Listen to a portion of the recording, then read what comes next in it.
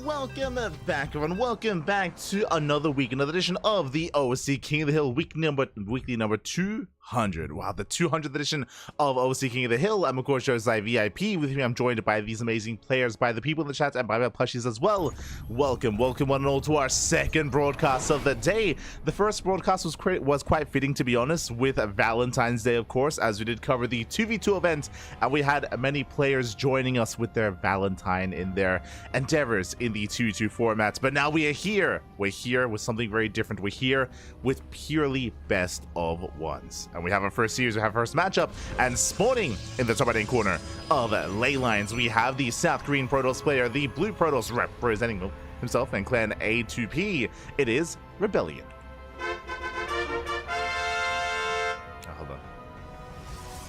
And spawning in the bottom left hand corner we have the Red Protoss player representing Team Liquid, the current reigning King of the Hill. It is SKillous. And if you're in the chat, you know what time it is. It is Gamba time. Predictions are open. Place your bets on who you believe will claim this best of one. To quickly go over the event itself, welcome to OSC King of the Hill. This is a King of the Hill style format tournament. What does that mean? That means purely best of ones. Purely best of ones. The winner will stay on. The winner will stand strong here on top of the hill and will not leave until they are knocked down, until they are beaten in a best of one. So we have a plethora, a field, a array of challengers here, ready here to try to bring SKillous down, as SKillous is the reigning King of the Hill from last week. Rebellion has risen to the challenge, and because this is the 200th edition of King of the Hill, it is a very special edition here. We have 30 best of ones. Usually it's 15. Usually it's 15 best of ones back to back, 15 matches throughout the night, but no, this time 30. This time we have a double feature, fitting for the Valentine's Day. We're gonna spend all night long together. Let's go. All night long, 30 players, 30 best of ones. Let's go, Bobby, let's go. That's for now. Double game. For now, we have a 2-gate opener here out of SKillous. Likewise, 2-gate opener out of Rebellion. We have our units of choice so far. Mirrored builds going to be gates into Sentry. Likewise, Stalker Sentry. Likewise, Stalker Sentry as well. Let's go. Let us go. As we are setting up here on the low ground, both players going to be expanding. Both players going to be settling in. We'll see if we go for a tech before Nexus. We'll keep an eye out for our two players here, as we have some pylon blocks being thrown down, trying to force an investment here, trying to force a delay on those natural bases. Here we go. Of course, predictions are now going to be closing. Hallucinations coming in for a scout, trying to get a read on what's going on. Meanwhile, we have a Nexus for SKillous, and Rebellion should be doing the same. There we go. So we go for the Nexus. There's no earlier tech. Of course, SKillous is ensuring that that is the case, and we should soon be seeing Rebellion do the same. Just coming with the scout, confirming that there is no shenanigans. There is no hidden tech structure. We do have our Twilight Council as the tech of choice for SKillous. Going Twilight Council into Blink. Meanwhile, Rebellion, going to be hiding a probe out on the map. You have my attention, going for a Robo opener. Okay. Robo first out of Rebellion. Probes are being sent out. There's our pylon, and I'm curious what the plan is going to be here. A Robo opener is typically a very safe way to open up. We can open up with safety immortals, with safety observers, and a war prism as well. With a proxy, though, I'm curious if we plan on proxying some tech structure here as the pylon is going to be found. Being women here for the hallucination. SKillous confirms. And Rebellion, he abandons the pylon as soon as he gets scouted. So it's possible that he was maybe planning to go for something like a hidden tech structure, like a Twilight Council into a Dark Shrine, but now that is not the case. Doesn't get found out. Immediate beeline here from SKillous, going to knock down that pylon and make sure nothing gets proxied. Back at home, a Forger +1. Immortal production has begun, and this could turn into a 2-base all-in from the side of Rebellion. He can rush into +1 and build up a second, a third Immortal, and then just commit. Island will fall.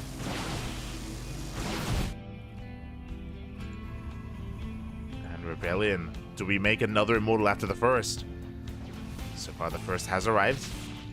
Hallucination does confirm the Immortal, does confirm the Forge. Confirms no other tech structure, which is suspect. Rebellion, he's already moving out. At least for now, just looking for any kind of straight proxies, any shenanigans.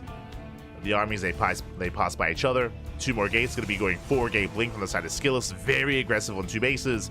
And Rebellion expands. That I was not expecting. Okay, does go for the expansion. Meanwhile, Rebellion is about to get caught out. Yeah, Stalker's going to get caught. Nice force field. He gets 1. And trading 1 for 1 even.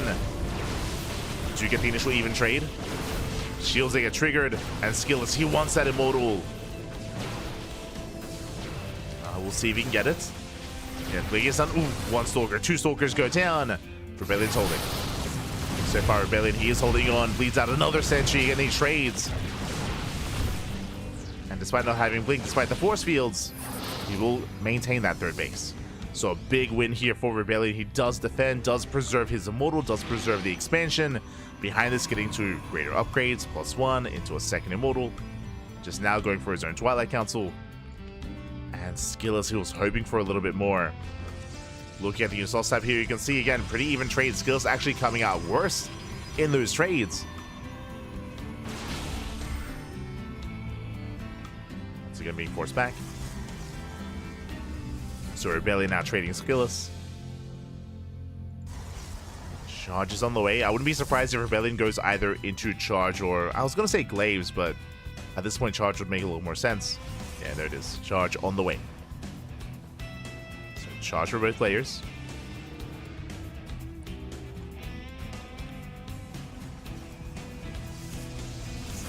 SKillous moving in. Oh! Wants the immortal. And won't quite get it. Gets a Stalker instead. Meanwhile, the immortal count is building up. Getting up to 3. And Rebellion should be staying at home until he gets up to 3-way saturation, until he kicks in with these upgrades, referring to +2 in charge. Then he can push, and he's going to have, what, 3, maybe even 4 immortals. Going to have a massive army. I think that share my papi, share my papi. Good to see you. ¿Qué tal? ¿Cómo estás? So because they rotate in. Goes the expansion. Rebellion, he does hold, he does defend. Deflect SKillous. And here comes that 4th immortal. Now, SKillous is going for a bit of a risky maneuver here, and we'll see if we can get away with it. What SKillous is doing is the Bay. We're rushing into the Bay, rushing into Disruptors. Basically, SKillous, he's skipping Immortals, skipping Archons, and going straight for Disruptors and Colossus instead. He does need time to get that tech up and running. And again, I imagine that Rebellion should be the first to push. We'll see there. Leading out another Stalker. Really nice Pigos here from SKillous. Getting a Stalker at a time, is Zealot as well. Rebellion now getting a 4th. And he's built up to 4 Immortals, and he's got charge. Waiting for that War Prism. No War Prism yet. He's on an 8-gate count.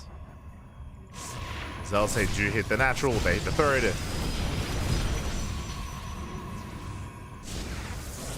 Base under fire. More Zealots getting picked up. SKillous, he's now out trading Rebellion quite well. That's 5 probes and a handful of Zealots. And Rebellion, his misses window here. Disruptors are building up. And as the disruptor count gets higher, it's going to become more and more difficult for Rebellion. The War Prism's now on the way, but again, this does feel late.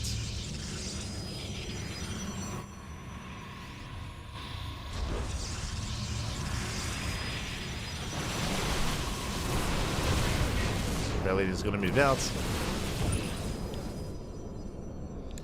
As he moves out, we have a Zealot Ramite coming in. And War Prison's Wars Remain as well. SKillous, he's all over this. Heals off a couple of Zealots. Gets into the mineral line. A couple of Zealots here towards the 4th. Nova's going up. Ooh. One connects, just the one. The other does go down. Here comes out Warping into the main base as well. And again, SKillous, he does not have to protect his 4th base. Does not have to hold on to it. He can abandon it. There we go, some nice connection. Nova does go up. Starting back the army. The Zealots are wreaking havoc, getting 16 probe kills across the map. Did I say 16? Oh, they're just getting everything. They're just crippling the economy. Rebellion, he's being torn apart. 33 probe kills. Insane damage. And there's the recall. Recall's back home. Too little too late. The workers have already gone down. And SKillous is still not done. He's not done. Not yet. Prism is still alive. Main army moving in. And Rebellion, he just cannot keep up. Prism goes down as well. No more micro. No juggling here with his units. Not able to preserve anything. And then as they pop off, GG gets called. And SKillous, he will take game number 1. Whew. GG. SKillous, he will claim the victory here again. Rebellion, for the most part, he had a better start, or I should say he had a decent start to the game. Getting to his natural, getting to his third base, he was able to outtrade and preserve that third. But I expected him to, instead of going for a fourth, to use those resources in building up more zealots, going for a faster war prism, and going for a big 3-base push to take advantage of his greater immortal count. But he didn't. He didn't quite do that. He instead stayed more passive, more defensive, got a 4th base, built up his economy, and then moved out. By the time he did, it was too late. It was too little too late. Disruptors had arrived. To be fair, Rebellion, he didn't know, right? He didn't know that Disruptors were amassing. He didn't know that SKillous was kind of skipping tech and getting to a greater army. I'm sure if he did, that would have factored into maybe being a little bit more aggressive and more assertive. I'm sure that would have been the case, but unfortunately didn't quite notice what was going on, and GG. GG will play SKillous. He will claim the first win here. And SKillous, he's going to be the heavy favorite to make a deeper and deeper run. Oh. And we'll see if anyone can bring him down. I believe we can, but oh boy, still SKillous, he is one of the big names here. Especially in PvP. If you've been watching over the past couple of days, you would know that SKillous, he recently did take down MaxPax 2-0. He took down Showtime 2-1. He had some very strong showings against the other top European Protoss players in the WarDTV Monday. In the WarDTV Monday, he did pop off. And we'll see if any other Protoss player can bring him down, because we have his next opponent here.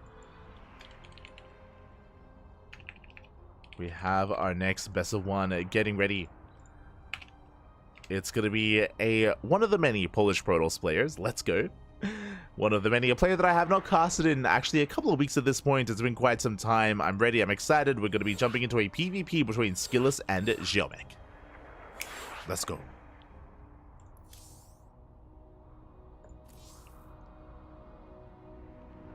ByuN is coming up next. And again, we'll see if we can catch SKillous off guard. As a reminder, these are purely best of ones. Best of ones. Let's go.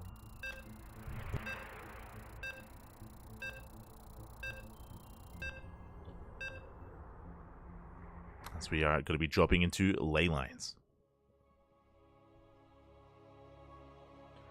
Are dropping in.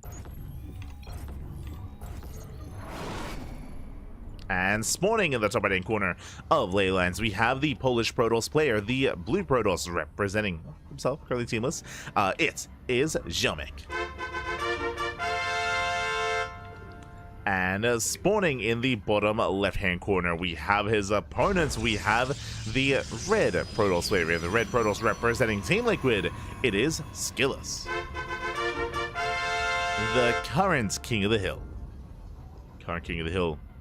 With so far 1 win under his belt, at least tonight. I see someone asking SKillous' current win streak.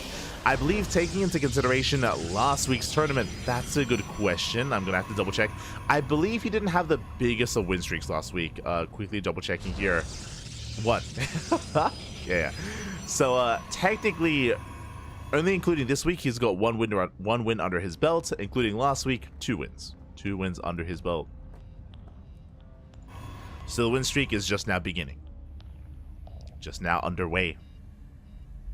And we'll see how large he can get it. There have been cases here, very rare cases, but cases nonetheless, where we have seen a player win every single game in an OSC King of the Hill. But it's a very rare thing. It's a very rare thing. It's happened like maybe a handful of times in all 200 editions. Like even players like MaxPax struggled to win 15 in a row.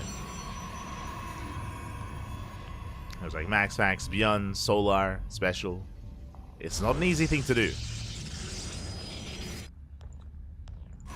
Easy thing to do. So we'll see how far skills can go.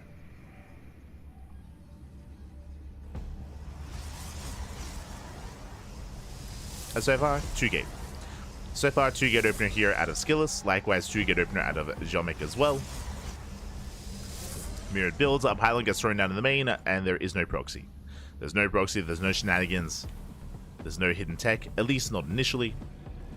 And this can still turn into aggression and even a 1 or even 2 base all in. But so far, everything is looking as it should. Meanwhile, expansion gets thrown down for SKillous, as Jomek is not pylon blocking. And SKillous is.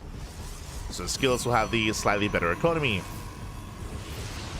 Meanwhile, Jomek, do we go for earlier tech? Waiting for that gas. What's it going to be? Just going for the expansion. Okay, going for the Nexus. It's going to be a Stalker Sentry opener here out of Jomek, standard opener. Alas, we saw SKillous win for a Sentry into expansion. This is why SKillous could afford such a fast expansion here, is because you only made 1 unit. You only made 1 unit initially to be able to afford that Nexus. So SKillous being quite greedy. Jomek building up, both players working towards Blink. Both players still mirroring each other.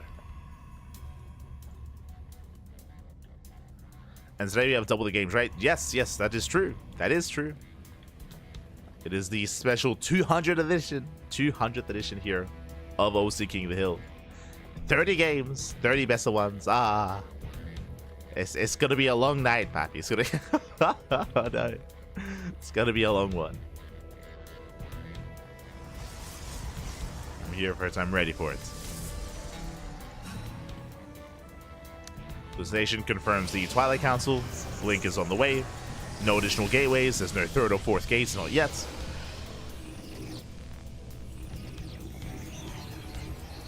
We are working towards Blink. Still so far so good. Catching up the chat. Yo, I see Rowdy. Good to see you, Pappy. Good to see you. Always. Yo, Pappy, happy Valentine's Day. Happy Valentine's. I mean, it's almost over at this point. We are nearing the end of Valentine's Day. We got 2 hours left. 2 hours. Oh, and Jomek does throw down a cheeky pylon, but it gets found. Yeah, it got found immediately here by the hallucination, and SKillous, he will knock it down. Pylon will fall.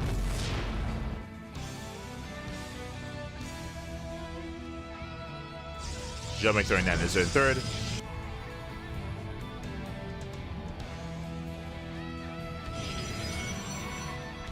We go.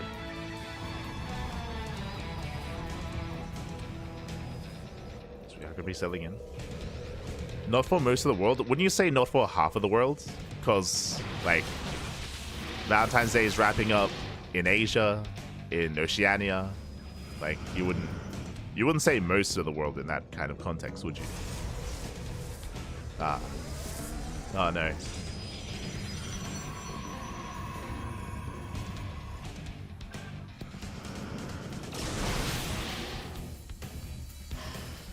So far, we are going to be taking off from here.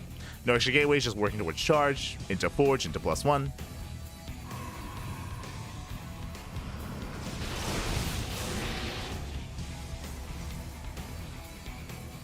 And we do see SKillous moving out.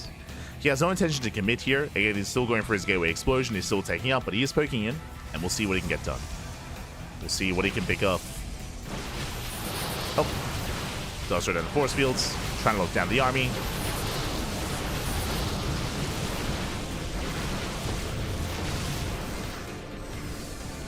So far, catching out a couple of Stalkers. And Jomek, he does hold the line. Shield battery coming into play. Nice defense so far. Does hold. We actually had a similar kind of trade, a similar outlook between SKillous and Rebellion earlier, where Rebellion did have the stronger start. SKillous bleeds out Stalkers, pulls away, setting up for a 4th. His gateways are coming online.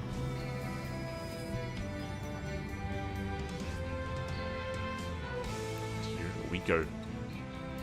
Now that the Prism has arrived, he can reinforce, he can actually just keep pushing. Show us those charge lots. Show us what you got.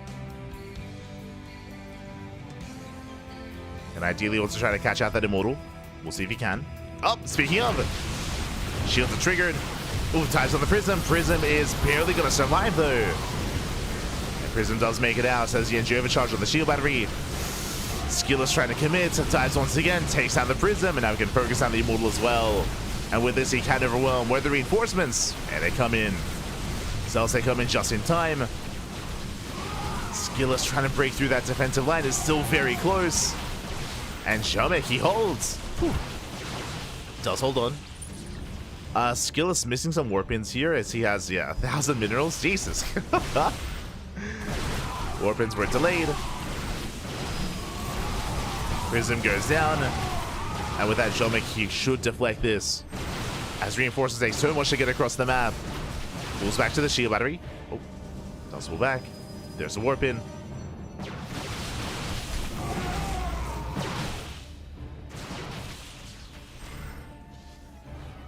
Jomek forcing back SKillous.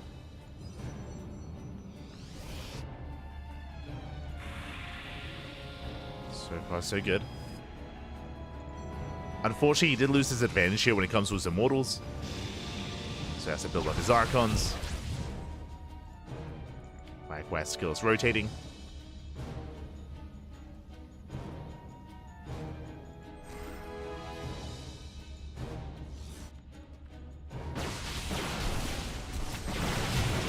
Oh. Catching him out.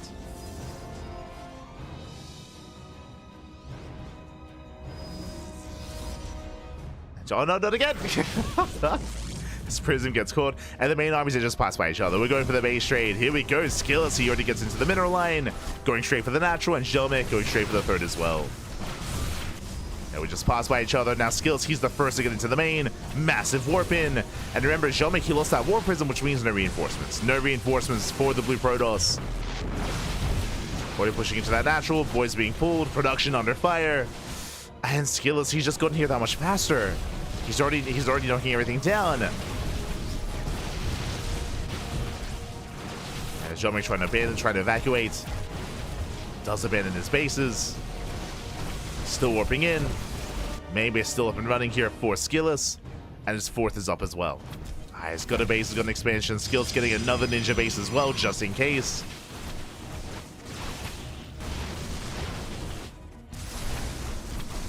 SKillous, he can win this by elimination.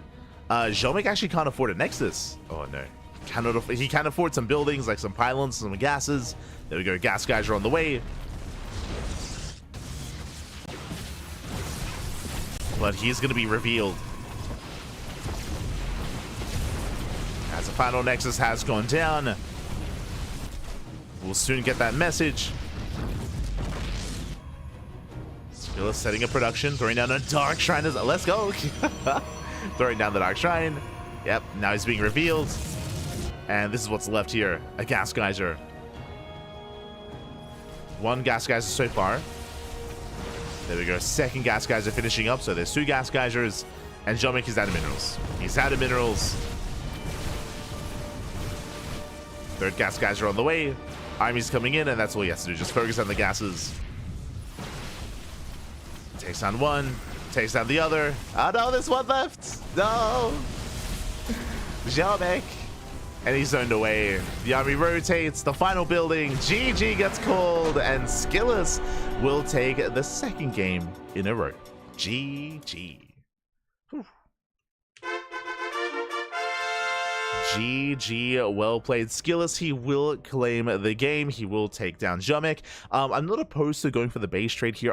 It was just really unfortunate that Jomek, he lost his Warp Prism, which means that he didn't have the same ability that SKillous had to go straight into the main base, for example, and go for a massive warp in. He couldn't reinforce. He had limited micro potential as well. So yeah, slamming that Warp Prism was a big moment for SKillous. Likewise, he was just so quick and so ready to get into 3 bases at once. It was insane. He was all over Jomek. GG. GG, well played.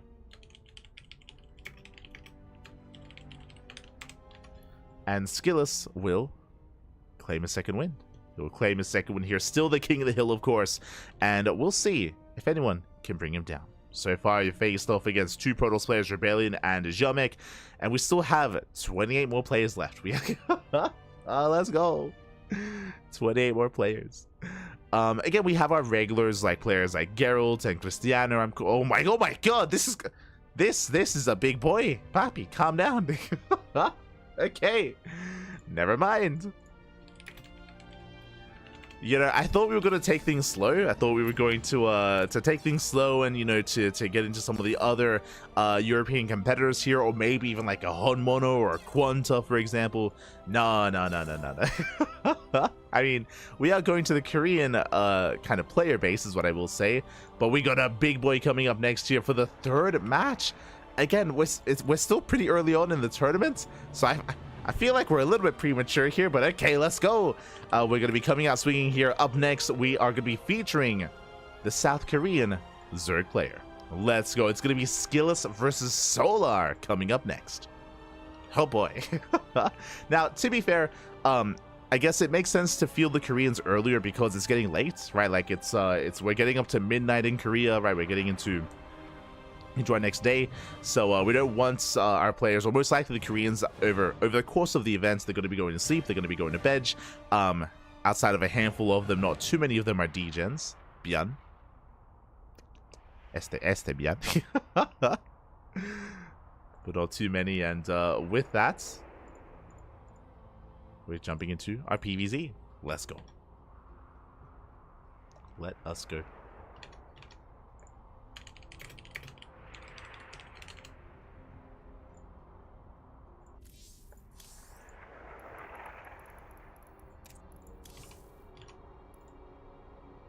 As we're setting up here.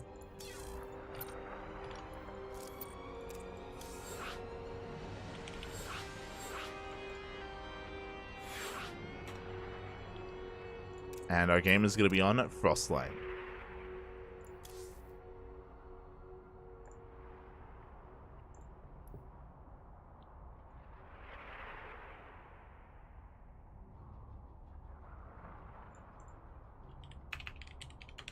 Beautiful. Okay. Alright, good to go.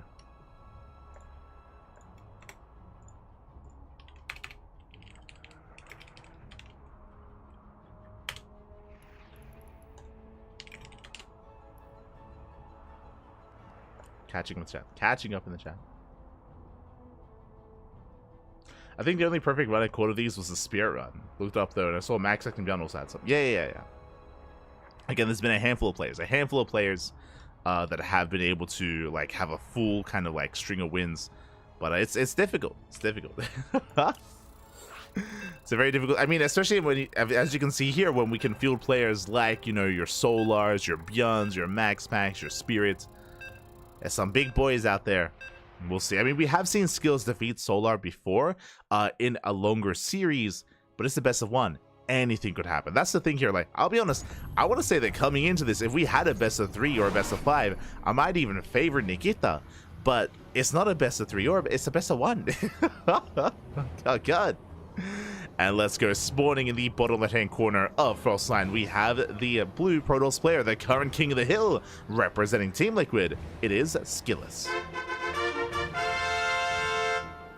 And spawning in the top right-hand corner, we have his opponent. We have the red Zerg player. We have the red Zerg representing Team Falcons. It is Solar. And if you're in the chat, you know what time it is. It's Gamba time. Predictions are open. Place your bets on who you think will claim the series. Best of luck in the chat, as honestly this could go either way.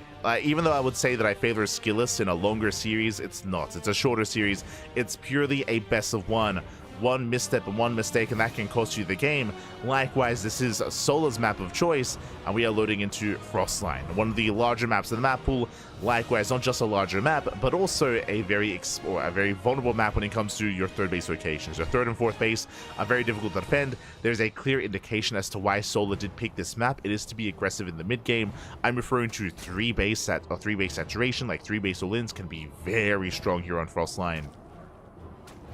So I'm expecting Solar to have a passive start into a more aggressive mid-game. SKillous, we'll see if he can hold. We've seen many a player attempt and fail to be the defender here on Frostline. It can be a very difficult thing to do. The flip side, though, be aggressive yourself. True, true. We have seen that work quite well. Where the Protoss kind of meet and even beat the Zerg player at their own game. And be the aggressor on Frost line. We'll see. For now, Hatchcats will standard opener. Nothing crazy, nothing wild.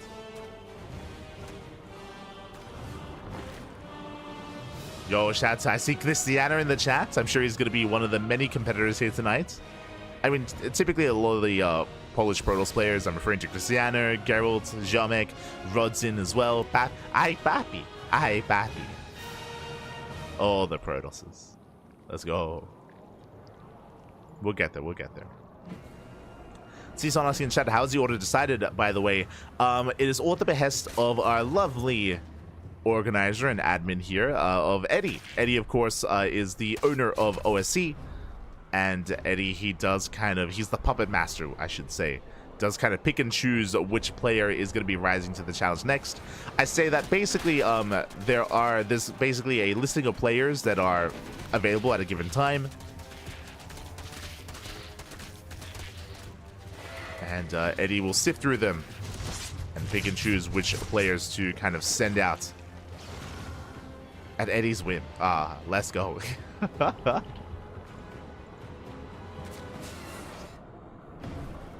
Ay. We're in Eddie's world right now. SFR. Adept poking in. Threatens a shade. Doesn't quite commit. Pulls back.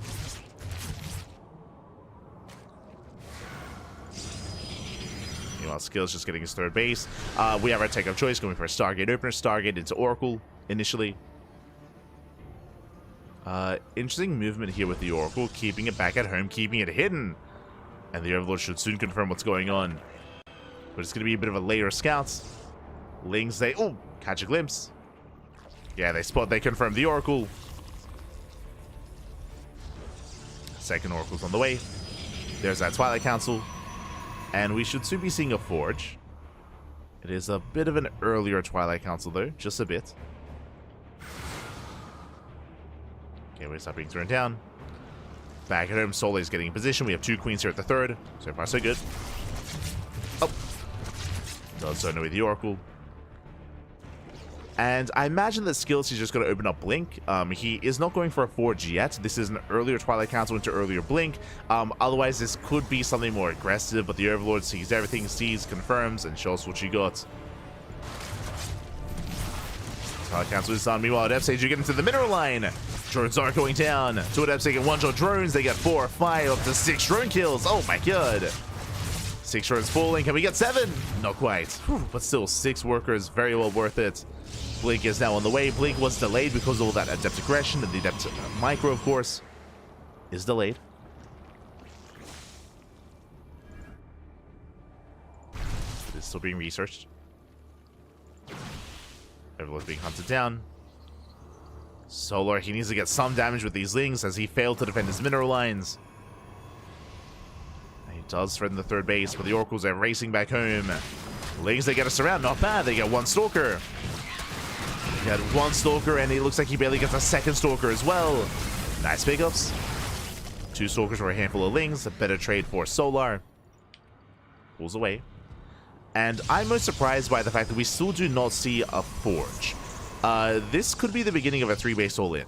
Like, the longer we go without a Forge, the more aggressive, the more committed this becomes. We have 4 gates in the natural, 2 gates in the main. So far, 6 gate setup. 6 gateways on 3 bases. And do we throw down a proxy gate? Are we committing? Are we moving out?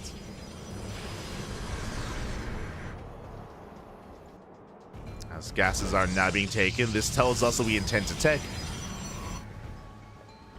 Gases typically indicate either storm, either disruptors, like further splash damage. Yep, there it is, double Forge. So this is not an all-in. It is committed. It is aggressive, don't get me wrong. SKillous is transitioning, denies the 4th. Not bad. Adept say shade into the mineral line once again. Getting 2 drones. Not the best trade. 2 drones for 2 Adepts.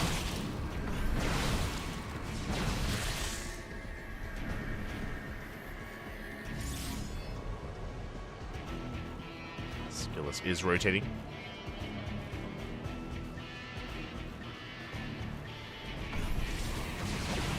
He's rotating over. Catches out some of the active tumors. Lings ain't the natural, but we do fully wall up. And they will take down... No, not even! They do not catch the Stalker. And so far, SKillous, he's trading well. He's trading well for himself. He's rotating over, looking to deny the 4th base for a second time. We have Lurker production on the horizon here from Solar. Needs a little bit more time, but working towards Lurkers. The Lurker tank is coming. Does need more time. Likewise, SKillous taking towards Storm. Templar Archives on the way. Wants a Queen. It gets one! High NG Queen as well. Lings ain't the natural once again, going for the Cyber Core. At the same time, again, Lurkers are not ready yet, and not many Lings have to defend back at home. Uh-oh. SKillous, can he break through? It's getting close. Cyber Core survives. Lings are forced back. SKillous, he needs to get on top of those Hydras. Or at least he's looking to. Oh. Was transfused, but he gets one. Trades 1 for 1. Hydra for a Stalker. SKillous, he doesn't test his luck. He pulls away. Storm is being researched, and the Lurker Den has completed. Now Solo looks like he's waiting for his Hive before taking up into Lurkers. Hive is just about to complete. SKillous, he backs off. I do think there was potential to have maybe broken this position earlier, but now it's too late. Yeah, now Solar, he's been able to survive long enough to build up his Lurker count. He's here. And he's running. 4th base is saturated. Solar, he's looking to max out on Ling Hydra Lurker. He's almost there. And SKillous can't stop him. And we spoke about this earlier, how difficult it is to protect this 4th base for SKillous. He's gonna try.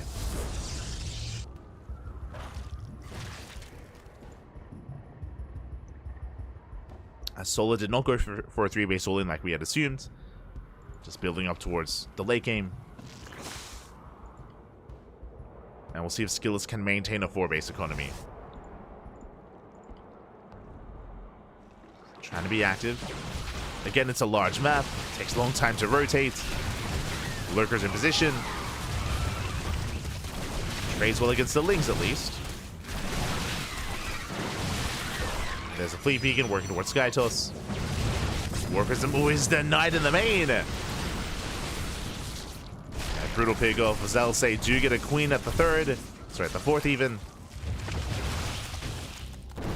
They trade in the mineral line. Oh, High Templar getting caught out. Massive pig off. He gets 1, he gets 2, he gets all 3. 3 High Templar going down. Massive losses. Getting the 4th High Templar towards the end. And SKillous is losing too much. Losing far too much here. That was brutal. That was 4 High Templar. Did not get all his storms off. Expensive losses for SKillous. Being fully back.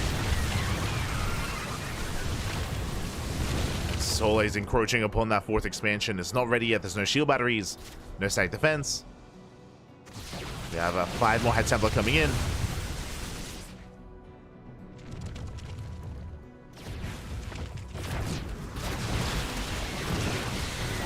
And Solar, he's about to max out. He's about to max. We get a decent storm, but the Lurkers, they've made it. Like, they're just wedging themselves in between the bases. You can see this entire army is just zoned away. And he kind of pushed into this. He's going to try. Oh god, no. Not like this. Yeah, massive spine shots going off. Hydra's out of position. Good storms, but the Immortals are going down one after the other. And the SKillous, he loses everything. Yeah, the army just crumbles. And Solar, he's done it. He breaks the defensive line, breaks the natural. Again, the 3rd and 4th base is just so isolated from each other. This central location is just so brutal. It's in control of the Zerg. And we do see that Zelsay will clean this up just barely. But this was an expensive trade here for SKillous. Losing the Archons, losing the Immortals, losing the High Templar. And Solar he can just rally in. Just rally in at this point. Really catching the Immortal. Zelsei coming to reinforce. Let's go. We're trying to hold on. The Immortal goes down though, and SKillous, he has been broken. Again, it's just so difficult getting into the mid to late game here on Frostline. SKillous did attempt. Do appreciate it, but GG gets called, and Solar, he will break on through, and the king is dead. All hail the new king, Solar. GG. GG, well played, Solar. He will break the win streak here of SKillous and claim the crown for himself. He is going to be our new king of the hill, and Solar, he will take that crown. We'll see if he can exceed, or if he can meet or even exceed the win streak here of SKillous. Let's go. Let us go. GG, well played. Solar will claim the win. And the question becomes, who's up next? Who is up next?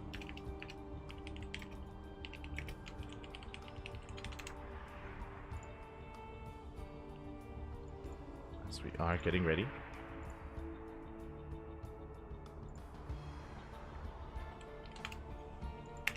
TBD. But yeah, just some really brutal moments there. SKillous, he had some nice moments himself, don't get me wrong, but the initial fights when he moved out, when he had his 5 High Templar and all of them got caught out in the center of the map, momentum swung quickly in favor of Solar, and of course he reached his final form with his Masked Lurker. Did lose them all towards the end, but he traded more than well enough. Like, it was well worth it there for Solar.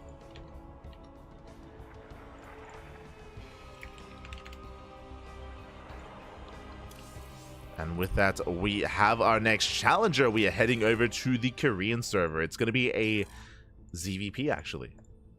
Okay, it's going to be a ZVP. We're going to be jumping into Solar versus Percival up next. Let's go.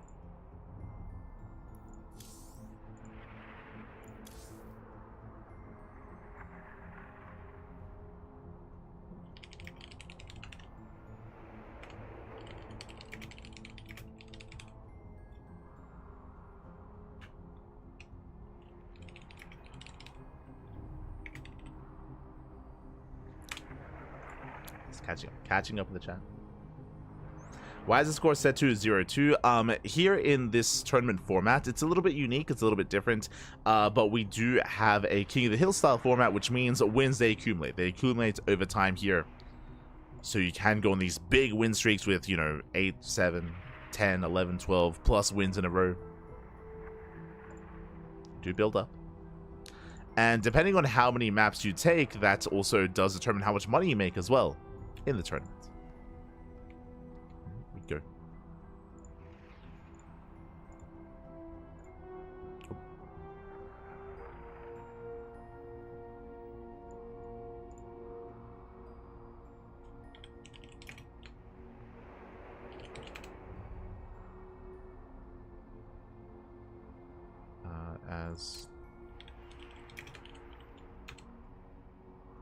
There we go. Beautiful. As the players are determining their map. For those who are curious how the format works when it comes to the map of choice, the current King of the Hill gets 1 veto. The current King of the Hill gets 1 veto here, and then it's challenger pick.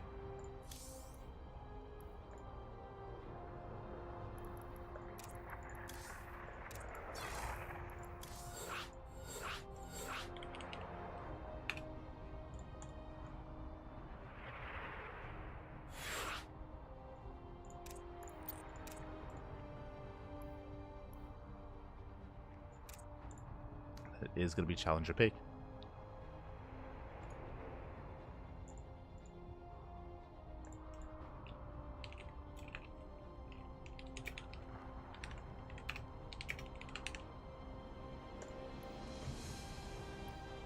And we've been casting a lot on lane lines.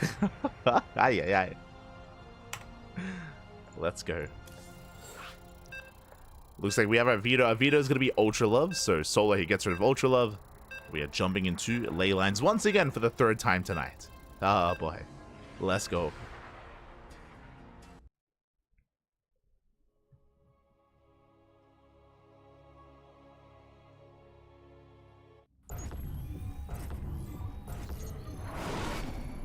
As spawning in the top right hand corner, we have our new challenger rising to the challenge. We'll see if he can bring down the new king of the hill. We have our Korean Terran player. It is Percival.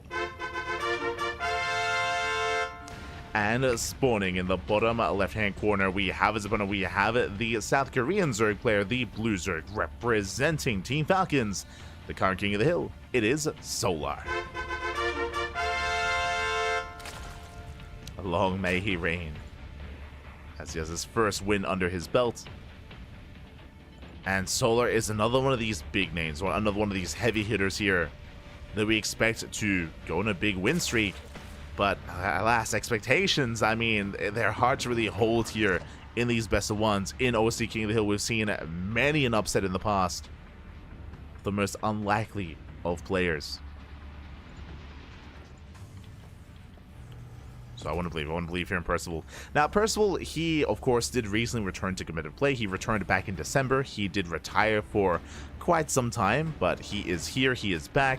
And Percival, he has been rising through the ranks amongst the player base. He has been improving quite a lot over the past 2 months now at this point. And I want to say that he's typically more of an aggressive player, especially against Protoss. Especially against Protoss, we see a lot of 2-base wins, a lot of aggressive builds out of Percival. Against Zerg players, a little bit less so. Still very assertive, don't get me wrong. And I have been very much so impressed by his unit control, by his splits, by his micro, by his drop play as well. He has very impressive control. And that can be deadly, especially if we do go for like 2 or 3 base aggression. So we'll keep an eye on Percival. We'll keep an eye on his build. Outside of that, we're selling it. So far, just going to be a hatch gas pool, standard opener out of Solar. Likewise, at Percival going for his own Rax expand and Reaper scout across the map. Did SCV scout as well. He confirmed that there was no early pool timing, no early gases. Made sure nothing crazy was going on. As Solar, it will expand. Takes the third.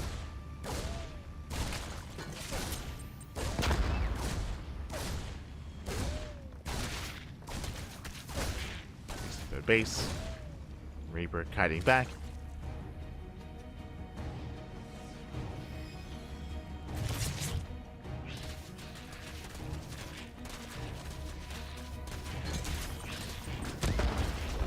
Let's kite away.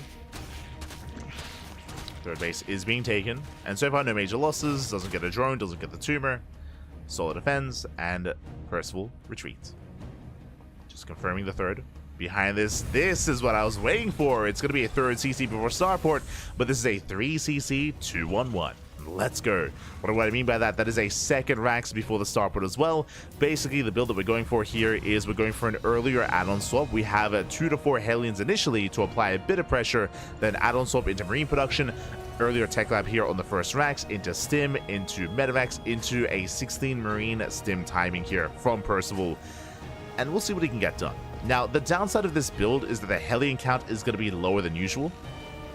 It's going to be a much lower Hellion count here, as typically we build up to 6, maybe 8 Hellions, sometimes even more than that. But your 6 to 8 Hellions can maintain map control and map presence, they can deny creep, they can threaten dives into the mineral line, and they can force lings out of the Zerg player.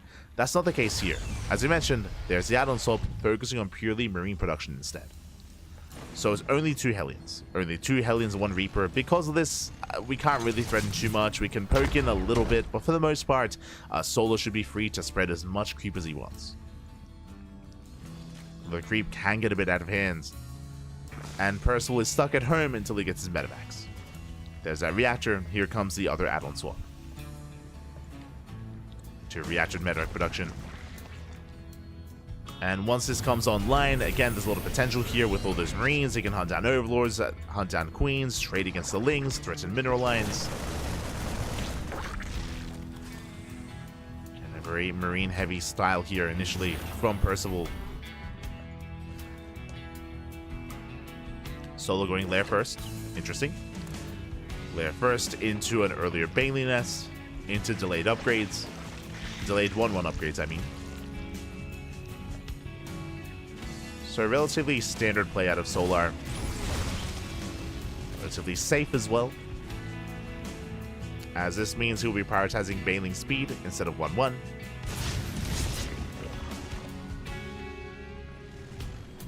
As the Bailing Nest is on the way. Ideally, you want the Bailing Nest lined up with the lair, so you can just start that upgrade as quickly as possible.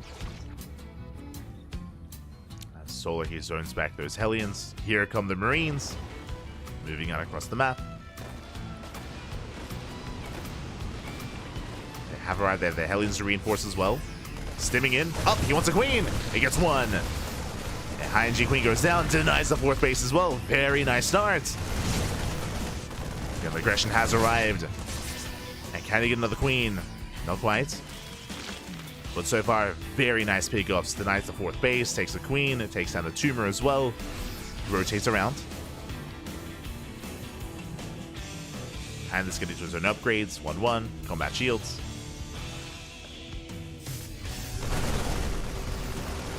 So once again, stimming in. Oh. Has to respect the Bailings. Gets one. And the look at the efficiency here. So far, so good. Has yet to lose a unit. Hasn't lost one yet. Now we have 1-1 on the way from Solar. Catching up on those upgrades. Hydrogen as well. Solar double expanding. Oh. And 1 Marine finally goes down. It's 1 Marine.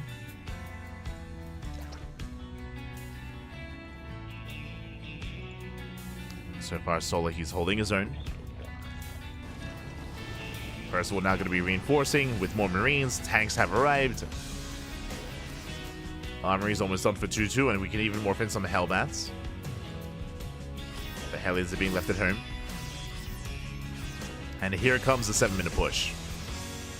Again, starts with the 2-1-1, then leads into this double tank push. And Percival, he wants that expansion at least. There it is. Forces a cancel. Yeah, Solar, he cannot save the base. Not against this kind of army. So very nice pickoff. Ooh, the active Tumor is left unattended, or it's left to its own devices. Can it keep shredding creep? Percival did miss it. Thankfully, does catch the active Tumors in the center. Ideally, Percival, he wants to rotate towards his southern 4th base. Solar re-expanding. Percival still rotating. Solar's in position. And this time he has plenty of Ling Bane. This time Solar is ready.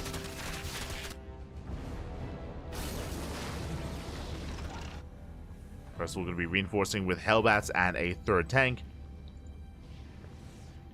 He's waddling in.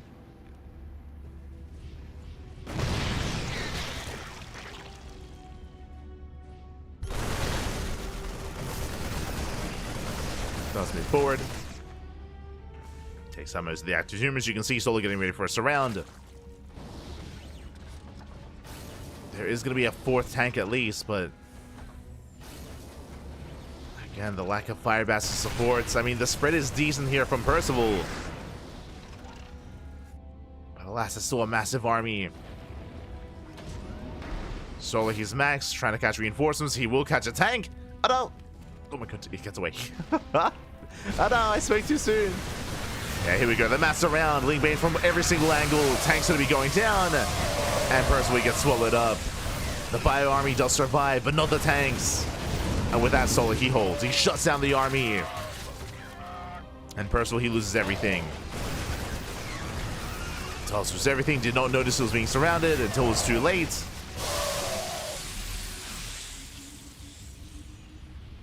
And momentum heavily swings in favor of Solar. Percival, he's holding, but he doesn't really have much of an army left over. Going for drop play. Moving out.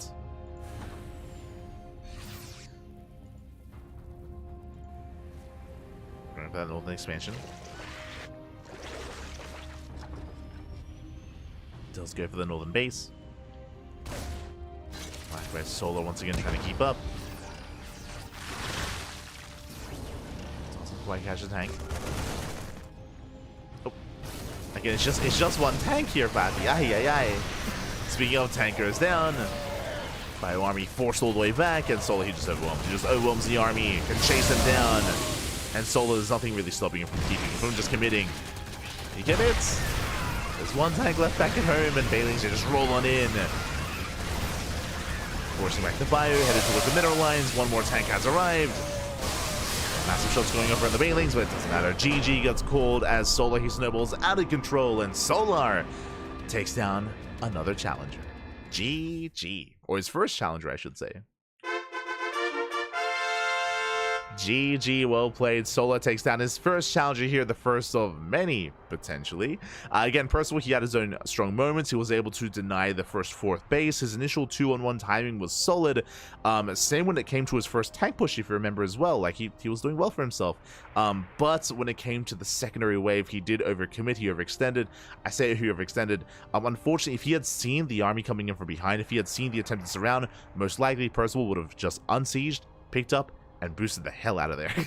He would have just abandoned that position, abandoned that location, but last he wasn't fully aware what was happening until it was too late, and by then, GG. By then, GG, well played.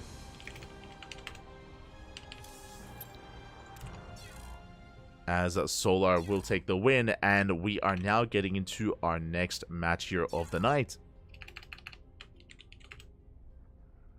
Oh, we have our next series. Okay, we have a ZVP coming up ahead of us here. Going to be featuring another one of the Polish Protoss Purple Posse. Let's go. We just featured Jomek earlier, but up next we have the man of the hour himself. We're big fans of him on this channel. We talk about him all the time. Aye, Papi. I just said it. It's Papi. Let's go. Let us go. Solar versus Papi coming up next.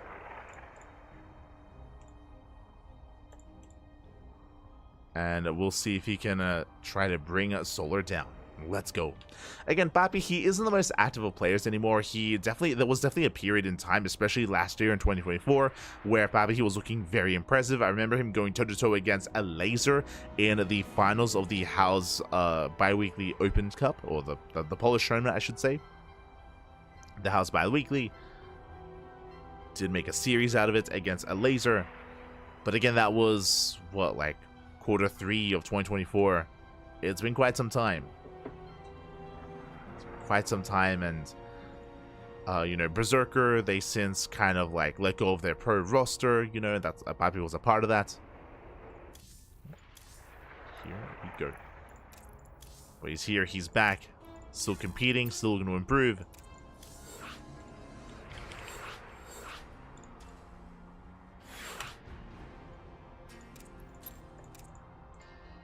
And it looks like we have our map. Okay. So Solar does have his first veto, of course. And the veto is going to be Neon Violet Square. One of the most commonly vetoed maps in the map pool. True. One of the most vetoed maps.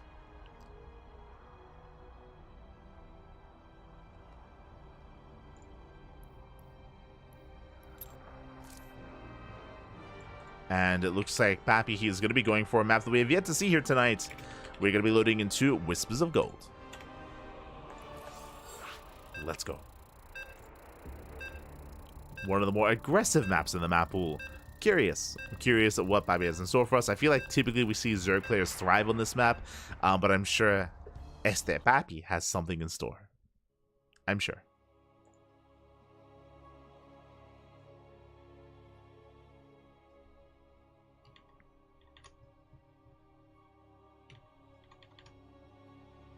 I'm still very upset that the fact that Papi, his drink at the bar was not related to tequila whatsoever. I'm still very upset. God damn it.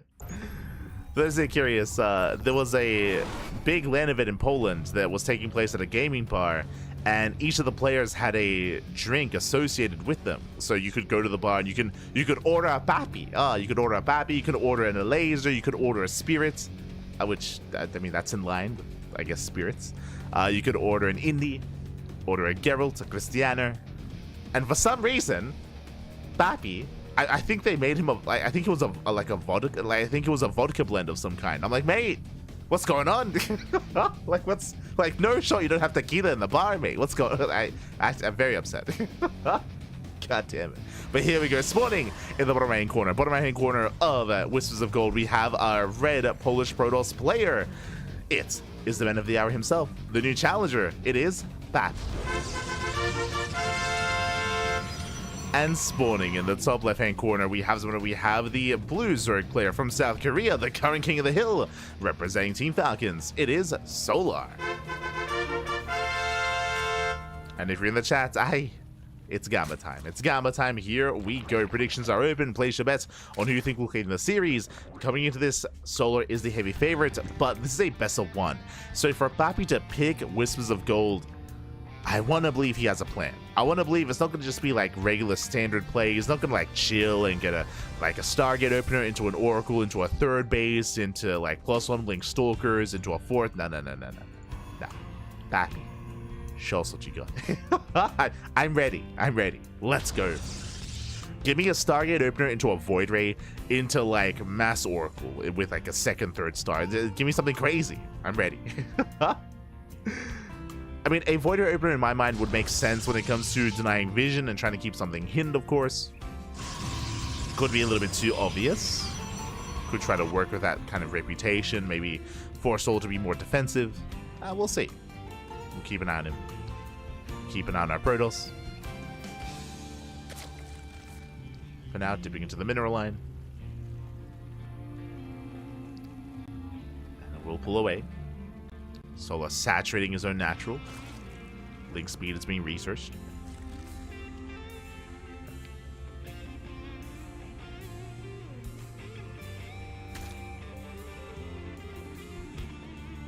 And we should soon be seeing our take of choice from ByuN. Going for the second pylon in the main. Sorry, second gateway in the main, I mean. Gateway's on the way. Interesting.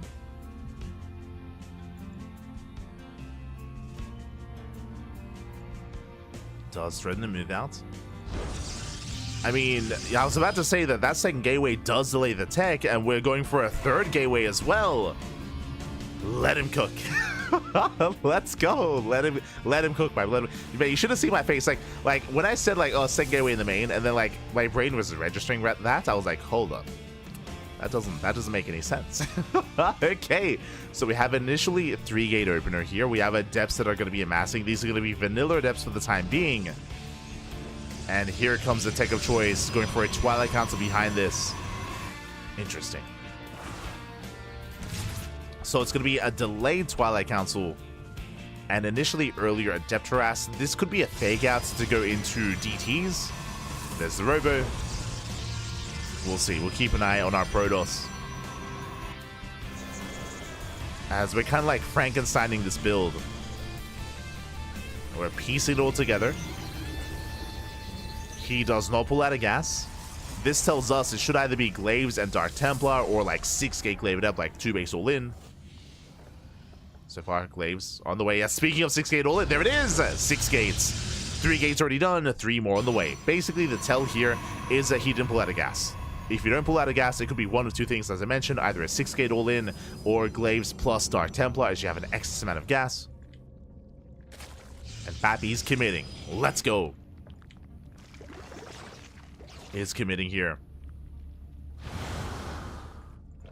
Threading another shade. Pulls away. Prisms in production as well.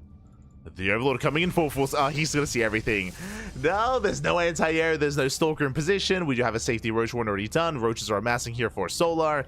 And Solar, he goes deeper into the main base. He confirms the tech at every single gateway as well. He's now fully aware. What do we need? We need some SimCity. Alas, no Wolof here at the natural. Some Spine Coolers will be ideal. For now, though, just focusing on Ling, Roach, and the army. I mean, it's building up. And alas, without that surprise factor, I don't really see this working, to be honest. Here we go, warping in 6 steps at a time. It's all or nothing for ByuN. Aye.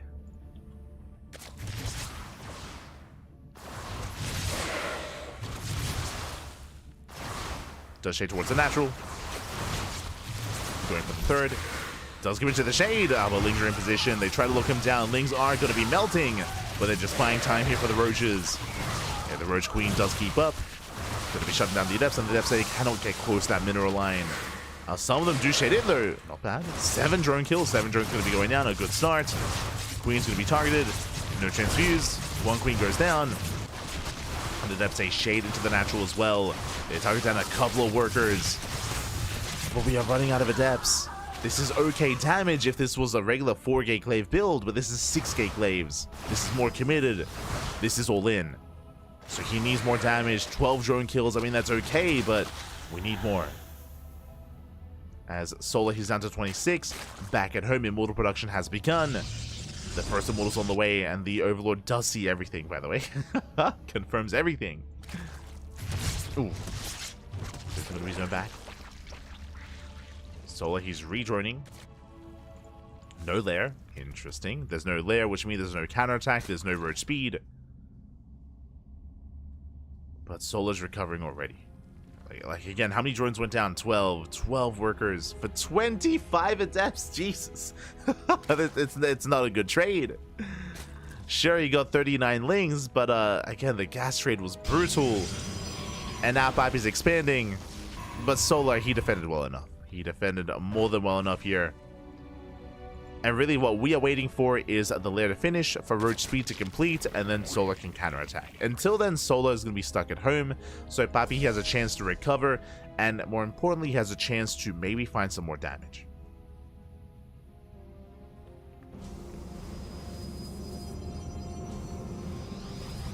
Here we go. The Immortals are revealed. I was about to say, is the Overlord still there? No. Was dealt with. Now, maybe the chance here for Papi is that Solar overdrones. Like, if he drones up too much, if he takes his gases, gets a 4th base, if Solar overinvests into his economy, and if he kind of abandons his army, then maybe Papi can snowball out of control. But the reality here is that Solar, he's still making roaches. He's still making roaches. He's still focusing on his army production, I should say. Still playing it careful. Doesn't overdrone.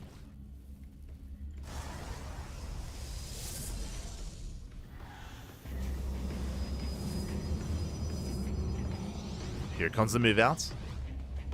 Here we go. We have 4 Immortals. 4 Immortals. Adepts are reinforcing. And can Papi pull this off? Solar, he's up in supply, but it is inflated. True. He's an inflated army. I mean, still, though, there's a lot to work with. Lings, they slip into the middle line. They force a defensive warp in. Here we go. Papi, he has to push in. The longer this goes on, the better it is for Solar, as more probes are going down. And more probes are falling. Papi, he rotates, takes down an Overlord. But he needs to get on top of those Ravagers. Horizon Shade Pass, decent force fields. Looks down some of those Roaches. Force fields are broken. More Roaches going down. Again, the main army control is good here, but back at him, that's going to be 12 probe kills. And Solar, he's getting on top of those Immortals.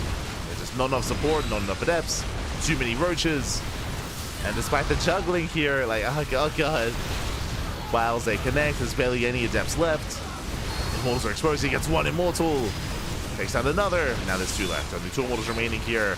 Solar, he shuts down the all-in. GG gets called, and Solar, he will take down another challenger. GG. GG, well played. Whew. Solar takes down Papi 1-0. And again, Papi was a really unique build and a very fun all-in, and he did do some damage, but the biggest problem in my eyes at least, is that he got scouted. Is that Solar, he got a full scout of everything at the natural and everything in the main. He confirmed how many gateways there were, so he knew that it wasn't your typical 4-gate glaives. It was a committed 6-gate glaives 2-base all-in. So Solar knew to cut workers earlier, to not skip tech, or to not rush into a lair and rush into upgrades, to just focus on Ling Roach production. Even though Solar did lose 12 drones, that was acceptable. Acceptable losses for Solar because of the all-in. And Solar did shut him down. GG. GG, well played. Solar, he will claim another win here, and we are getting ready for, oh my god, we're getting ready for our first mirror matchup of the night. I'm ready, I'm excited. It is time to reach in, to call out to the Latin American region. He's here to try to avenge his fallen boy, his Papi, if you will. Oh my god, Papi has fallen, and who rises to the challenge? Only one player can. It's gonna be El Chamaco. Let's go. Cham has arrived. It's going to be Solar versus Cham in a ZVZ. Cham has been looking very impressive as of late. He's been looking very strong, very powerful. What I will say, though, in a lot of the other matchups is where he's been popping off. Here in ZVZ, could go either way. Could go either way here. I'm ready. I'm excited. Let's go. I don't get to cast enough Cham, I'll be honest. I miss my Chamaco, Papi. I miss him.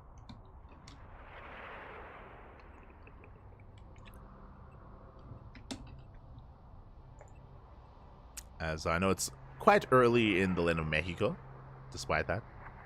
Cham, he's awake, he's here, he's ready. And I want to say there's actually a good chance here for an upset. It would still be an upset, like Solar is still the king for a reason. Is the favorite player against almost anyone out there.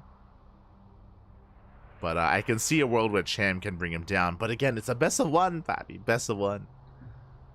Anything is possible. GG. Yo, Chama in the chat. Chama. Good to see you. Estekashim. Good to see you.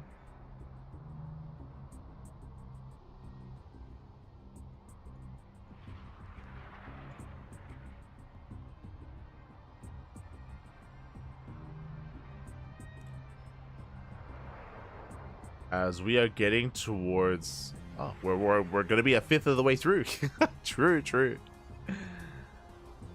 Just having looking at our matches.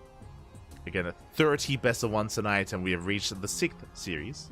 The 6th best of one. Now, of course, especially once we get towards the later stages of the event, we might start kind of replenishing, or I should say, bringing and recycling some of our players here and bringing them back into rotation, just because we might not have 30 completely unique players. Potentially. So some of these players that have been going down early on, players like SKillous, players like Jomek, Percival, Papi as well, we could see them again later on in the broadcast. We could see them again. It's possible. We could see their return.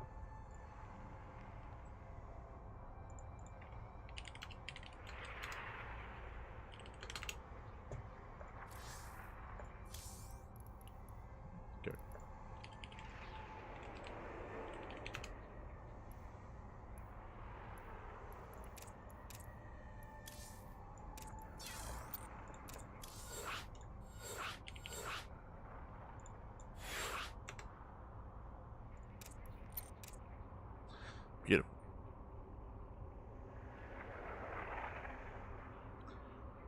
As we do have our players, we have our map, and we're going to be loading into one of the older maps of the map pool. As a reminder for those that maybe don't tune into OSC events, but OSC, they feature an extended map pool with maps that were voted on by the players, and one of those maps is Romanticide. Romanticide, of course, is a bit of an older map of the map pool from a couple of years ago, newer than, Neo Violet Square.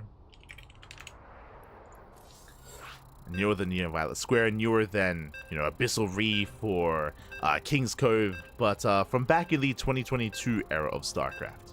Around 2022. Oh boy. It is one of the larger, more macro-oriented maps of the map pool.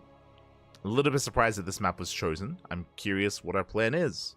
Where are we dropping? Here we go.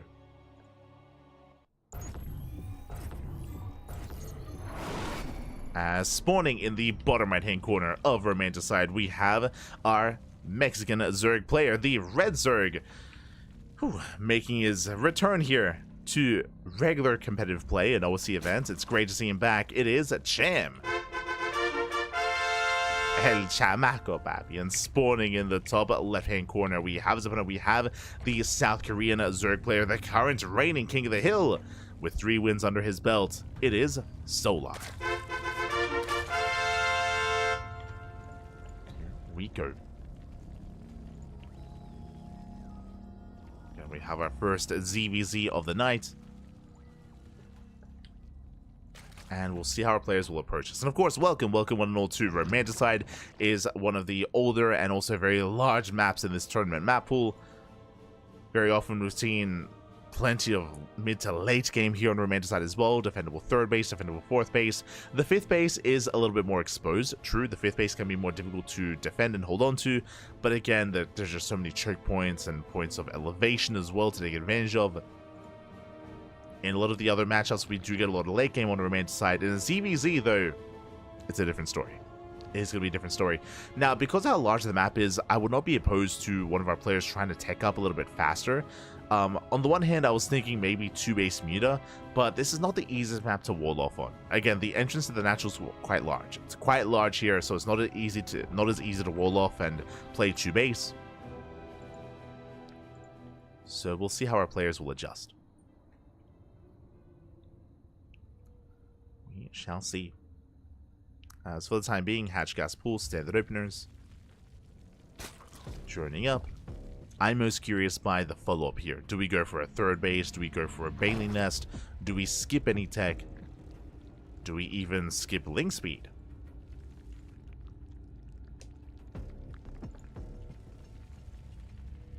So now we're settling in. Overlords, they poke, they confirm the timing of the hatcheries. They confirm the creep. Nothing major yet. Link speed is being researched by both players. We can see Sole pulls out of gas, Cham does not. This means that if Cham wants to be a little bit more aggressive here with Link Bane, then he will have extra Banelings to work with. True. So he can be more aggressive with this. So we are going to be droning. There's that Bailey nest for Cham. And there it is for Solar as well. Banelings are on the way. Again, I expect Cham to be the aggressor initially, just because of the extra gas income, but we'll keep an eye on him. As for now, we're still just droning, saturating, getting our 3rd bases. Everything is looking standard for the time being. Everything is looking normal. Now our eyes are on saturation, timing of the Roach Warrens, any big link flood, or link commitment.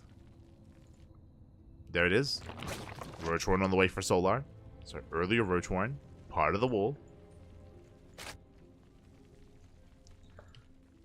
Cham is still droning. Neither player really committing into any lings. So far so good. So a much more passive start here to our ZVZ. Much more passive.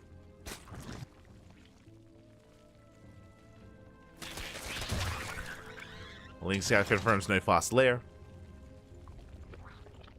Is aware there's no crazy fast lair into Spire, which is what I was a little bit concerned about earlier. About Muta play. Roach production has begun for Solar. First 2 roaches on the way. Roach War now on the way here for Cham. More importantly, that's going to be an earlier Evo chamber for earlier upgrades. This is going to be impactful. Banelings now morphing in. Rallied into the mineral line. Oh, Sully is checking. Up. And Sully, he will barely up. He will barely not miss. Yeah, spots the Banelings. Peels off a Ling. Efficient trades. And the Banelings are going to be shut down. Gets one. And gets the other. Nice pickles here out of Solar. Evo chamber is ready. Gas is now being taken. Both players getting fully saturated on 3 bases. And despite our typical aggressive nature of Cham and Solar, here in the ZVZ, we're kind of in a more passive way, building up and droning. Solar, he moves out with these roaches. Basically, this is a fake out. There's a fake out here. He reveals his army to the Overlords, making it look like he's attacking, and he's forcing Cham to make roaches, when Cham should be droning. Solar backs off, and there it is. Ooh, Cham, he goes for the Spire, checking the vision. Solar, he does confirm the Spire, and he goes for his own. We both take to the skies. +1 melee on the way. Melee tells us that Solar he intends to go mass muta. Range out of Cham tells us he intends to commit into roaches. Oh boy. We'll see if he does cancel. We'll see if he commits. So both players are taking in the same direction, but the end goal here is going to be quite different. Likewise, Cham, he has not seen the Spire of his opponent. Does not know what Solar's up to.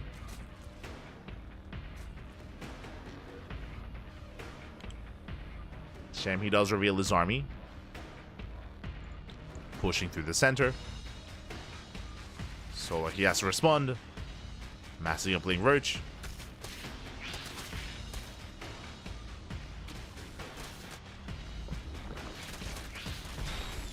Cham, he spots the roaches, and does he commit? Oh, he shouldn't be. Yeah, he pulls away. Cham pulls away. Solar with the punish. Yeah, he surrounds. Like, Cham, he was trying to posture, but he does fight too close to the sun. He's going to be losing everything. Yeah, roaches, they crumble. They fall over. And this might just be too much already. A big loss for Cham. Solar's pushing towards the bases. We have 12 mutas on the way for both players. Gases were prioritized. And this base is going to be denied. Muta's going to be revealed. And these are earlier mutas from Cham. We can focus on some of those roaches. Mutas are still on the way here for Solar. He's making more. So is Cham. They're both committing into muta. Solar, he has slightly faster upgrades. Cham, earlier damage here in the army, but here come the mutas. Oh, he has to get out of here. Cham, he has to pull away. He does have to pull away. He's going to get cornered, though. And Cham, he cannot win this fight. He'll lose the fight on the ground. Oh. Looks like he does have the higher muta count, though. Cham takes down the mutas. Not bad. Cham, he's got double the muta count. And again, despite going to +1 range, I mean, it does mean that his ground army is struggling, or is non-existent, actually. But the mutas of Cham, they clean up the roaches. Okay. Roaches are cleaned up. +1 flyer carapace is going to finish up a little bit faster here for Solar. Lings, they put in, they catch a queen. Queen goes down. Another queen as well. Again, +1 melee coming into play for Solar. It's just a more useful upgrade here. Considering that Cham, he's not making any more roaches. Why did we get +1 range? I mean, it's fine. Cham, oh, diving in, catching us on these mutas. Yeah, 2 mutas going down. We'll be forced back by the queens. It's an Overlord. Pulls away. Looking at the units tab. Cham, he's still slightly ahead here in the muta count. Waiting a couple of seconds for his upgrade.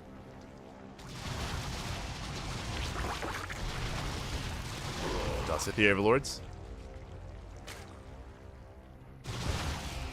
2, 3 Overlords going down. Solar goes for a massive Ling run by.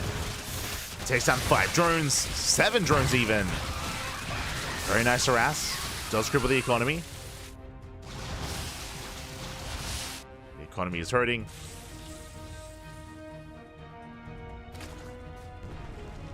Cham, though, still building up. 33 mutas. Like, Cham, he can fight out in the open, but the problem is pushing into queens or pushing into spores. That's a different story. This could be more difficult. Takes down the gas geyser. He gets 1. And Cham, he can take the fight. He turns around. Solar going to be leading out little mutas here. And mutas are going down. Reinforcements have arrived. Queens, they add some DPS, they transfuse, and Cham, he has to respect the queens. He pulls away. Lings, they pop off across the map, they eviscerate the economy. So does Cham. Drones are going down for both players. Doesn't get the expansion. Solar does. Yeah, Solar comes out ahead. Takes down the hatchery. Cham now falling behind in gas. And likewise, because of the fight that he took with those 3 queens, he's down in mutas. Like, Cham, he did have a muta lead for a long time this game, but not anymore. So that was just a really rough fight to take. And now, just like that, Cham, he has the worst economy. The longer this goes on, the better it is going to be for Solar. And Cham, he knows it. He has to get something done. It wasn't just the queens. I just realized that Cham is also down an upgrade. He did finish up +1 to air attack, but he never really invested into +2.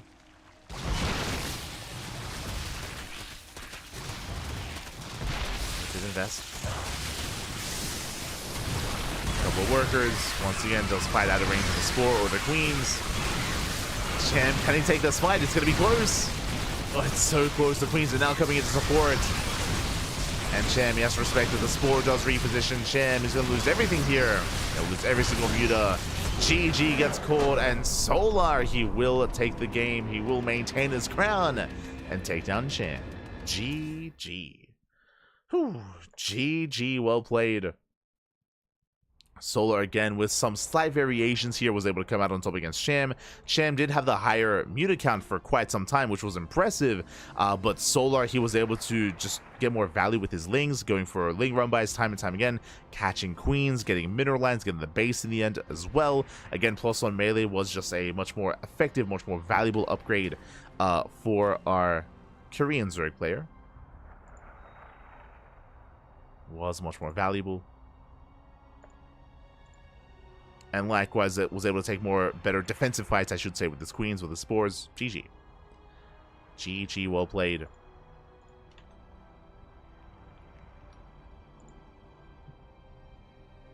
With that Solar, he will take the win. I just realized there were no predictions. I was like, there we go. I was trying to pay out predictions, but my apologies. I didn't quite set them up, so we'll make sure they're there for the next game. Make sure they are there. As we are getting ready for our next best of one here.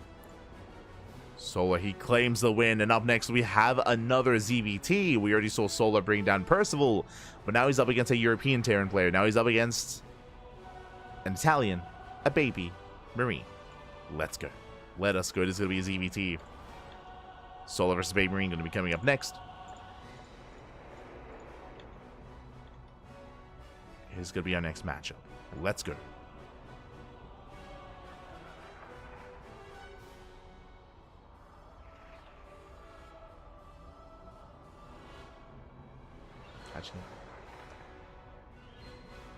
Here's going to be our next matchup here. Still setting up that initial map, of course. Whew, and again, we're working through the matches here. We're getting through it. Have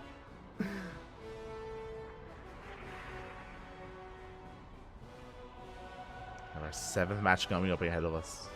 It's coming up. And I feel like we've only scratched the surface. I feel like we still have so many more players waiting here to jump in. We've yet to get into, you know, players like Fiant, players like Iba, players like Mixu. We still have the Korean animals in like Homono, 3 points. I don't know 3 points an OSC member, but Homono at least. Nicoract, all the others.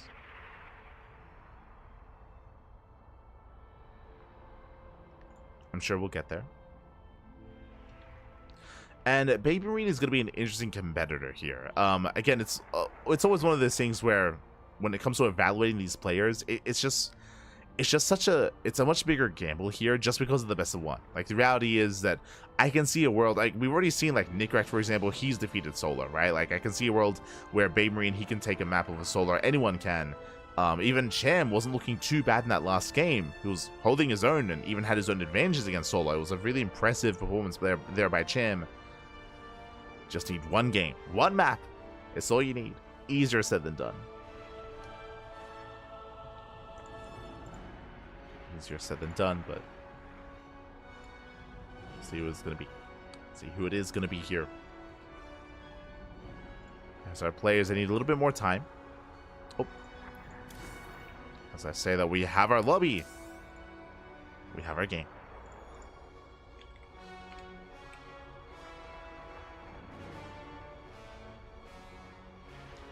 Oh, and for the first time tonight, so we're going to be featuring El Dorado. Let's go.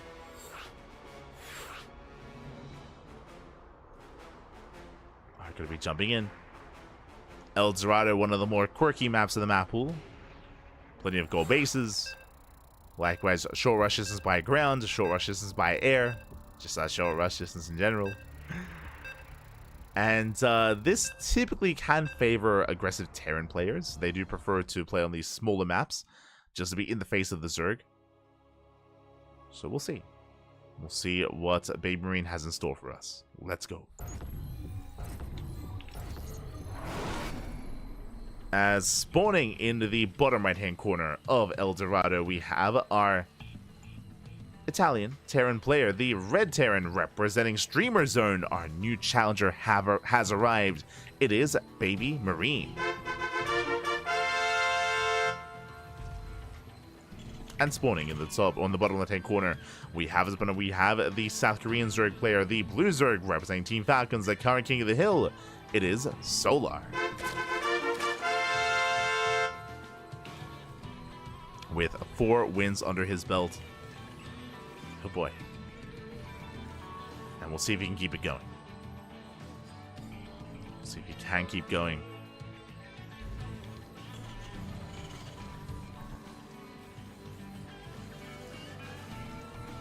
Korean animals? Oh yeah, I mean that's Hot Mono in a nutshell. That's Hot Mono, that's 3 points in lunacy. They're animals, Pappy, they're animals. They know it as well, they know it. 100%, 100%. Some more than others. Hot Mono, he's like in a league of his own. We'll get to him, I'm sure.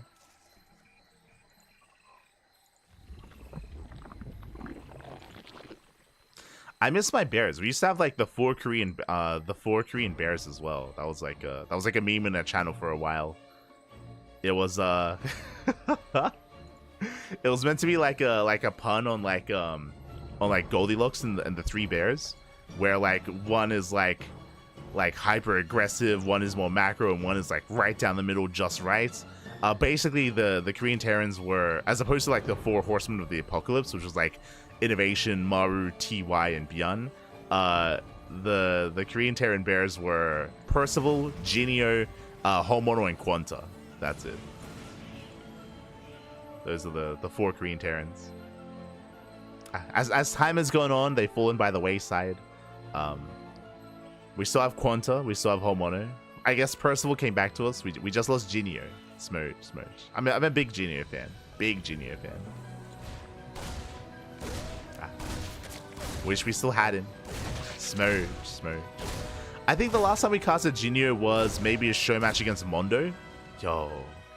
Big fan of Mondo as well. Good times.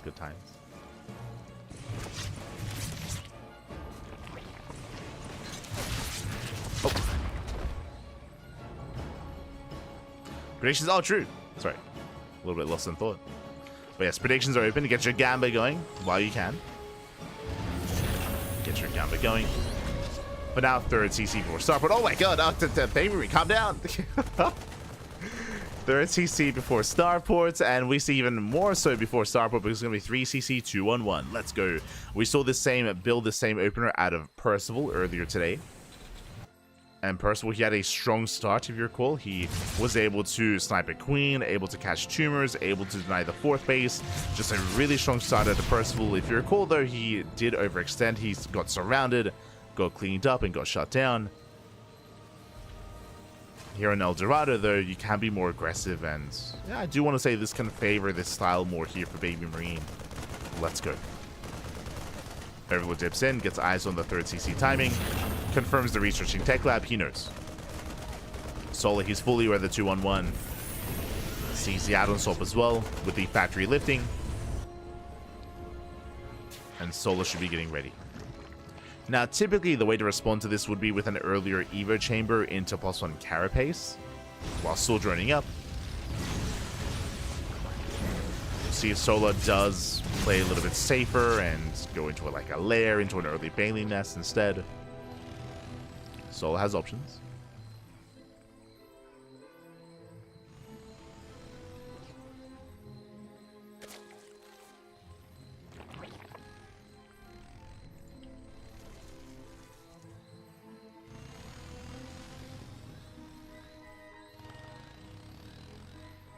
So far, again, Sim is on the way. There's the Atom Swap here for the starport. You're getting to the Metavax. Solo's going lair first. Okay, bold move. Oh, and we see why. It's lair first into a Roach Warren. Okay.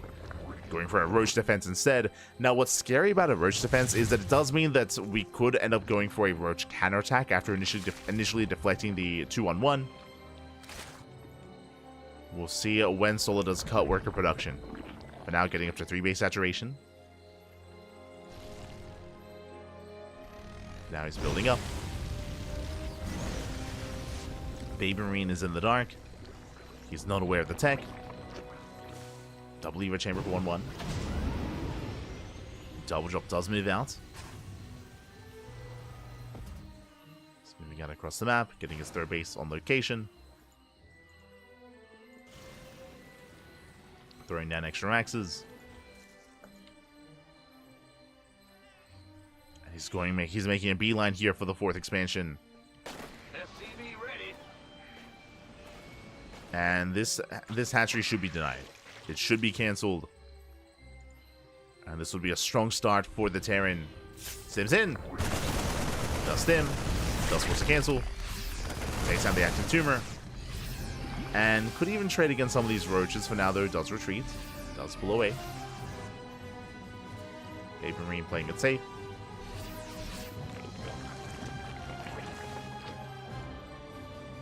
Solar does expand.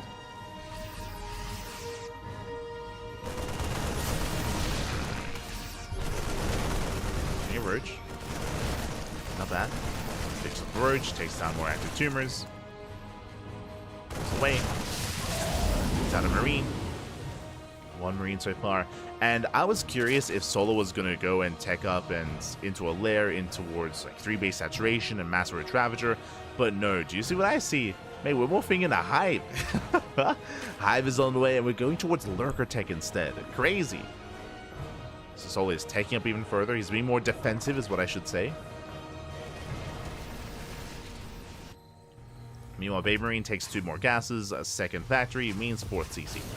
So Baby Marine, he's not going for a 3-base all-in. He's working towards a 4th base alongside this. Both players headed towards a longer game state, which I was not expecting. I'll be honest, I was expecting like a 2-on-1 into like an 8-Rax, for example. But that's not what we're seeing here from Baby Marine. He is taking up. We're still waiting for that 4th command center to be thrown down. Going for a clip push. Once again, denying creep. And Solar, he can't really threaten a counterattack because he's teching. Vipers are on the way. Lurkers now massing up. Double drop into the main. There's the 4 CC. It's a little bit late, but on the way nonetheless.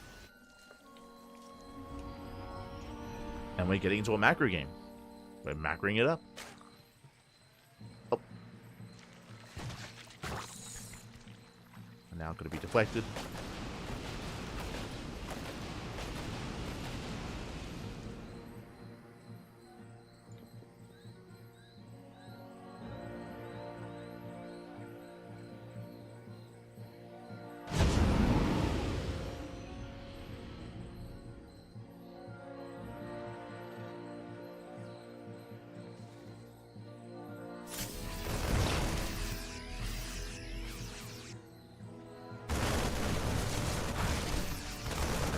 Them in, grabs the mineral line.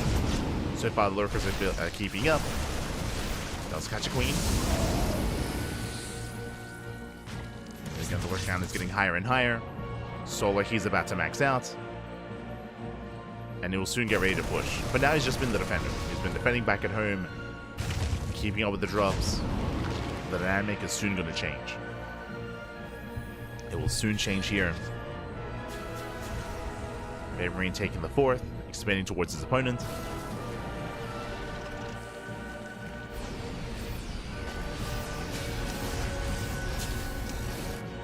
Expand towards Baby Marine, towards Solar. Ninoswarm is on the way, and Solar, he's maxed. He's reached his final form. He's maxed out. He's got how many? He's soon to have 11 Lurkers, 2 upgrades. And he does have a Ling towards the south side. Overseer in the main. does move in. Ted does catch out 3 of those queens. But he cannot push into these lurkers. It's not going to happen. Can 11 lurkers, baby. Going for the Nidus. Nidus towards the top side. Lurkers pushing down mid. It's a tank line. The Vipers have arrived. Gets 1 yoink up. Gets 1. Gets 2. Catches 2 tanks. The ghosts are not ready. They're just now coming in. Nice snipe. Gets a full energy Viper. 1 Viper goes down. Overseer into the main. Gets zoned away. Baby Marine, he's all over this. Unsound the Overseer. Takes out the Nidus.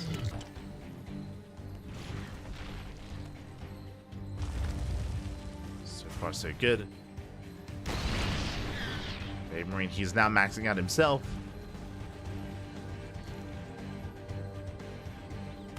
Solo in a bit of trouble here. Ooh, diving in the army. Massive Macho goes up. And Bailing Speed is not done. Ooh, big delay. Big delay here on Bailing Speed.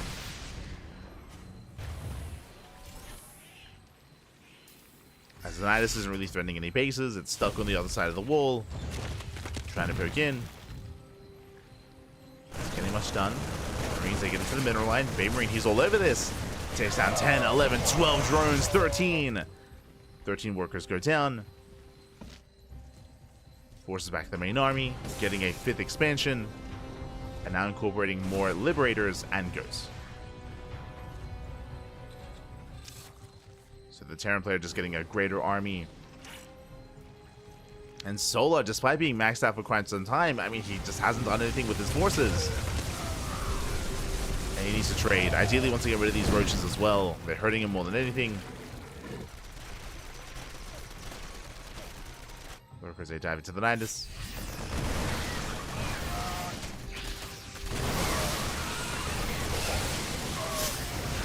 Massive Mitchell going up.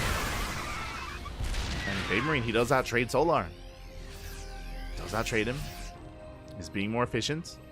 Fusion Core's on the way. This should be for Liberator range. Should be for range. Nidus into the main. There is somewhat of an army in position. Yeah, the tank will shut this down. Tank fully goes up. Nidus is denied. Overseer is being hunted down as well. Ooh, Nidus here at the 3rd. Baby Marine, he does notice. Yeah, he does notice, he does respond. Meanwhile, he's being forced out of position. He reacts with most of his army. And here comes Solar. The tanks are exposed. He gets 1. 1 tank going down. Nidus into the main. Baby Marine, he's distracted. And as he's being distracted by the main army, the Nidus will complete. It's out of range of the tank.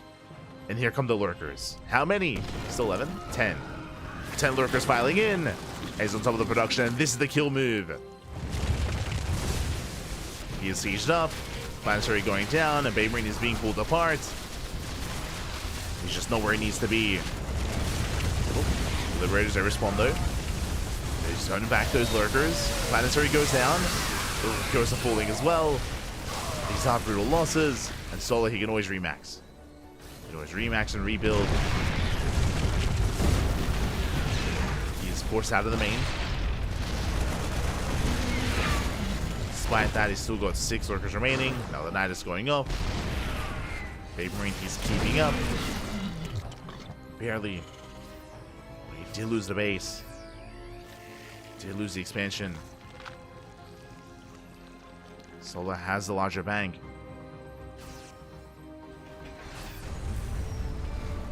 Now we do see Baby Marine, he does reposition his tank.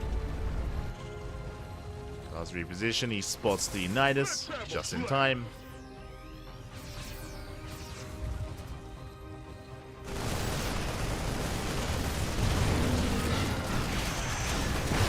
And once again, Baby Marine is out of position. The base is going to go down. Massive pick up.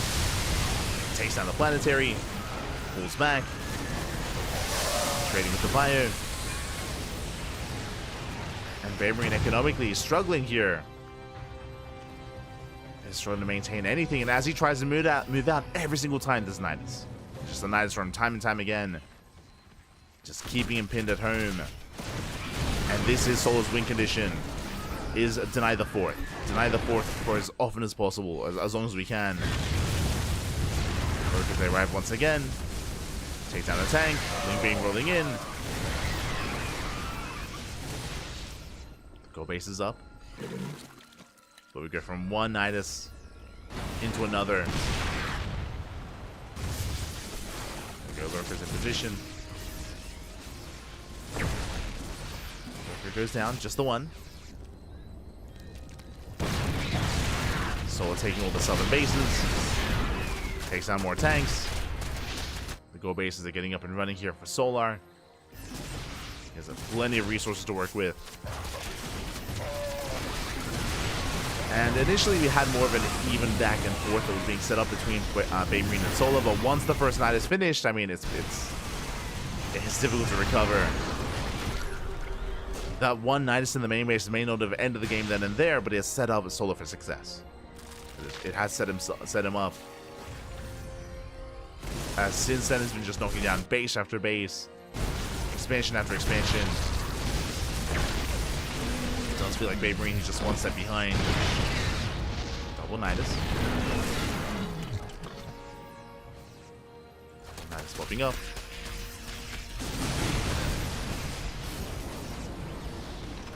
Moves towards the fourth. Nidus into the main. Main army pushing in. He wants the ghost. He gets one. Up. He gets two. He gets. Jesus. He gets three.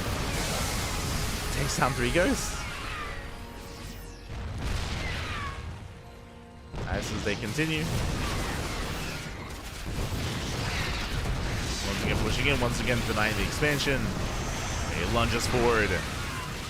Takes down one of the tanks. And another. And another. All three tanks go down. Alongside 14 SCVs. As they just keep so much of the army pinned back at home.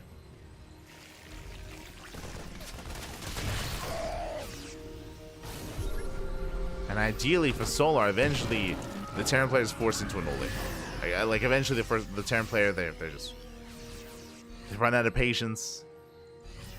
Frustration takes over. They just commit. Now Lings, they collapse with all the tanks. Bailers, they roll in. 13 SCV kills. Let's say 13, 21. 21 SCVs going down. Lurkers, they come in from behind. And ByuN, he lost control of his bases a long time ago. This is the result. Takes down the CC.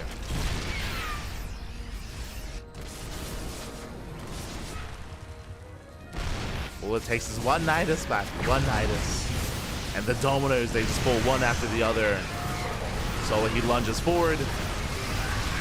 Going for the final army. Takes down the tanks. Takes down the mineral line. ByuN barely holding on here. He's surviving. And Solo's taking greater spires on the way. Vipers, Morling Hydra.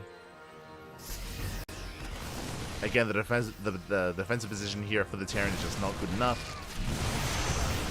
City to rush this bike around. It's why we assumed that ByuN will be more aggressive here on El Dorado. Was not the case.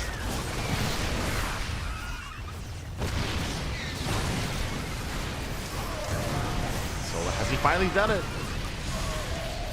Barely is. Barely's breaking through.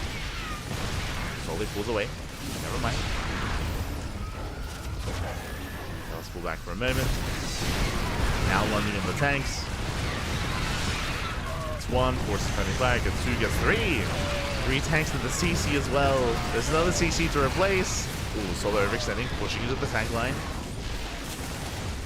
Solo does overextend. Still trying to rally in. And even though that was more of an inefficient trade for Solar, he can afford it. He can afford these inefficient trades. It's fine. He has plenty of bases. He has all the gold bases as well.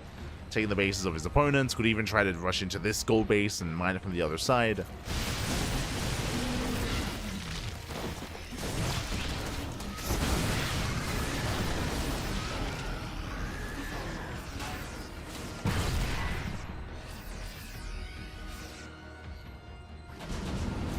Solar, here we go. The final for the kill move going for Brood Lords. Oh my god. There's 2 ghosts. There's 2 ghosts left over. Baby Marine, he drops over the wall. Gets into the mineral line, not bad. Does trade. But here they come. Here come the Broods. And there's barely an anti-air. The tanks don't shoot up. The Marauders don't shoot up. Just Marines and 2 ghosts. GG gets called as the Broodlords are revealed. And Solar will claim another win. Will take down Baby Marine. GG. GG, well played. Solar, he will claim the win here again. Baby Marine, he was looking impressive. He was holding his own up until a certain point. Basically, everything swung in favor of Solar when the Nidus in the main base did complete. There was also the moments when Solar, he hit the northern base as well. As he was harassing in the main base with the Nidus Storm with the Lurkers, he was breaking down CC after CC, planetary after planetary. As a Baby Marine, he was broken then and there. GG. GG, well played. Whew. With that, we are now getting into our next setup here.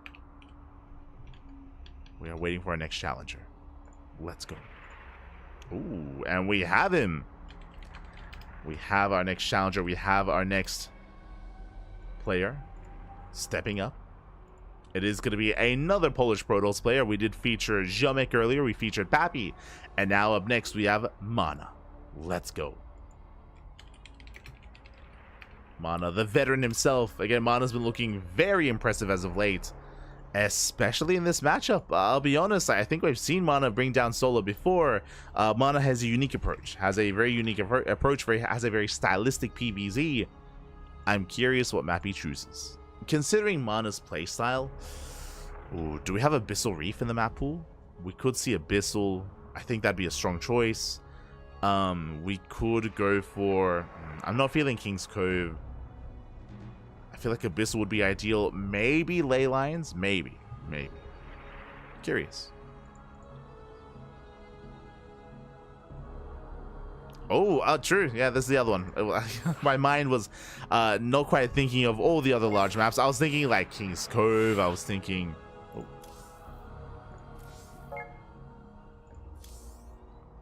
I was thinking King's Cove, I was thinking of a Neon Violet Square, but no, another large map in the map pool, of course, is Amygdala. Amygdala is coming up next. And again, Mana, he typically thrives in the mid game, in the mid to late game as well. He's very fond of his Archon-based openers, and we should be seeing that here as well. Let's go. Should be seeing that.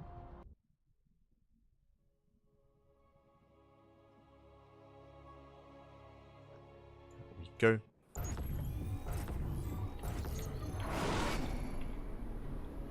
As spawning in the top right-hand corner of Amygdala, we have the red Protoss player, the red Protoss representing Team Liquid. We have a new challenger. We have our would-be usurper. It is the Polish Protoss, Mana. And spawning in the bottom left-hand corner, we have the South Korean Zerg player, the current king of the hill, with 5 wins under his belt, representing Team Falcons. It is Solar.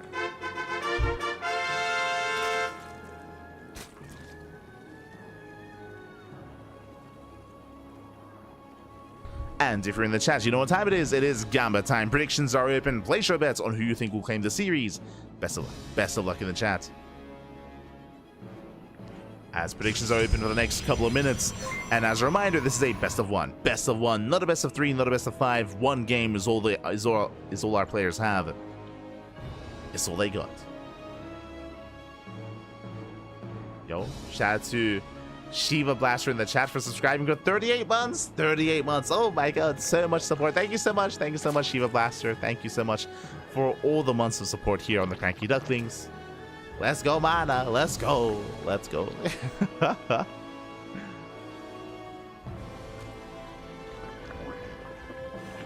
Only Solo's up 5-0 in a best of 1. He still hasn't won. True.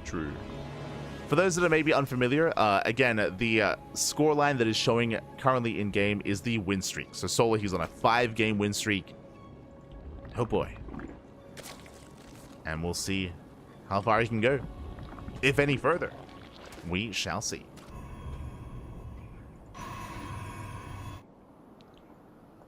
as Mana is going for a standard opener. Now, if you haven't been watching Mana over the past couple of months, then you might not be familiar, but Mana, first things first, he has been improving so much here towards the tail end of 2024. It's been a very impressive to see his rise and his growth here over the course of the past year, especially considering that Mana, for the most part, he had stepped away. He had stepped away from the game. He was taking more of a managerial role in Team Liquid. He wasn't competing as much. He wasn't improving. Like, he was kind of like taking a step back. And then Stormgate happened, right? And then Stormgate came out, and he took a big dive into Stormgate. Just went head first, started making content, started competing in tournaments, doing well for himself, of course, as well. And it did look like that had kind of like sparked a competitive drive in Mana once again, to kind of like spark that competition. And after kind of like the Stormgate events kind of died down, Mana, he of course kept competing, not in Stormgate, but back into StarCraft 2, and again has been looking very strong as of late. And specifically in this matchup, we'll be seeing a lot of Stargate openers into Twilight Council, Templar Archive, into Archon play. Like, Archon play has been the go-to for Mana every single game, every single matchup, and we have seen Mana take down players like Solar in best of threes in the past, in the most recent past as well. Like, I'm talking like last month. So Mana has been looking very impressive, and I'm assuming we're going to be seeing that here as well. I'm assuming Stargate into Oracle, into a third base, into Robo, Twilight Council, into Archons. I'm making that assumption, but we'll see. We'll keep an eye on Mana. At this point, I would be shocked if Solo wasn't familiar with Mana's style, just because it's been all he's been playing since like December. Yeah, there it is, Robo. So this Robo follow-up here is for the War Prism, so it should be a Robo into Twilight Council, into Templar Archives, and by the time the Prism gets across the map, the Templar Archives finishes, and then you can morph in the Archons. So again, like, Mana does this in like 99% of his PvZs, and he does well with it. Does do well. It's a very robust style. Has a lot of power behind it as well, especially when it comes to the storm timing.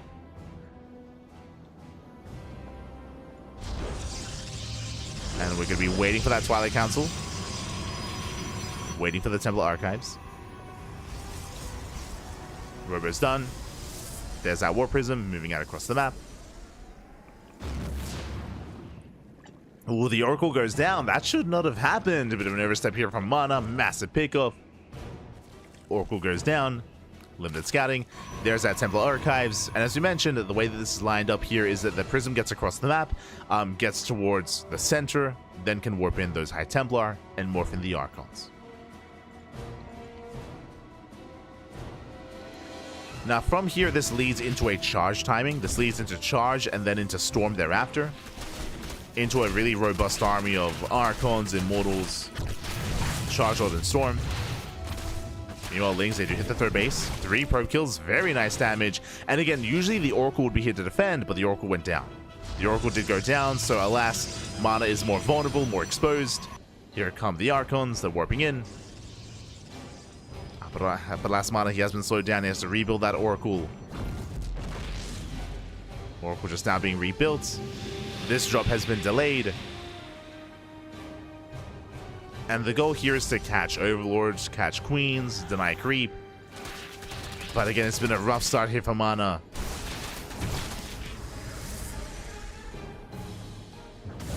He's now dropping in. Going for the expansion.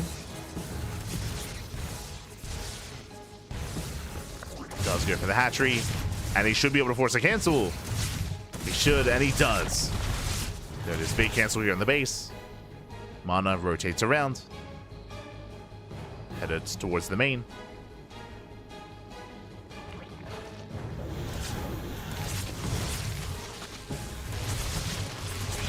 So far, again, trading efficiently. Cannot afford to lose an Archon. Whew. And again, he's just keeping Solo busy. Just keeping him busy. Denies the 4th. Trades against the Lings. Storm is being researched. Building up towards the end. Immortals, Archon, Storm. He shouldn't force the second cancel. The Archons are too low. Yeah, they're too low at this point. There's the pickup.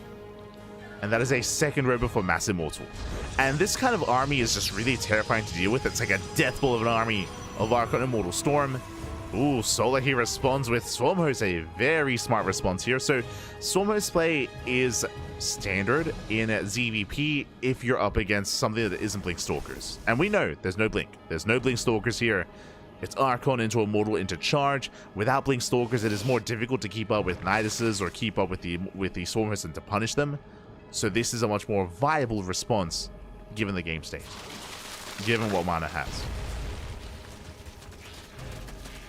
Against Charge Archon, Swarm Host, they can do well. Swarm Hosts are revealed, though. Yeah, Swarm Hosts are revealed. He spots him, he knows.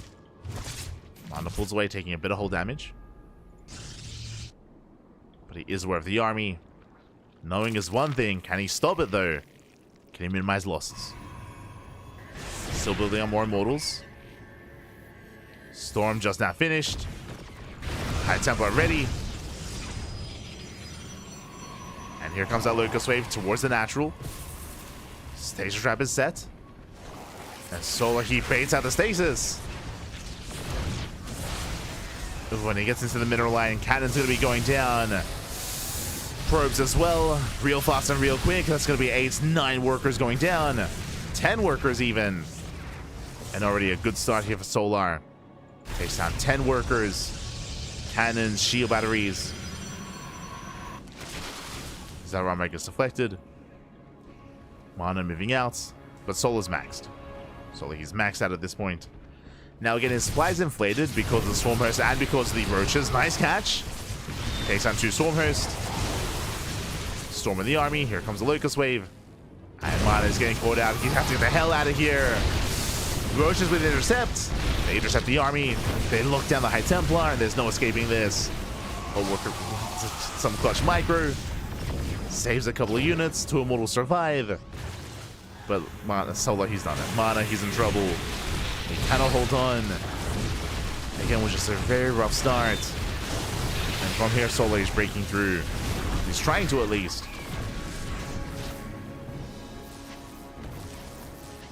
So now Roach is going to be forced back. Here comes that Locust Wave towards the natural.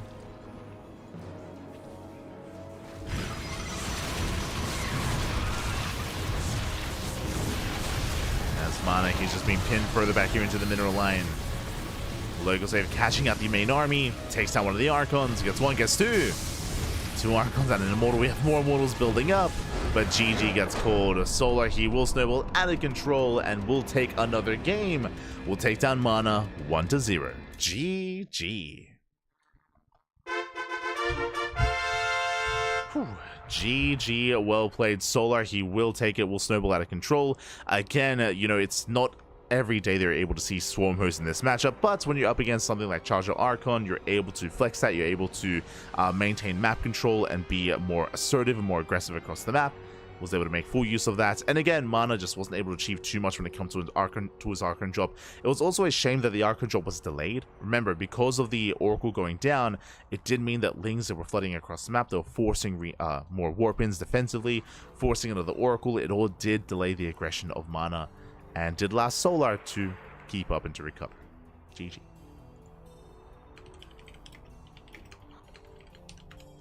GG, well played. Solar, he will claim the win, and the question becomes, who's up next? Who is our next challenger? As we are checking our matches here.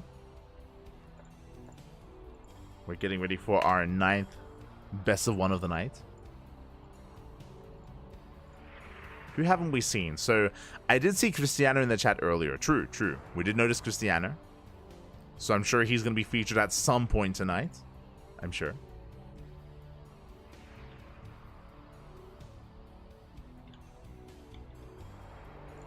Ah, we got it.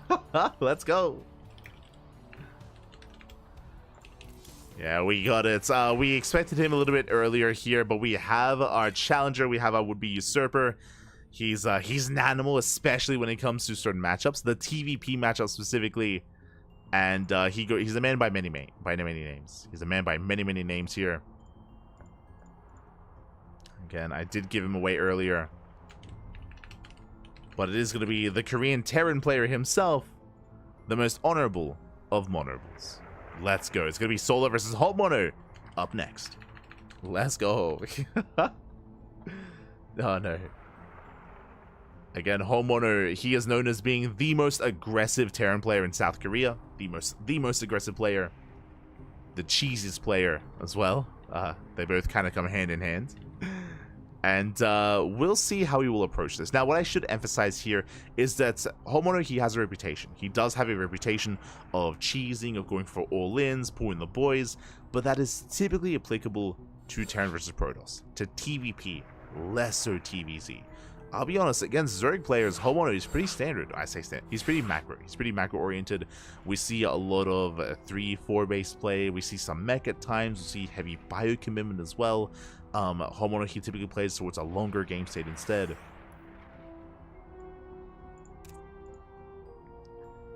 So we'll see if that continues to be the case here. As we have our map, we're loading into King's Cove. Interesting.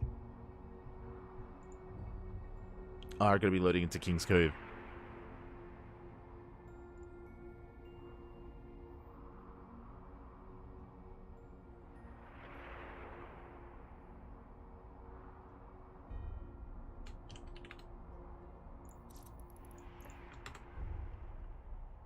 Just catching up in the chat.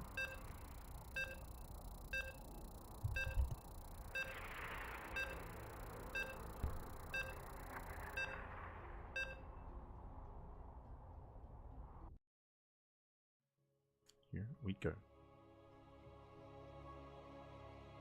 Solo playing as much StarCraft as Light has been casting. I wish that was the case. If you were watching this week's tournaments, it was actually Hero. He was playing in everything. It was crazy. Hero, he got 3 second places this week. It's crazy. Hero, he's becoming a new Kong. But here we go, so at least this week, I should say. As spawning in the bottom right-hand corner of King's Cove, we have our South Korean Terran player, the Red Terran representing Team Hyper 1. It is Homono. And spawning in the top left-hand corner, we have his opponent, we have the South Korean Zerg player, the current King of the Hill, representing Team Falcons with 6 wins under his belt. Can anyone stop this man? It is Solar. So far tonight, he's got the most wins under his belt in this week's OSC King of the Hill. But the night is still young. This is only the 9th best of 1, and we have 30. We have 30 best of 1s ahead of us. Oh, good. Or 30 best of 1s in total tonight, I should emphasize. So plenty more matches, plenty more games, plenty more players are waiting to bring Solar down. They're plotting, Pipey. They're plotting. But now, standard opener. No proxy. No proxy out of Homono. Again, just to reiterate, Homono, he's usually a little more mid-game oriented in TVZ.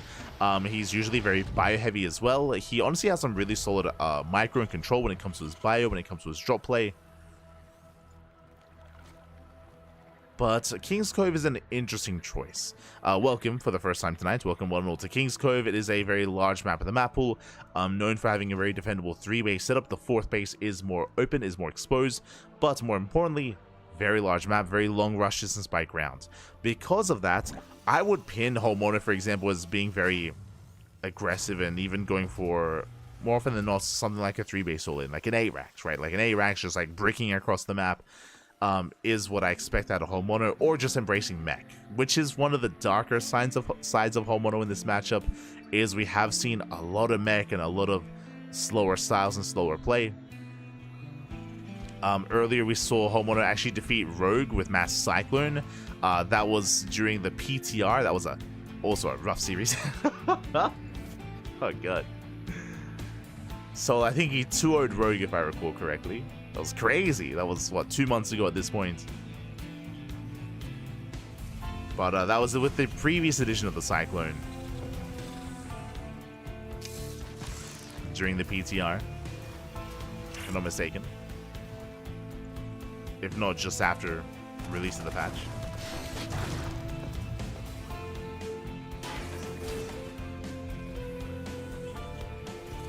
And so far, oh my god, as we are going to be opening up with a one base all in. Sorry, man. I was elsewhere. I was reminiscing, talking about, you know, oh, like he's usually mid-game oriented. Nah, this is the homeowner we know and love, especially in other matchups in Terra vs. Protoss, but here in Terra vs. Zerg, one base all in, one base BC. Crazy.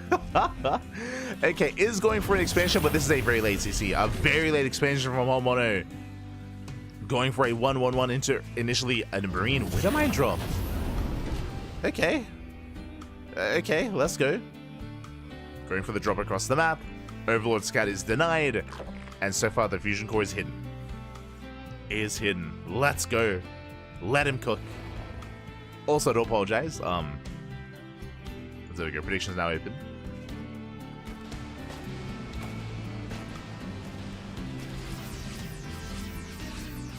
Now stemming in. Moving forward. Up. Widowmine gets started down. Nice defense so far to Solar. He shuts down the drop. Forces back the army, but here comes that first battle cruiser. And he's going for a double expand. CC into another command center here for homeowner. I mean, it makes sense. He has to recover. He has to catch up for his otherwise inefficient opener, as his natural is heavily delayed. Delaying, I believe, yep, does scout both CCs. And he also sees the tech lab. He confirms the tech lab. Confirms the setup. Spores are on the way. We have a spore in the main. And queen production continues. How many queens? 6, soon to be 7, soon to be 8. 8 queens to defend. BC has arrived. It teleports across the map. And Solar, he responds. Does rotate into the main. Up. Ooh, clutch transfuse.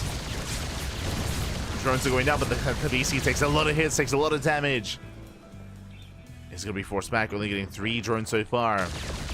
Second BC's on the way.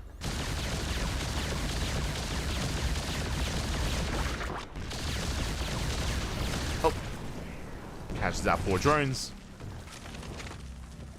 Which is okay damage, but I'm sure he was hoping for more. Especially picking off queens. So far, though, didn't get a single queen. Spire's now being thrown down for that anti-air. Second BC soon to arrive. Yamato is being researched. Homeowner looking to double expand. But this is just a very shaky start here from Homeowner. And trying to build out towards a macro game, it's not easy from here.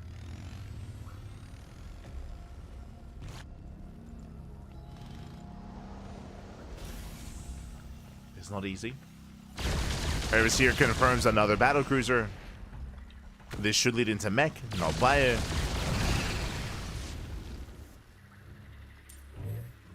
As does that teleport towards the natural. BCs have Yamato. They get 2. 2 queens going down. Not bad. Diving on the 3rd queen. And the queen does go down. No more transfuse. Oh. Yeah, no transfuse left. Take down more queens. Down to 3. But the BCs are still getting very low. And one of the BCs is going to be forced out. And with that Solar, he is going to be able to hold on.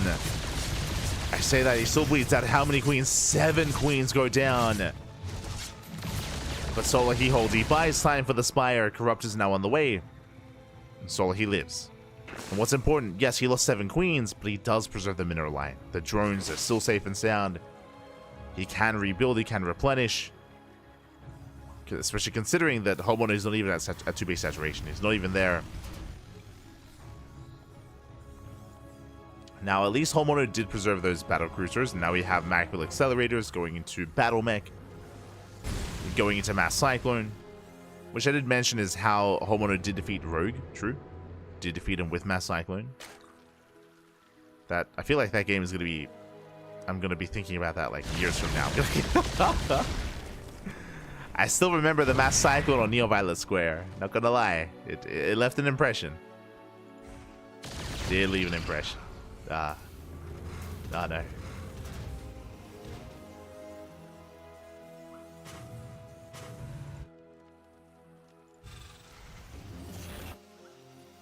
As Homeowner is up to 3 battlecruisers.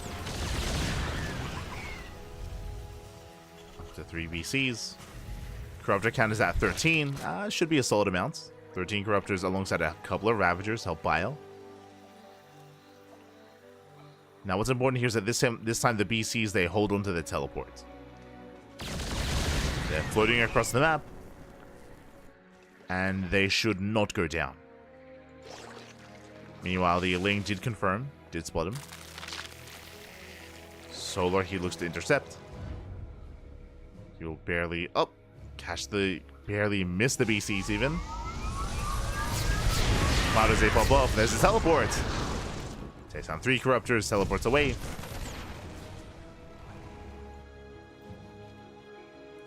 Corruptor count down to 10.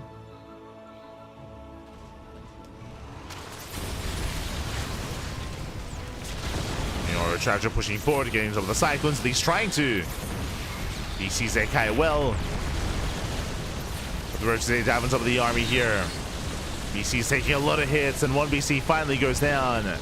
And Solo, he's done it. He has broken the base here of Homeowner. Again, Homeowner, he fell behind base for so long. He needed that first BC to get more damage, and it failed to do so. Remember, he killed, what, 0 drones? No, sorry, it was 3. It was like 3 to 4 drones at the start of the game. And that's going to be everything here at the Nashville. That's going to be 22 SCVs going down. Solo going for the expansion. Cyclones being forced back. GG gets called, and Solar, he will claim another win here. Taking down Homeowner 1-0. GG. GG, well played. Solar, he will shut down the initial drop. If you recall, it started with a Marine Widowmine drop, then into the first BC. Only got 4 drone kills. Solar, he defended very well. Didn't even lose the Queen to the first BC. The second wave did do more damage, that is true, but no economic damage. No economic damage. Solar, he was able to maintain his 3-base economy, build up his Corruptor counts, and move out. GG. Homeowner, he was hoping that maybe Solar would leave him alone. If he was left alone, then maybe Homeowner could recover and could actually get into a 3-base economy. But that was denied. That was denied then and there. And now we're getting ready for our next setup. Getting ready for our next game. Here we go.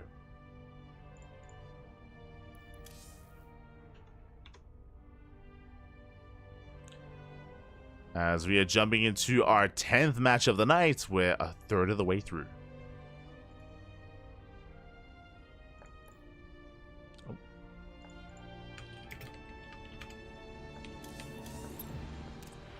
We are a third of the way through, and it's going to be a ZVP. Ooh, interesting. We're going to be featuring our Ukrainian Protoss player. Up next, it's going to be Solar versus Night Phoenix. Let's go. The cat girls continue. We go from Homeowner into Night Phoenix. Night Phoenix, of course, is not the most active of players when it comes to open cups and online big events, but still does rock up here in these OSC events, and we'll see how Night Phoenix comes prepared here. Night Phoenix is often usually one to have some quirky builds up his sleeve. Usually quirky builds, some specialized all-ins at times. I'm ready. I'm ready.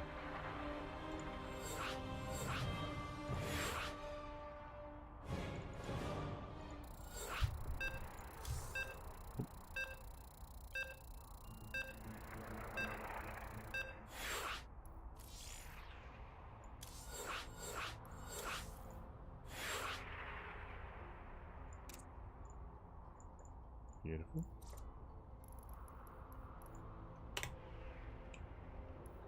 Okay, we're good to go. Oh my god, so fast.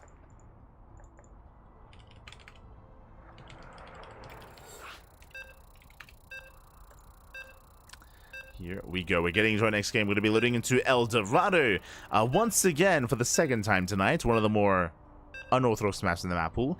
Now, the last time we saw El Dorado, Baby Marine played very macro. He played very macro. He was building up to 3, 4, 5 bases, much more passive play outside of the initial aggression. Here, I'm expecting something more spicy, though. I'm ready for it. Here we go. As spawning in the bottom right-hand corner of El Dorado, we have the Ukrainian Protoss player, the red Protoss representing Astronaut Esports. It is Night Phoenix. And spawning in the bottom left-hand corner, we have his opponent. We have the current reigning King of the Hill. Oh boy, can anyone bring him down? The South Korean Zerg player, it is Solar. And get your Gamba going. Predictions are open in the chat. As a reminder, this is a best of one, and Solar, he has a he's on a 7-win streak. 7 wins in a row. 7 games have been taken. Can anyone stop this man?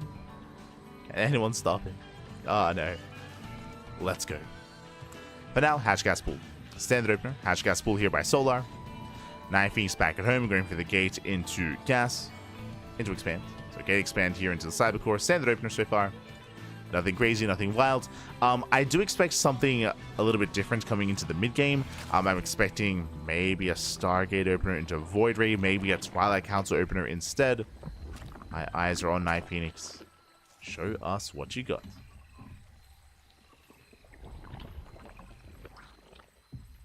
Now, we did see a specialized build out of Homeowner, right? Like, I don't want to take away from him. Homeowner coming out, swinging out the gate with, like, 1 base 111 into 1 base BC. Like, that was a crazy build, by the way. I need to emphasize that what Homeowner did previously in this series, or in the previous match, was not standard at all. No one actually does it. No one does that build except for Homeowner. Like, it's crazy. It's wild. It's one of those things that, you know, Homeowner, he concocts in his mind. He brings to the forefront of these matches, and he's crazy. It's crazy. Animal, Pappy, animal.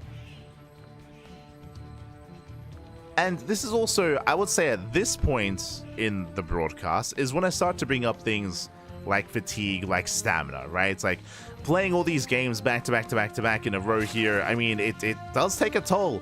Especially when you mix in players like Homono as well. Like, you're... like, he taxes the mental, Pappy. 100%, 100%. The mental warfare is real. So this is an endurance test for Solar as well. Not just about the games, but about playing them consecutively, one after the other. Whereas all these challenger, all these opponents, they're fresh. They're fresh, they're ready. They're good to go. We have our tech of choice, Twilight Council. Let's go. This is what we wanted. Twilight Council out of Night Phoenix does pull out of gas. Looks like Glaives. Yeah, 4 gate Glaive adepts here from Night Phoenix. We saw 6 gate Glaives out of Pappy earlier today. Pappy did see 6, but that was only because he stayed in gas. He stayed in gas for that. This time we can see Night Phoenix, he pulls out of gas, so it should only be 4 gate Glaives, which means this should transition into a 3rd base, into a macro game. This is not an all-in. It is an aggressive build, but again, there's a next step here. There is going to be a follow-up. As that Epsay poke in. Pulling away. Robo has been thrown down. Here comes that gateway explosion. Ooh, and Solar, did he actually confirm? Checking his vision, Solar, he did. He did see everything he needed to. He saw the Twilight Council. He saw it. Ooh, researching as well. So he knows. Roach Horn's on the way. SimCity here at the ramp. Solar, you can get away with droning up to 40. We can see him cutting workers at 38. And he's amassing Ling Roach.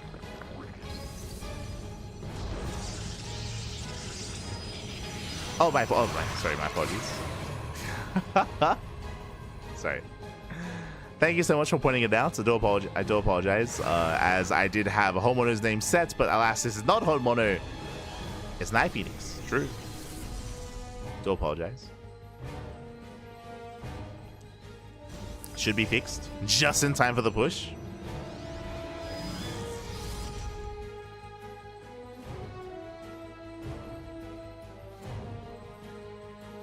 Yo, Demi's here as well?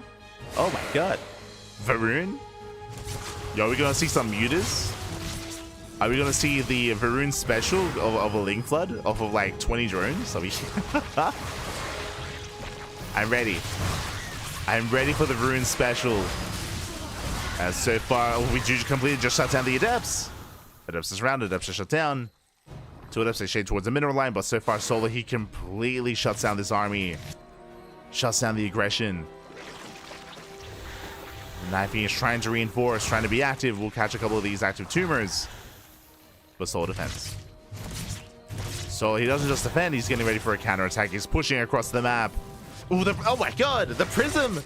The prism went down! No. Everything goes from bad to worse here. Adepsa cleans up, Solar just rallying across the map. Here come the Ravagers, here comes the counter all in. As there's no drones at the third base, there's no saturation. Oh, I think so, he's got the Immortal. He's got a couple of force fields, Shiobari's are on the way. Can he hold on? There are the force fields. Force fields, they buy some time. Once again trying to look down that ramp. Oh, wow, that's the piles, they do connect. Immortal pulls away, but the third base is exposed. And Solar should at least knock down the third. Ideally, though, he wants that army. He wants the Immortals. Starts this forward. And there it is. GG. Good luck in the next round. And Solar, he breaks through the main force. And Solar will take another win. GG. GG, well played. Solar. Oh, Solar does claim another win here. Takes down Night Phoenix. Again, Night Phoenix, it wasn't an all-in, but despite that, still wants to trade well with the Adepts, and alas wasn't able to. It was completely locked down, pinned against the wall. Biles connected, and Soul just completely overwhelmed the Adept army. With that, GG. GG, well played. Solar, he will claim the win. But I'm curious who comes next. We've seen a couple of players here. We saw Demi, of course. We saw Demi in the chat. We saw Christiana in the chat as well. So we have an idea of up-and-coming opponents. Who's it going to be?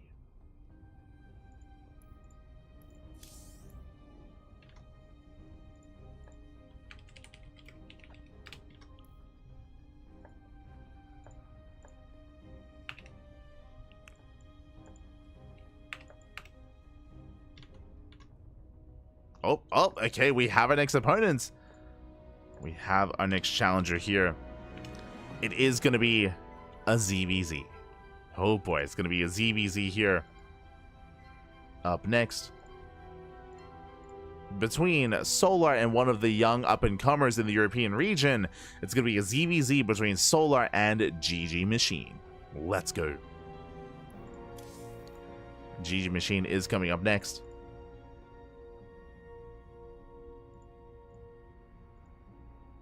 And we'll see what he has in store for us here for this matchup. Oh boy, as our players are getting ready. Again, GG Machine is, if I'm not mistaken, was he? No, he wasn't the youngest, but he's one of the younger players in the European region. Didn't hit GM as young as Eba though, not quite as young, but young nonetheless. Recently we did feature him in Fire Grow Cup, and we do have another Fire Grow Cup this weekend. True. The tournaments, they just continue, they keep going. And I believe he recently left 3D Clan. Did he join a new team? I don't think he has. Let me just double check. Let me double check.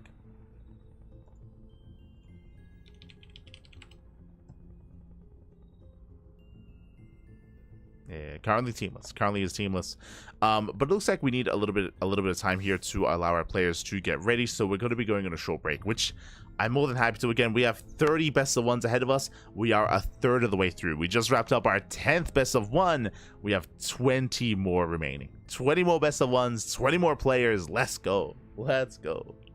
So we're going to be going on a short break. When we come back, we will have our next best of one.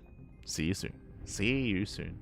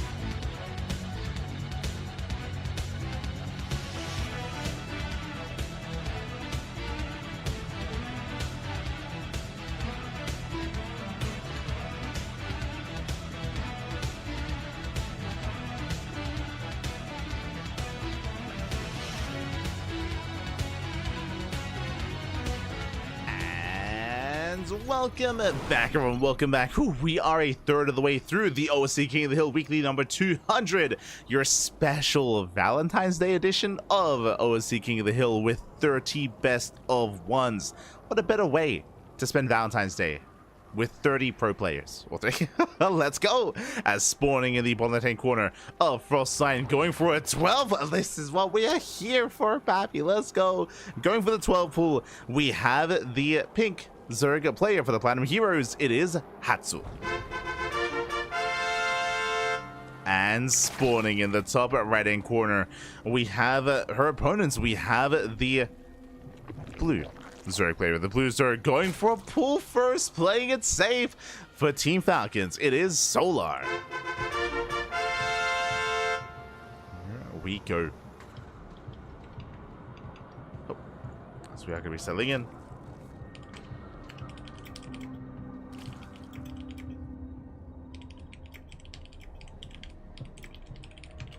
As here we go, we're getting into our next series, getting into our next best of one. If you're in the chat, predictions are now open. Place your best while you can, as it's going to be a short game. It's going to be a short game here. We have an initial, I believe it was a 12-11, as we did make a couple of extra workers, but regardless, early pool, early gas into early rush here from Hatsu. Alas, Sola back at home, safe opener, pool first.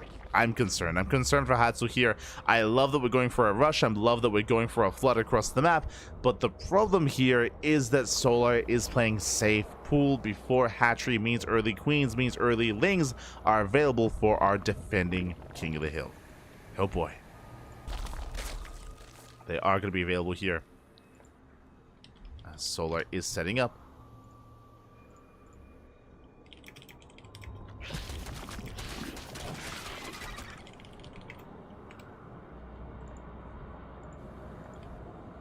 Link's gonna be forced back.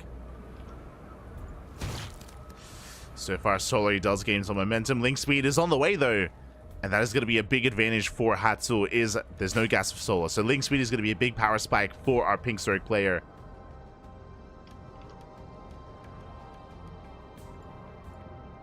So here we go. Lings, they do pull away.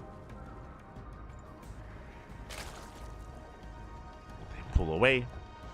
Solar falling back, spots the timing of the hatchery, knows he needs to be defensive, he's racing back home, he does not want to get caught up by those speedlings. Doesn't want to get caught. Spine Crawler's on the way, Solar playing it safe. Is playing it safe.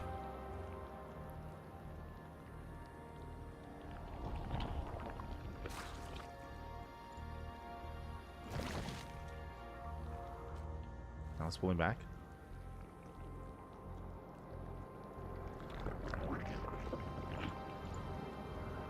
Oh, there we go. There we go. As Lings, they have arrived, but again, we have 3 queens. Sorry, I was just trying to figure out how to score, how to set a 10 win streak for Solar. Well, I don't think we're quite there yet. Sorry, I was just getting ahead of myself. Oh god. Oh god, what have I done? As there we go, Lings, they do get behind the mineral line. Alas, they're going to be shut down. The Spine Crawlers are fully set up here. The Queens as well. The longer this goes on, the better it is for Solar. And Solar is catching up with his own speed. His own Link speed here. Oh my Jesus. Okay, I'll keep that for 0 for now. Oh my god. I'll calm down. As now we have the Bailey Nest on the way. Alas, no Bailey Nest from Hatsu yet, as Hatsu did pull out of gas. So again, Speedlings is all that we have to work with here. That's all that we do have left. Can I remove? Can I? There we go. Jesus. Beautiful.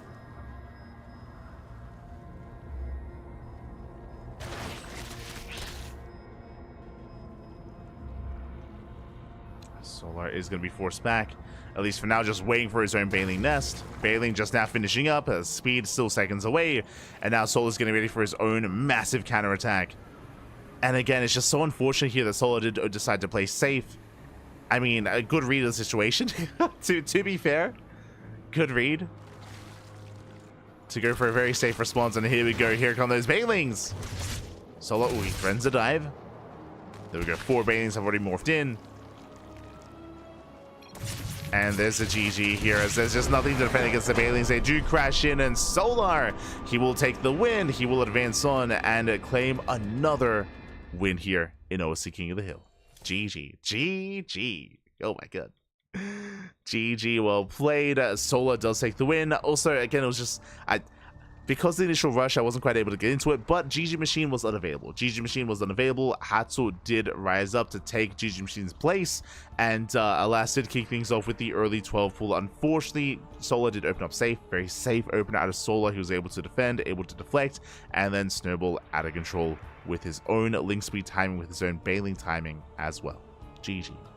GG, well played. Solar will claim the win here, and... oh boy, we'll see who can rise up here to bring Solar down. Who's going to be coming up next, as it looks like GG Machine is now available. And we're getting into our next round.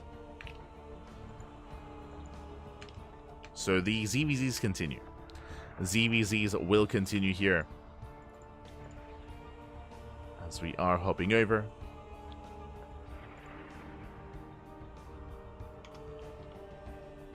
We are going to be hopping over here for our next matchup. But again, a big shout out to Hatsu. Hatsu has been playing quite regularly in OSC events over the past, what, now a couple of months at this point. It's been impressive, been very impressive.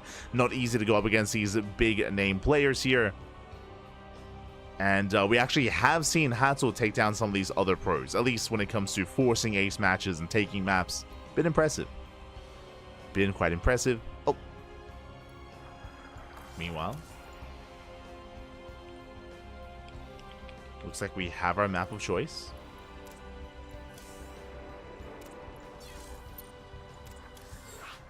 Here we go.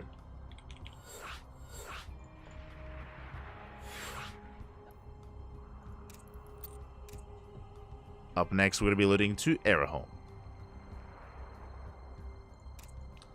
This is, of course, a TLMC map. This is not a ladder map. By the way, I should emphasize, not a ladder map in the map pool. Oh, as never mind. Hold on, we'll hop over.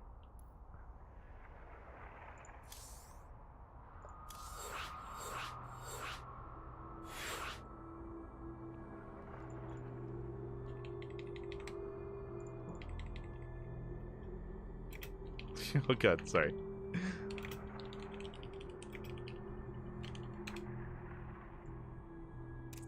Yeah, we're good, we're good. Alright, good. Sorry, it was just a bit of a lobby issue, but we have settled in. Waiting for Solar's fellow online grinder, ByuN. We could see ByuN here.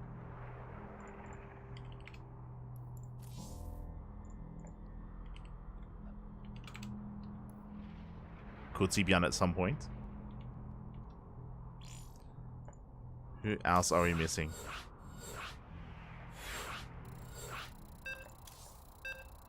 ByuN, Spirit. I mean, we've yet to indulge into like Cristiano, Geralt, Nicoract as well.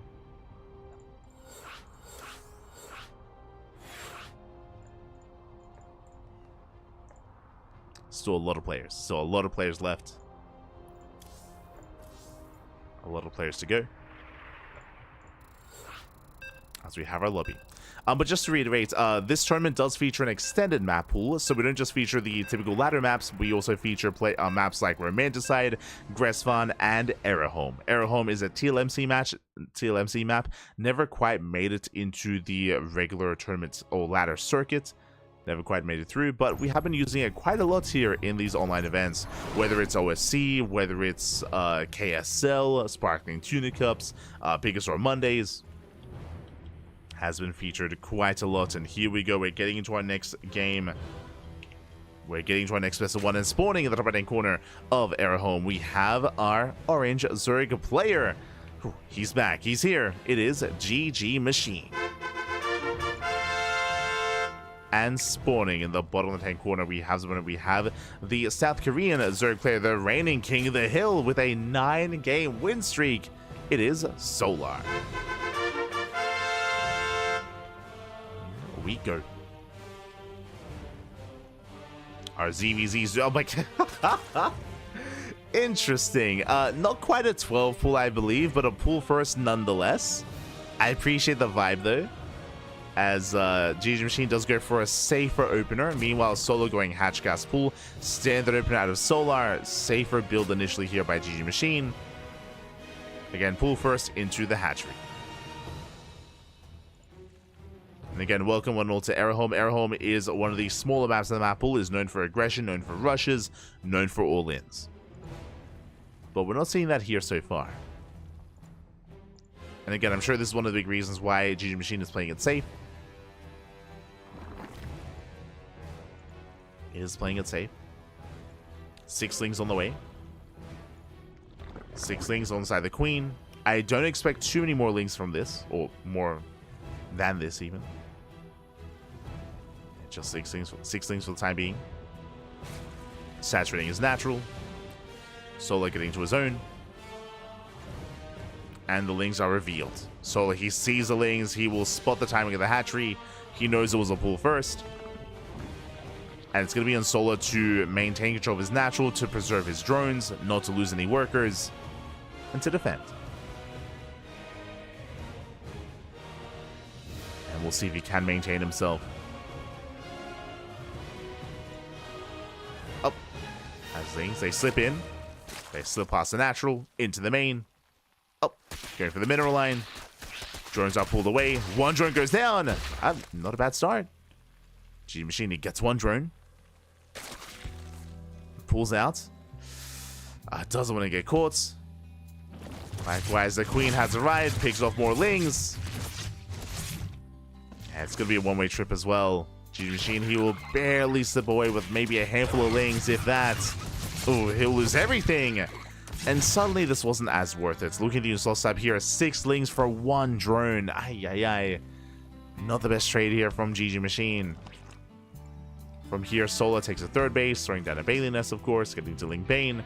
Meanwhile, GG Machine staying on 2 bases, taking extra gases. Uh-oh. He's going to play 2 base Roach. 2 base Roach here from GG Machine. Is committing. Walling up, Evo Chamber into potentially a Roach Warren. I mean, we should be seeing a Roach Warren into a Wall-Off. Now, this could be a fake out. This could be 2 base Muta. True, we could take all 4 gases and go into a lair and go into Muta play. So he attempts, the surround. And he will catch a Queen. No transfuse. 1 Queen gets picked up. Lings, they slip into the main. Slip into the main base. Picking up workers. They get 1, they get 2. They get 3. 3 drone kills is getting out of hand. 4 drones.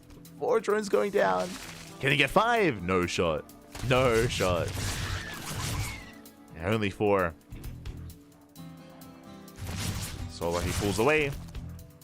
Ling speed is being researched. +1 melee as well. Melee tells us this is most likely going to be Spire play. As we have not pulled out of gas. So we're still mining gas here. GG Machine going for a 3rd bold move. Taking a 3rd base without Banelings. Likewise, Solo going for his own Roaches. We have a bit of a Ling Flood. Solo getting eyes on the 3rd. Queens are in position. Solo, he checks the 3rd base. And I'm really curious to see if a GG Machine does invest into Roaches. We have 20 Lings in production. That's a lot of Lings. And he never got a lair. He never got a lair. It's going to be a Roach Ling all in. Queen gets picked up. Queen goes down. So far, Sully's trading well. He's slowing down the Orange Zerg. Slowing down GG Machine. And he's got 600 gas. Is what I'm confused by. I'll be honest. I'll be honest here. Like the prioritization of gases are confusing me. As I guess there we go. Roach is now in production. Lings move out. Like he's been mining a lot of gas here. Without a lair. Okay, Roach production has begun. 10 Roaches on the way, +1 Carapace as well. And GG Machine, he is all in. And the reason why I should emphasize this is because there's no lair. There's no lair, there's no further tech. We're not building up towards a longer game state. Solar doing something very similar, by the way. Both players staying on hatch tech. Both players committing. GG Machine does have the slightly better economy. But Solar has a larger army. Can he get this around? Clouds, they... Oh, don't connect. They don't quite connect. Solar trying to break through. Some of the Bowels, they do connect with the roaches. Oof. And the army gets surrounded. The Ravagers are exposed. And Solar, he breaks through, takes down the Queens, the roaches, the Ravagers, everything falls. And GG Machine just doesn't have enough left. He does not have enough left. GG gets called, and Solar, he will take another game. He's on a 10-game win streak. GG. Oh my god. GG, well played. At 10 games in a row here. Solar, he does pop off. Takes down another competitor, another player. And we're reaching those double digits. We're reaching those double digits here. Oh my god. It's getting late, Pap. It's getting late. We're good. We can maintain ourselves. We're gonna be okay. But GG. GG, well played. Solar will take it. And I think I see our next opponent. Okay. We're taking a break from the ZVZs. We just had two in a row. Just had 2 ZVZs in a row. And we're getting ready for our next match. Getting ready for our 13th best of 1.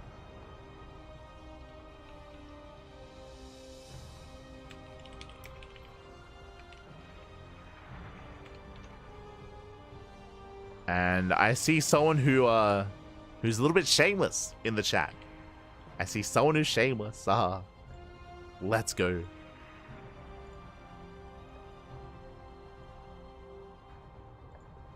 Yeah, and we have confirmation. Up next is going to be Shameless here, and I do think this is going to be quite a challenge for Solar. Against Shameless, he has been on the rise. He's been looking very impressive over the past year of play, over the past 2024, I should say. Shameless getting better and better results, rising through the ranks amongst the European region. And I want to believe that. I want to believe. Let's go. So we are setting up. Veto's underway.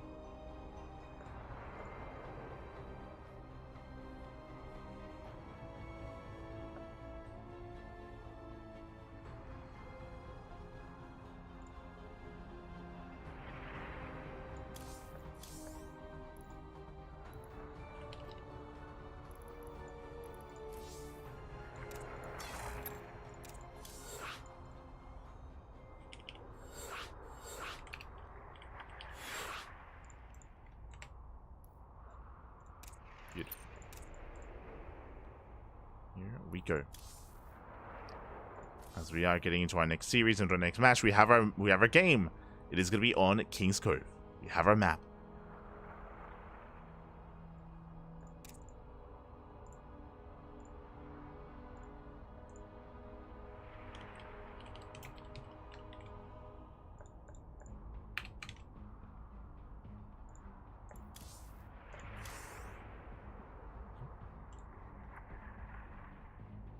So just setting up here. And King's Cove is going to be an interesting one. I'm a little bit shocked. That this is going to be Shameless's map of choice. On the one hand, it is a large map, true. It is going to be a larger map in the map pool.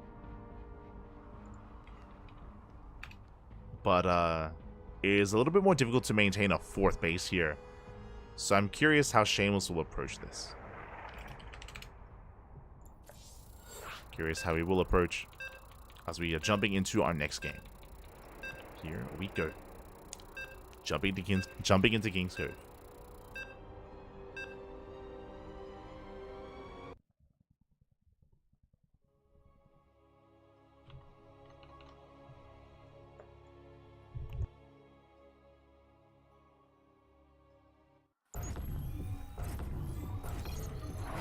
As spawning in the bottom right-hand corner of King's Cove, we have our blue Protoss player. We have our new challenger. We have our would-be usurper representing Team Little Fairy. It is Shameless. And spawning in the top left-hand corner, we have the red Zerg player. The red Zerg from South Korea representing Team Falcons, the current king of the hill with 10 wins under his belt. It is Solar. 10 wins, baby. Aye, aye, aye. Here we go. As Solar, he has been showcasing his skill, at least in the ZVZ as of late. He has already taken down a plethora of Protoss players, took down Mana, took down SKillous as well, took down some big names. But alas, Shameless, he is a different beast in his own right. He has been on the rise throughout the course of 2024. I did mention many a time at this point how Shameless, he is kind of like my rising star of 2024, improving so much and achieving so much as well throughout the year, rising through the ranks of the European player base, I should say. He only hit GM at the end of 2023, so relatively new to the pro scene, and he rose up real fast, real quick. Very young player as well, 18 years old, very young player. Has a lot of potential, of course, and has been showing that off. Coming into this solo is still the heavy favorite. I mean, there's a reason why he's the king, true. There's a reason why he is the king of the hill. But I want to believe. I want to believe in Shameless. We'll see. I'm most curious as to the build of choice here, coming into King's Cove. Because it's such a large map, we could be looking to head into a longer, later game. That might be the plan.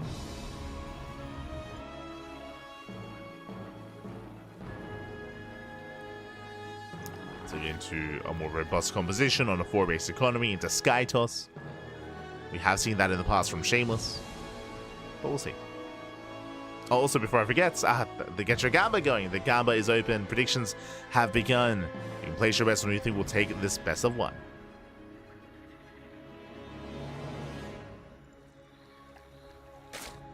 Best of luck in the chat.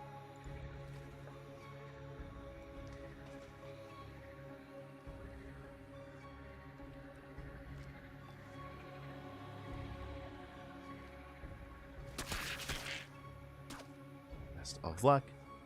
Third base is going to be on the way. Link speed has begun from the side of Solar. And does pull out of gas. Does pull out. Is going to be joining.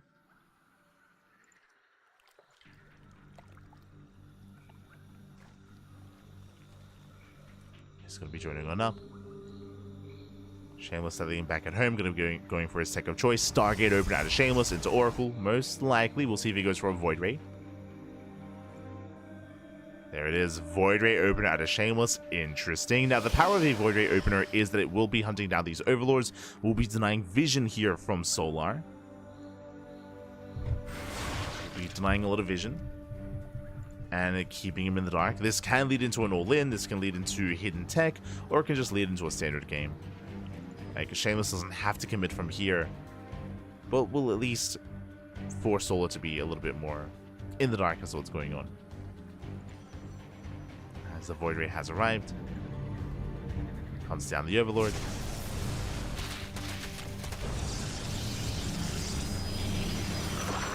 Lord does full. And behind this, going for the Oracle. So Void Ray into Oracle here. Still waiting for earlier attack, but based on the timing, it should just be a Forge and a Twilight Council into +1 and Blink. Nothing crazy early on. Shameless moving out, looking for another Overlord. Solar has pulled away. Pulls back home. Shameless getting one Overlord so far. Just the one.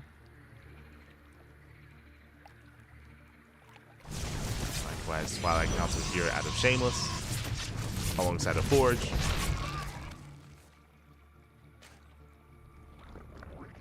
Standard follow-up. Likewise, we do have Solo going for his own lair. So lair first. Alongside the Roach Warren, playing it safe. Now we're just settling in. Settling into a longer game. Nothing crazy early on outside the Void Ray, of course. which has just been used for map control. Lings are getting across the map. Oracle's out of position. Probes are going to be going down. And Shameless is getting caught out here. Losing 2, 3, almost 4 probes.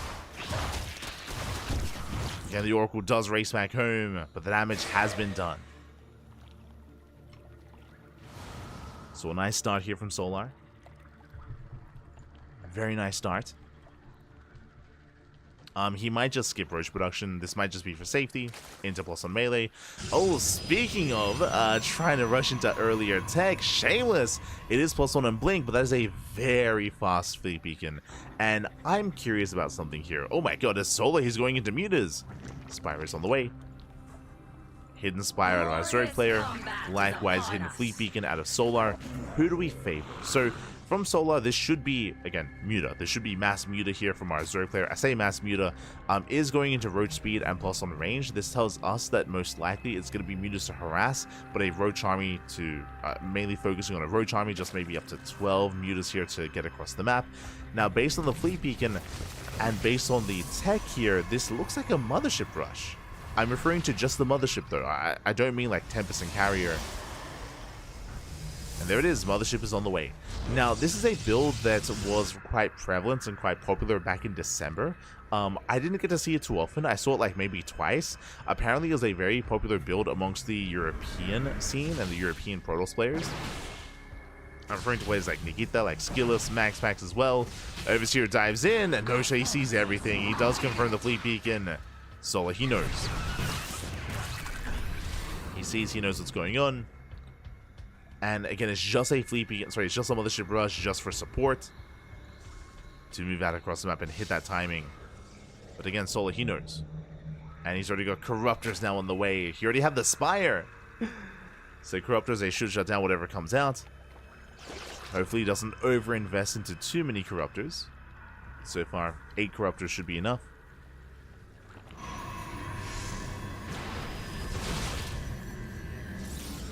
Likewise, focusing on his Roach Ravager army.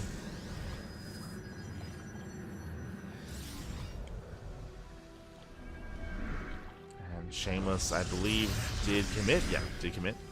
Mothership has arrived. Does poke out. Behind the Shameless is taking. I believe we saw Temple Archives into Storm. Storm is on the way.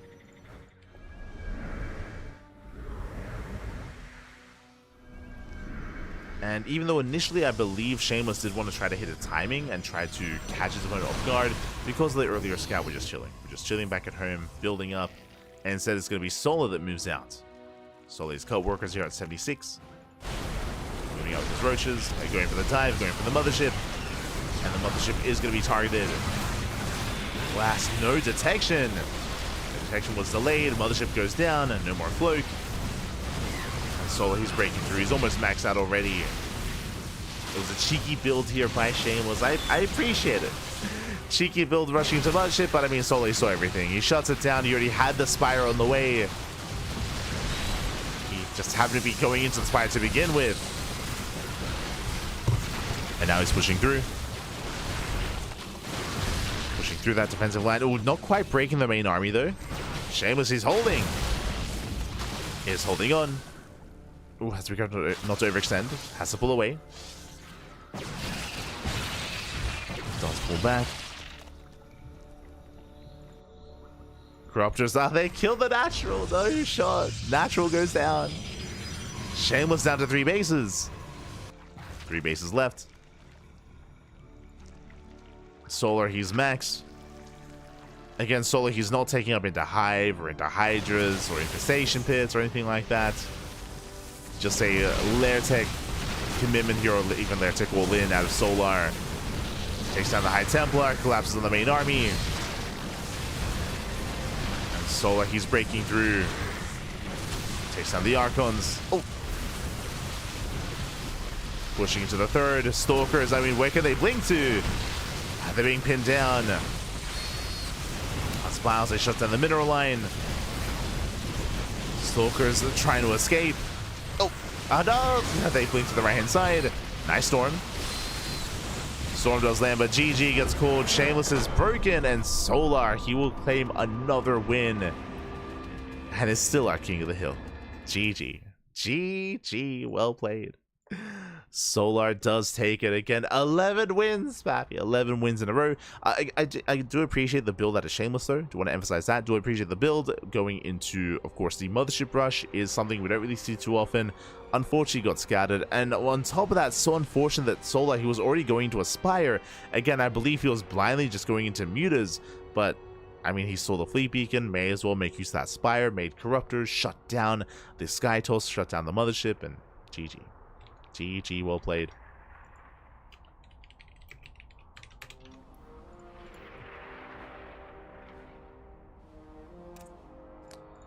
As with that, Solar takes down Shameless, and we saw plenty more games. We saw plenty more games ahead of us, plenty more games to come.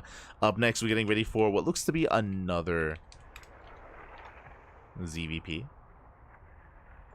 potentially.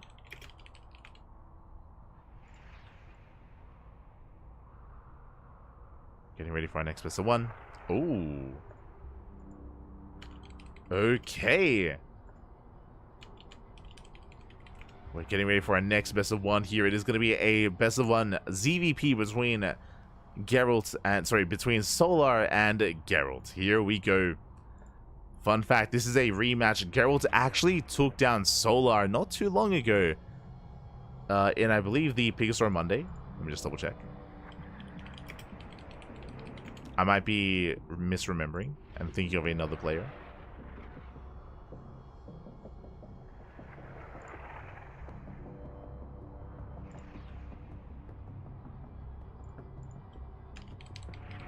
I believe it was Pigastore Monday, right? Like last week?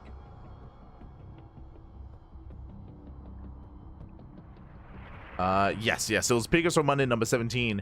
It wasn't a 2-0, but Geralt, he 2-1. He took down Solar 2-1. And this was not that long ago either. So Geralt, he has gotten the most recent win over Solar. And we'll see if Solar can get his revenge. Again, best of one, so this could go either way. But Geralt is one of those players right now that has taken it and can bring Solar down. We'll see. We'll see how this goes. See how this goes. See where this takes us. As I'm assuming that we're going to get Geralt involved, but we are waiting here. I do see another player coming in as well. I mentioned earlier we saw Christiana, we saw Demi. I see Sebestus as well. Sebestus. Good to see. Might see him later on.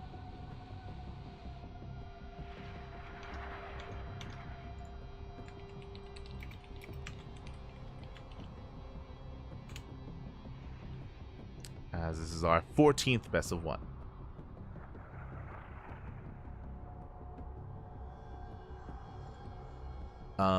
Because this is our 14th best of one and it is 1 a.m. here in Australia, I might very quickly try and boil some water, actually. I'm gonna need some coffee, 100%. Like, I'm... Oh, no. I'm getting a little bit fatigued. Trying to keep up. Bunch of great games today. 100%. 100%. Great games. Alright, un momento. Okay. Gonna go on a short break. Short break. Gonna go quickly try and get some coffee going. And then we'll embrace the rest of our series as we are still waiting for Geralt to show up. All good. We have a little bit of downtime. See you soon. See you soon.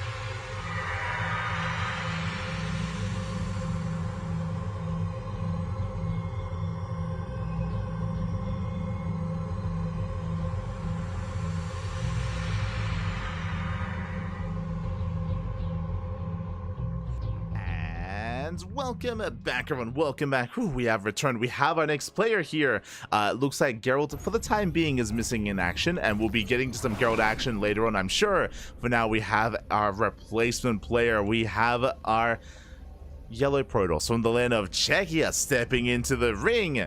Representing Team Roddy, it is Sebestis. And spawning in the bottom left-hand corner, we have his opponent. We have the South Korean Zerg player, the Blue Zerg, representing Team Falcons, the current king of the hill. It is Solar. And if you're in the chat, you know what time it is. It is Gamba time. Predictions are open. Place your bets on who you think will claim this series. Best of luck. Best of luck in the chat. Whew, as we do settle in. Those are curious. Yes, I am boiling water as we speak. The kettle is on. Let's go. As we'll soon be getting hydrated. We'll get there. We'll get there. But now we have our next ZVP. And most likely, once we get our hands on him, most likely we'll have Geralt stepping into the ring here in our next match. But now the ZVPs do continue. Hatch gas pool standard opener out of Solar. Likewise, Sebestis going to be selling into his own standard opener as well.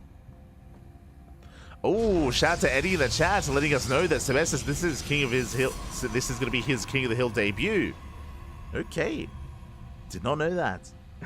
For the first time, let's go. Again, a pretty prominent player. He's not the most active when it comes to online tournaments. True. He's not the most active. It was not too long ago that he was also playing in our tournaments in Sparkling Tuna Cup, and did let us know that he doesn't necessarily play like in every open cup available, whether it's like the Woody TV Monday or the Pig Store Monday or the Monday Night Weeklies. Not the most active player, but that might be about to change. Signing up and playing in OSC events here, the first step, the first big step here to play in all the online cups. Let's go. And again, Sebestis is a great player. We were fortunate enough to cast most of his games over at Home Story Cup. At Home Story Cup. But for now, it is going to be a Stargate. For now, it's going to be a Stargate opener.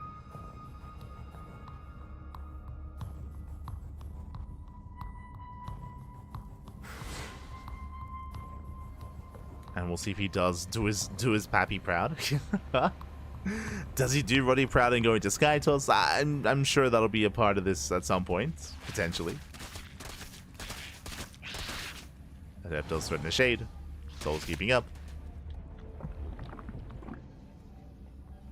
Soul must be tired. Easy grades for me. True, true. I mean, we mentioned this before, but alas, stamina and endurance is definitely a factor coming into this. 100%. 100%.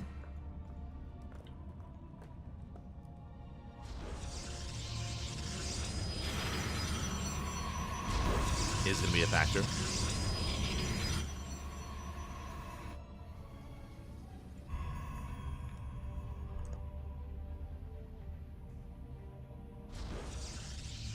But the night is still young, Patrick. It's still young. Got plenty more games to go. As the initial Oracle has arrived, we have a second Oracle behind this, so it looks like a triple Oracle opener into a third base, into a standard setup out of Sebestis. Nothing crazy so far. Nothing crazy yet.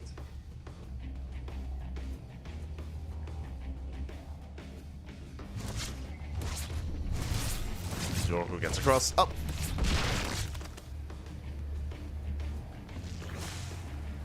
Quite get a drone. Good response here by Solar. Saves the workers. Eva Chamber first. This should be an Eva Chamber for +1 melee. This should be the setup here for Ling Hydra, assuming that we don't see a faster Roach Warren from the side of Solar. So Solar looks like he's cutting some corners. Meanwhile, Sebestis in the main, going for his own forge into Twilight Council. Solar does confirm. Solar is aware. And there it is. There's that melee upgrade that we did mention. Again, typically in this matchup, if you can afford to skip roaches, then that's going to be the ideal. If we're going into a longer game, of course, instead of an all-in. So +1 melee.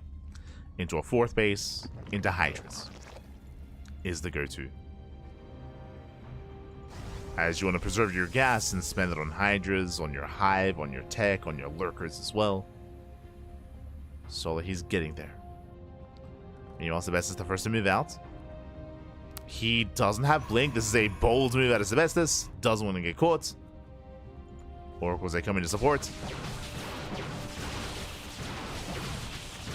Sebestos does poke forward. Shaving off some Lings. Stasis trap is set. At the same time, Solo gets across the map. He doesn't get much done though. Sebestos, he holds. Does hold back at home. Stasis gets triggered. Stasis going down, but there's not many Lings here to defend. We have more Lings on the way.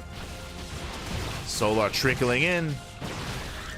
Bleeding out a lot of units here. That's gonna be 16 Lings going down so far. But there we go. He does come in for this round.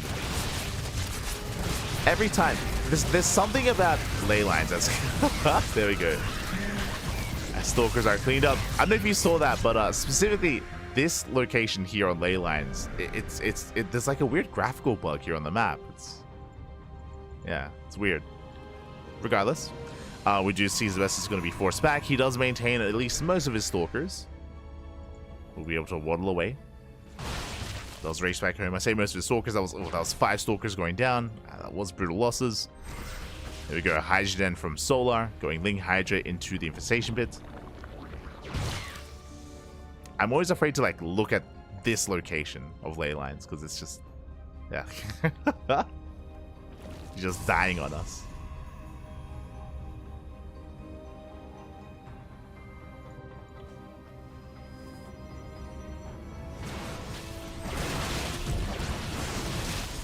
Things they poke in.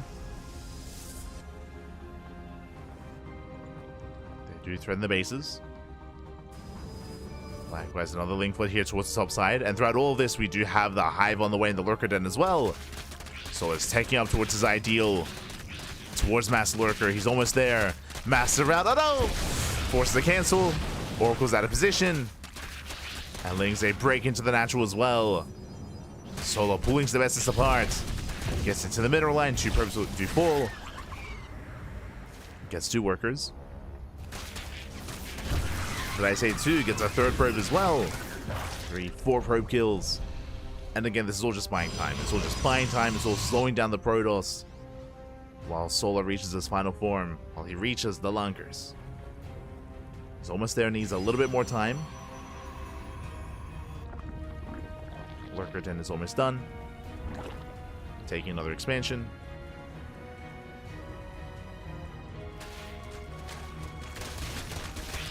And Sebestos now is taking towards Skytoss. But again, this is late. This is delayed because of late 4th. Because of that delayed expansion. Cells they get surrounded. Forced to recall.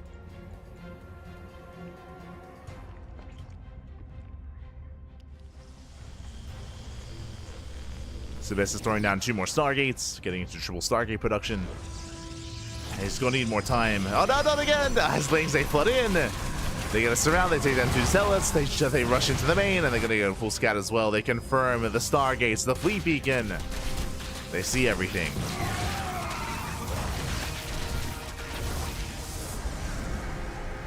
And with that, Solar, how's he respond? For now, he's just focusing on his Lurker tech.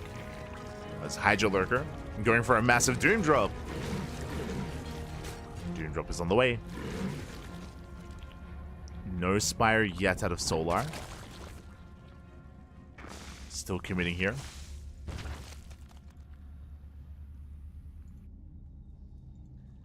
As he's pushing towards the natural. Oracles, they will spot the drops. Oh, just barely. Yeah, they spot the main army. Sebestos, he responds. At the same time, does get a run by going. Delay some of the reinforcements. Solo is going to be forced back. Massive revelation. Drops are denied. And Sebestos is buying time. He's buying time for his Tempest. He's almost there.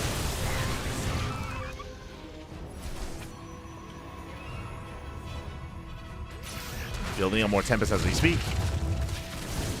Solar denies the expansion. Denies the base on the right-hand side. How many Tempests do we have? 3. Soon to be 5. 5 Tempests here for Sebestis. And now we get the Spire on the way for Solar. Again, the Spire was delayed in favor of the drop.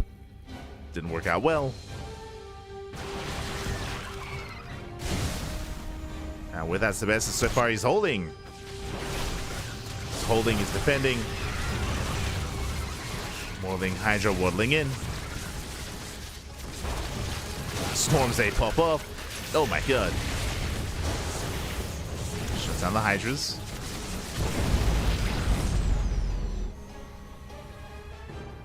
Hydras get shut down. More Corruptors on the way. Well, I should say Corruptor production has begun. And so far, Solar, he hasn't really achieved too much here with these Lurkers. He's been trying. Trying, but so far not succeeding. He's up to 13. 13 Lurkers so far. Tempests are in position. And they shut down the Hydras.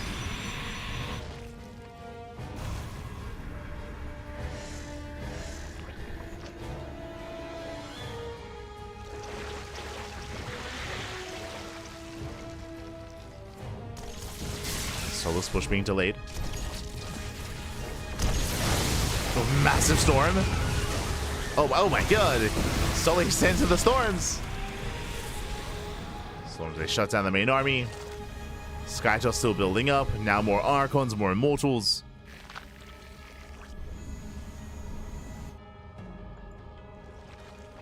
And on the one hand, yes, Solar, he has map control. That is true. He has map control. He's on what? 5, soon to be 6 bases. But he's not stopping the expansions of Sebestis. As we have our Protoss taking a 5th. The 5th base needs to be denied. Solar edging his way closer. Meanwhile, the Lurkers are exposed and they're going to be going down. Yeah, brutal concave, every Lurker falls. As one of them will barely escape. Meanwhile, the Corruptors, they cleaned up the Skytoss. True. Skytoss army goes down for the price of the Lurkers. Of the ground army. And remember, there's no Greater Spire. So these Corruptors, they cannot morph into Brood Lords. Not yet.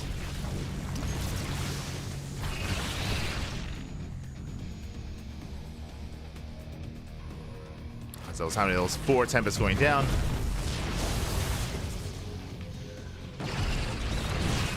Tempest got being rebuilt at the same time. Lurker pushing on the right hand side. Ground army out of position. Corruptors going for the bases. And the expansion is going to go down. Probes, though, they rally in. 16 probe kills. Nexus should fall. Meanwhile, the Corruptors trying to camp production. They catch a Tempest. Army breaks out.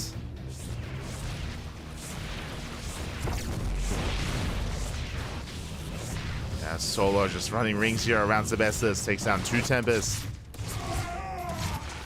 And he's going for the production. Sebestis, he can't counterattack. No, like this. He's being torn apart here. He wants to go for like a pseudo base trade, but he has no detection. Nice storm with the Lurkers, but it may not matter. There we go. Observer comes in, but he's deep on creep. He gets surrounded. He should not be here. Massive surround. Sebestis, he plummets in supply. So does Solar, but Solar can remax. Solar can still rebuild. Sebestis, he lost the 5th. And he's not going to get it. Yeah, the 5th base is under fire. Nice storm. Spylarlings. No, they collapse over the High Templar. They bring 4 of them down. Go for the Archon. Pulling as well. And Sebestis, he just cannot expand. It was a good effort though. He was able to hold his own for most of this game. But alas, he was just torn apart by the Corruptors, by the Lurkers as well, catching out more High Templar. Massive pickups. Forcing the Archons, and here comes Solar. He's snubbling out control, getting to the 3rd. And GG gets called. Solar, he will take down Sebestis 1-0. Whew, getting another win on the board. GG. GG, well played. Sebestis, he played well though. Sebestis, he played very well here. There were some very strong moments for our Czechian Protoss player, but alas, he was torn apart. Again, it was the Corruptors that were able to reset the Tempest count and then head towards the bases to try to camp the production. And as they were doing so, they did tear apart Sebestis' attention. He had to pull back home. At the same time, Lurkers, they hit the 5th base, and Sebestis, who was just kind of torn between 2 bases, 2 positions, defending against the Corruptors and defending against the Lurkers as well. Was torn apart. GG. GG, well played.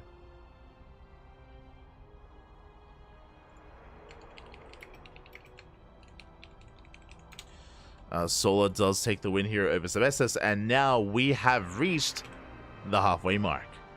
Let's go. We're getting into our 15th best of 1. We're halfway through.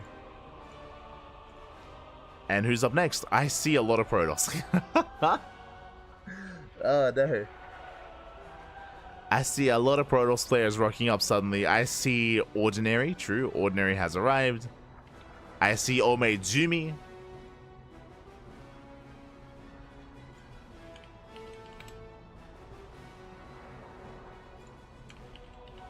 I see Ome Jumi in the chat. And we have our game. We have our game. We have our setup here. Un momento. Un momento. Beautiful. As we are getting ready here for our 15th best of 1. Este Jimmy. Let's go. It's going to be on Romanticide.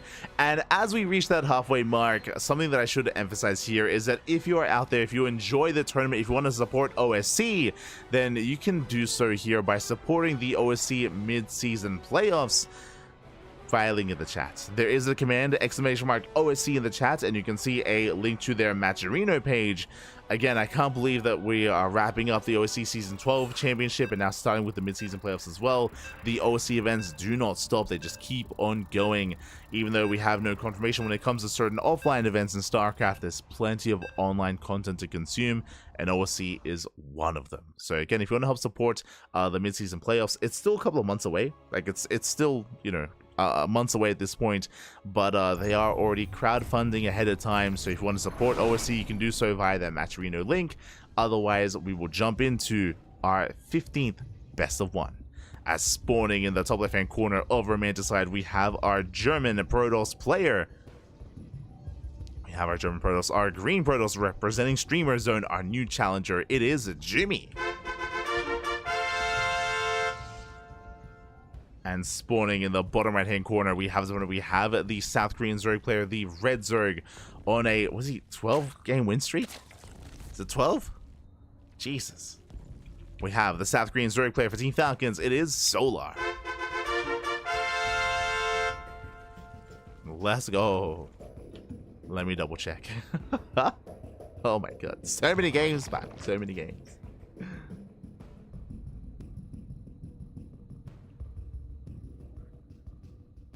Yeah, 12 game win streak. Crazy, crazy. And we'll see if he can keep this going. Again, Jimmy's going to be a strong contender here. Jimmy's been improving so much over the past couple of months. Shout out to Jimmy. Jimmy, I know that he has, of course, had some health complications as of late as well. Jimmy is like one of the, like, he's so unlucky. Like, este Jimmy, by the este Jimmy. What I'm referring to, for those that remember, Jimmy, in the lead up to Home Story Cup, I think it was Home Story Cup 24, maybe 23. Like, Jimmy, he was in an accident with his bike and he broke his arm. And he still played, by the way. He played with a cast, which is like crazy commitment. But it was in the lead up to Home Story Cup where that occurred. Likewise, recently you spoke about how like he was like attacked by like a feral cat or something, and so he had to like get some shots and he had to go to the hospital and you know, to make sure that like there's nothing serious or anything and yeah, it's just like take care, Pappy, take care. Jimmy. And hopefully he's okay. Despite all of that, has been improving so much here over the past couple of months. And I do want to believe he is one that can threaten Solar. 100%. 100%. Can threaten him. Our predictions are true. My apologies. So I was a little bit distracted. But get your gamble going. Predictions are open. Place your bets. Place your bets on who you think will take this. And do we finally get the downfall of Solar? Or does his reign continue? The reign of dominance. The reign of Zerg. The reign of Solar. Oh no. Can he be shut down? But now Stargate. Stargate open out of Jumi. Now, what I appreciate about Jumi here is that he does have a lot of unorthodox builds. We've seen a lot of all-ins out of him. We've seen a lot of unique play styles that we don't really see anywhere else. So I'm ready. I'm excited. Now, the map of choice being Romanticide tells us that most likely he wants to go for a more macro setup into the late game. Romanticide is one of the largest maps in the tournament map pool. Very large map. A lot of bases to be taken as well. Very defendable. So I would imagine he does want to max, but we'll see. Keep an eye on Jumi.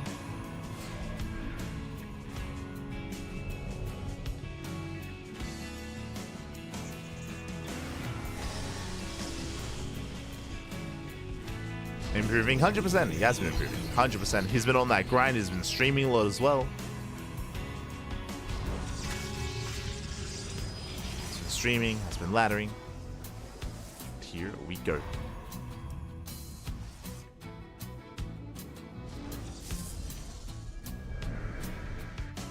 Yo, be careful if you're in the chat. You start calling players like Patch Toss or Patch Terran or something. Don't be a clown, Papi. Don't be a clown. Respect the players. As Jumi's moving out. Does move out towards that natural. He's got his double oracle.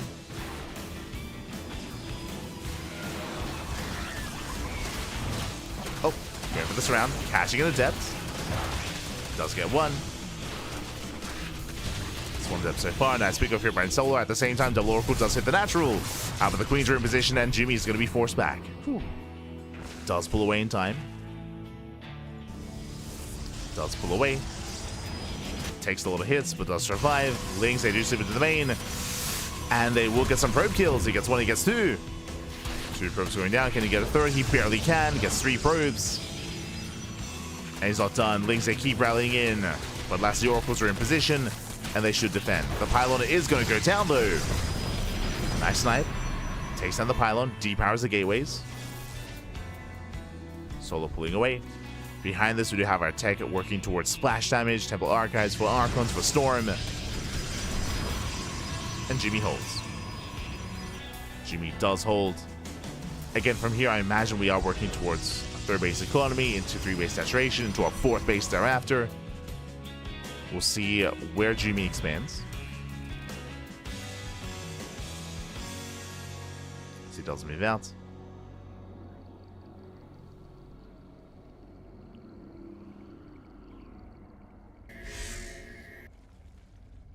Does move out. +1 air attack. Let's go. +1 air attack on the way. No shot. He's researching that just for the Overseer. I mean, there's no Fleet Beacon. There's no Fleet Beacon. There's no second star. I spoke too soon. There it is. Fleet Beacon gets thrown down. Okay, we are committing. And I believe Sola did see the researching Twilight Council. Yeah, he saw. Did see it researching. He's aware. He knows the +1 air attack is on the way. He knows that Sky Toss is coming.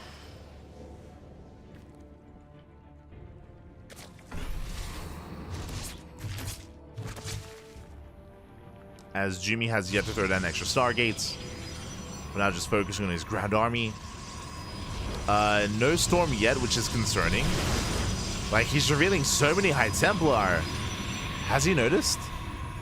Like, Pappy, we don't have Storm. There we go. Okay, we're good. A little bit concerned. Storm is on the way. We're going to have plenty of energy. Nice stasis. Stasis pops off. Solar. I mean, upon seeing that tech, he's going for the kill. What do we see here? 3 base all in. Solar, he does not saturate the 4th base. Only 2 drones, 68 workers, 3 base all in here from Solar. Mass Roach Hydra is pushing through. Links to reinforce.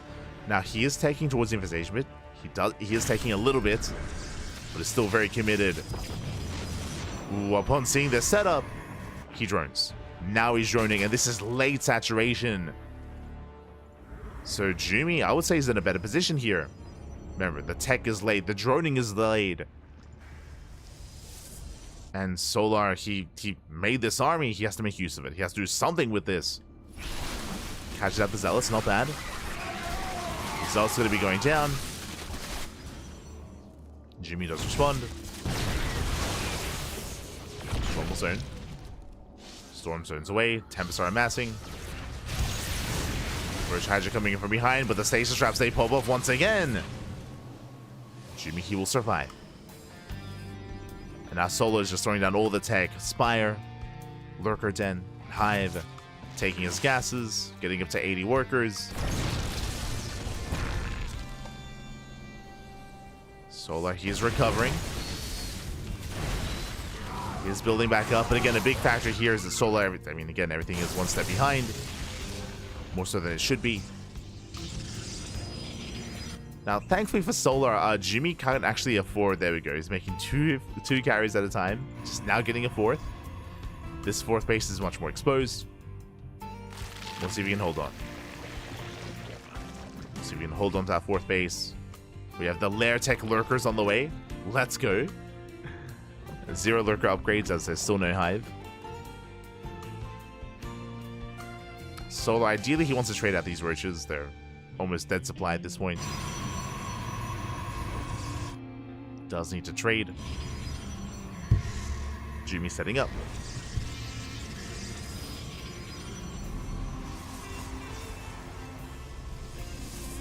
Setting up the 4th, slowly maxing out himself. While the ship is on the way.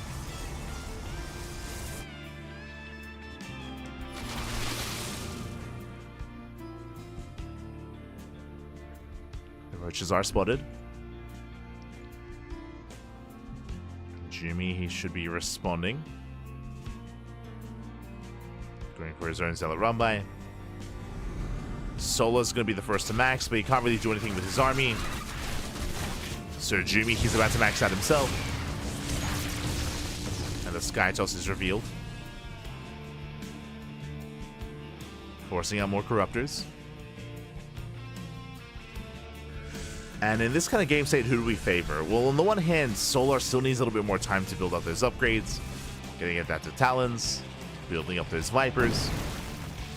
But he's getting there. Both armies will max. And it comes down to the engage.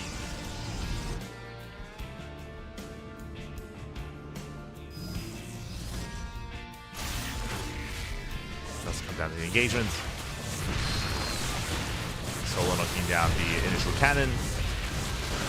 And again, Solo, he wants to get rid of this army. He wants to get rid of it. Cell Sage busts into the mineral line. Oh. They take down one of the spine crawlers. They take down the second spine as well. Unfortunately, no hold position micro here from these zealots. Instead, just a counter hold position micro. We'd love to see it. Solo defends. He defends. Prism goes down. Zealots are all cleaned up. Jimmy moves out. Zealots look to move out.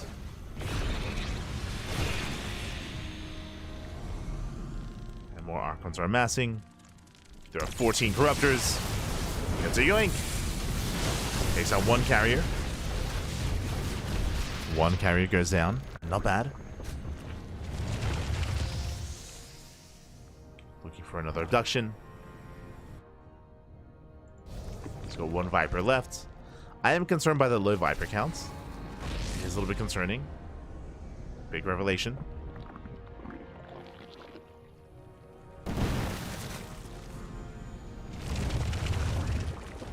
Solo does reposition. Jimmy, oh god, god. I cannot push into this. Not head on.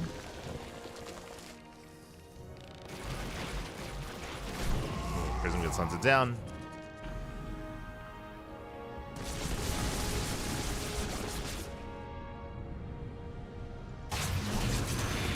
Oh. Forcing a recoil here from these Archons.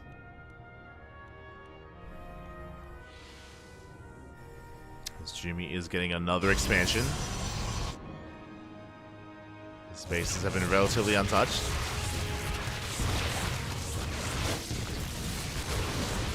Pops up. Jimmy moving in.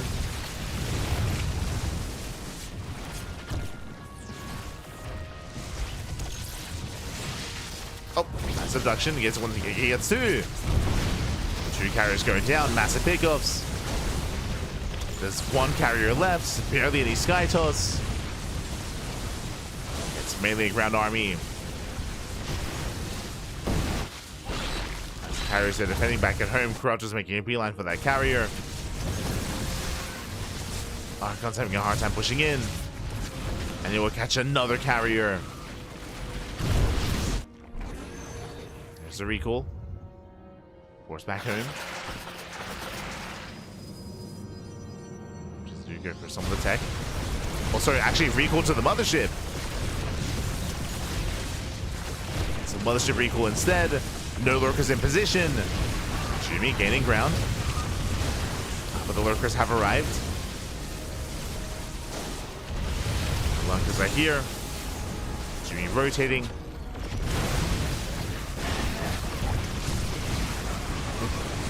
The mothership is going to be sniped. Once again, lurkers just having a hard time keeping up.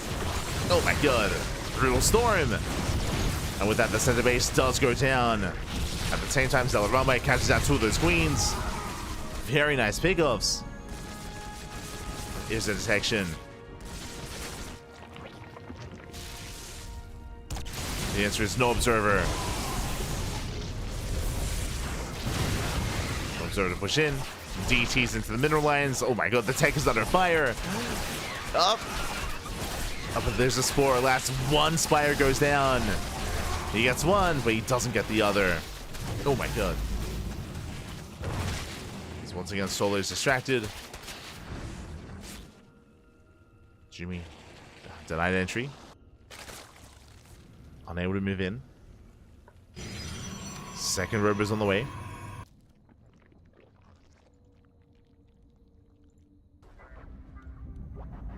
Jimmy, he's had some good moments here. Catching more lings.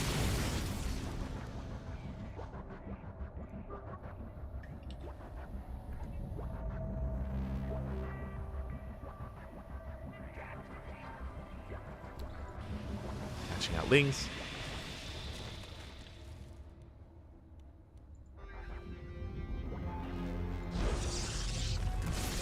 Jimmy moving in. Not quite breaking through. Not yet. And again, this can still go either way. So he's getting ready for, again, a bigger commitment here to Skyzerg. To Brood Lords, into Infestors.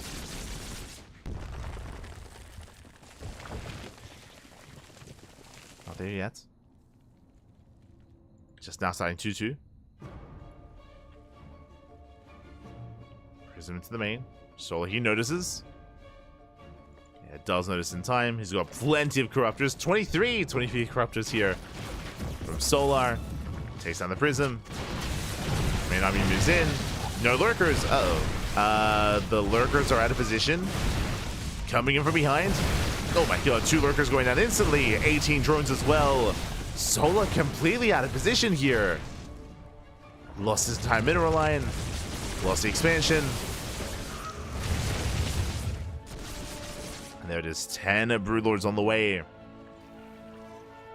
If it was just ground Zerg, then Sola would be in trouble here. The Broodlords are coming, and that's what we need. Tempest. And how many Tempests do we have? 0. 0 Tempest. 3 carriers here for Jimmy. He's not ready for Broodlords. Not at all.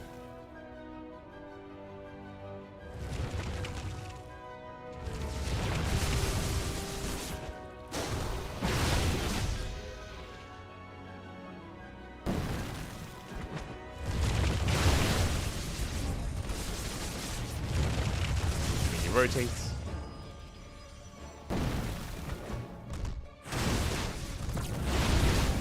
Oh. Alright, where's nice feedbacks? From the main army, the High Templar. No, the High Templar! Massive pickups. High Templar going down. That's what, 2, 3, 4 High Templar. Ay, ay, ay. Yeah, one fungal, all it takes. And Jimmy's getting torn apart here.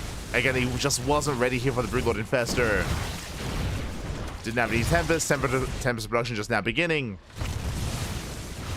And the Ground Army just cannot touch this. As Broodlords, they start to step forward. We have a couple of carriers coming in.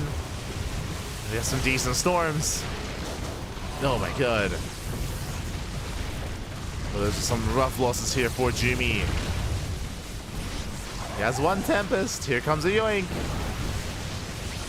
And Soleil is coming in for the kill. Oh my god, the storms are still brutal though. He stands in the storms. He likes it. He likes the storms, Pappy. At the same time, Massive Zealot counterattack, 12 drone kills. Solo though, he has a bank. He has a massive bank. Breaks through the forward expansion. Again, there's still barely a Skytoss army.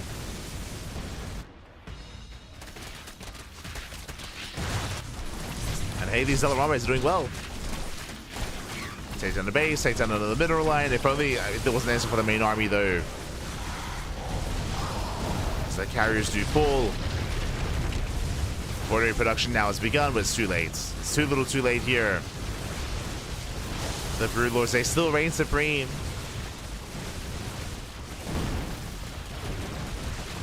Jimmy making 3 voids at a time. He's getting there. Meanwhile, Zealots are cleaned up by reinforcements. And again, Soleil is down to 35 workers, but he doesn't need them. It's fine. He has a 1k, 4k bank. He can't afford to lose workers. And Jimmy cannot. Jimmy cannot. Stargazing get depowered. Another Void Array goes down. And at this point, Solar is getting into the production. And there's just nothing left. There's nothing here. Wait, having a bit of copium. I mean, again, the run-bys were impressive and damage was being done. Don't get me wrong. Jimmy. He's praying for these Archons. Let's go. 5 Archons. And 1 Storm. 1 High Templar. And a dream.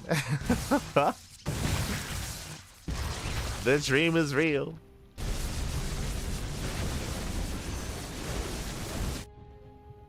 Does Rico to save some of his units. So recall. Oh no! High Templar gets surrounded.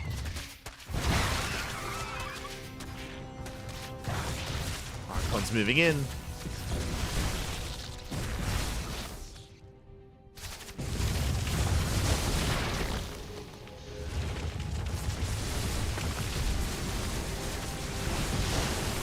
As again, the Lurkers, they do hold the line, they force back the army once again. And here come the Broods. The Broods, they're coming back home. They're coming back. And we're setting up for a surround. And again, Jimmy played very well here against Solar. It was just up until the Broodlords though. That's when everything went south real quick. Real fast, real quick here for Jimmy.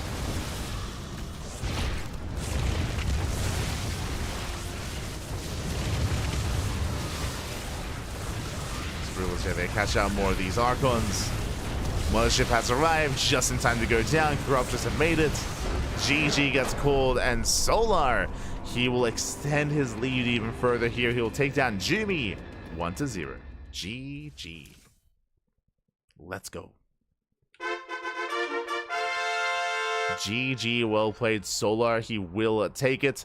I want to say that Jimmy came the closest to bringing Solar down. Again, Jimmy, he was definitely out trading him. He was able to build up his own maxed out home position as well. He was trading well, getting into mineral lines, killing workers, getting into lurkers as well. But he just was not ready for that corrupted Broodlord transition. He did not scout the tech, or actually, I should say he did. He saw the Greater Spire, if you remember, with that DT counterattack. But alas, he wasn't able to get ready in time for it. GG. GG, well played. He was caught with his pants down. And with that, Solar, he takes another win. Oh boy. And who's up next?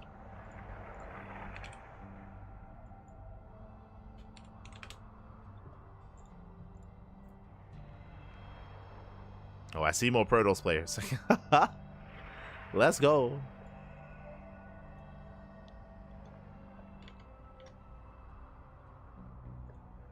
The ZVPs, they continue. And we have someone who has been on fire as of late. Someone who I was afraid was going to retire. Who was very inactive for a long time. And recently came back and recently joined a new team. And has been looking very impressive. Of course, I'm talking about the French Protoss player. The French Protoss. It is going to be Fire. Let's go. Hold on, just setting up.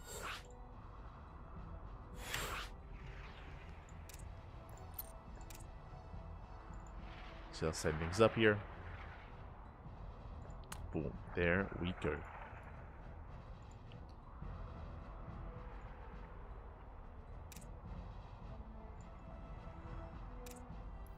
But again, Fire, he joined Match Arena Esports at the start of 2024, and outside of that, he played a little bit in WTL for Match Arena as well, but then he did kind of stop competing. He did take a step back from the game, was less active, and I was afraid he was going to silently retire coming in towards the end of the year, but no. Instead, coming into December, he started playing again. He started competing again for the first time in a very long time. It was great to see the return of Fire. He very quickly rose through the ranks. Most recently, of course, he actually defeated Classic in a PvP. Some big wins against Protoss players here for Fire. And of course, he joined Elite Esports a couple of weeks ago. Did join a new team. And here we go. We'll see how he compares, though, to one of the best Zerg players in South Korea, in the world even. As spawning in the top right-hand corner of Ultra Love, we have our South Korean Zerg player, the Blue Zerg, representing Team Falcons. It is Solar. And spawning in the bottom left-hand corner, we have his opponent. We have the French Protoss player, the French Protoss, representing his new team, Alien Esports. It is Fire. We go.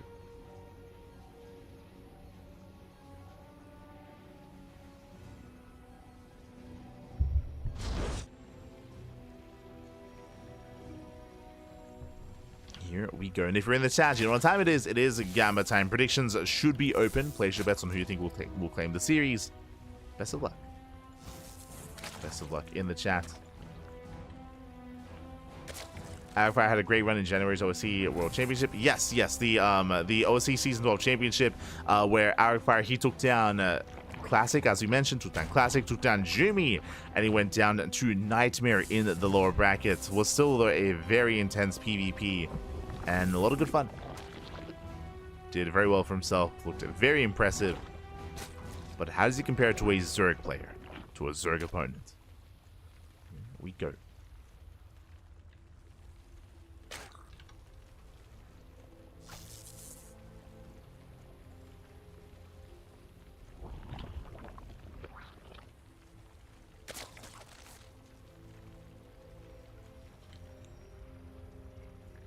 We go. So we have our hatch gas pool.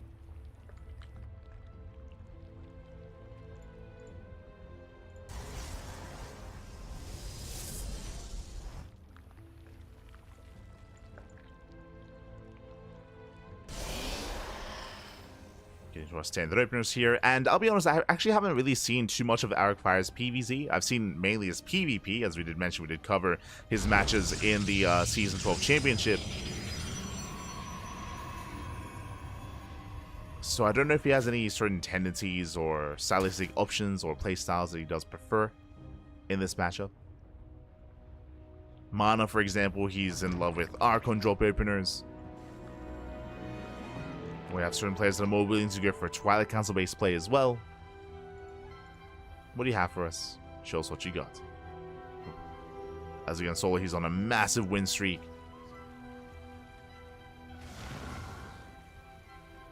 So now Stargate. Stargate play out of Arcfire.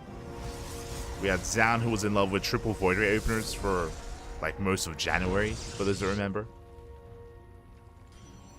He's very fond of it. Last step, take Thread in the Shade. Shaving off some Lings. Pulling out. And it's going to be an Oracle, not Void Ray. Oracle opener from Arcfire. Settling in.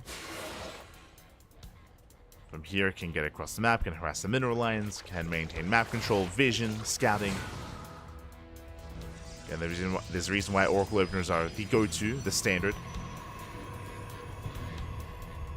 As Arcfire is taking his third. And also, before I get ahead of myself, welcome one and all to Ultra Love for the first time here this tournament. We have not seen Ultra Love at all yet until now. Ultra Love is one of the smaller maps in the map. Ooh, that is an earlier Twilight Council. You have my attention. What do you have for us? What do you got? Now, with an early Twilight Council like this, as the third base is still building up, this can be either early Glaives, this could be early Glaive Adepts here out of Arcfire, or this could be early Blink. Here, one or the other. Both are viable in their own way.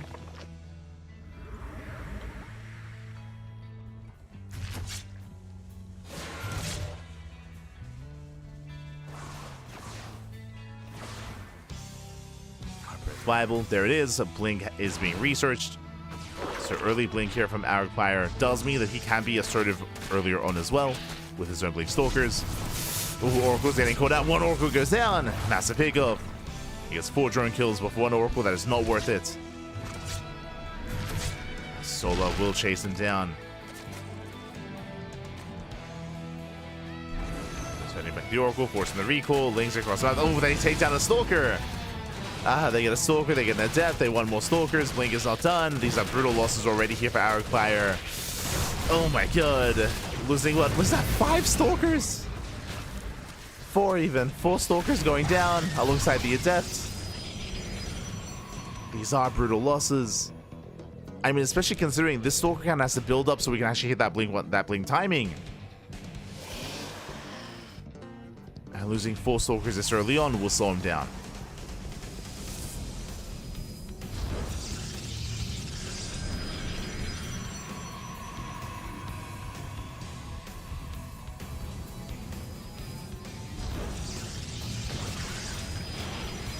This will slow Arcfire down.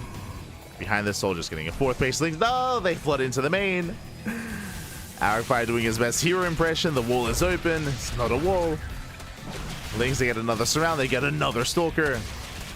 3 probe kills and another Stalker. They also get a full scout. They confirm the lack of Forge, the early Blink. Stalkers are moving out. And Solar, he has plenty of Lings. Plus Transfuse. Saves the Queen.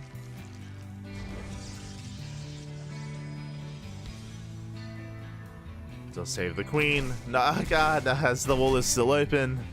Ah, no. The wall is still not a wall. Lings, they get into the main base, they get into natural wall. Probe's going to be going down. This is just brutal damage. And Arcfire, he's all in. At this point, he's becoming more and more all in at this point. Throwing down the proxy to reinforce faster across the map. That's all or nothing for Arcfire. Blink is done. Can try to blink away. Still bleeding out some Stalkers though.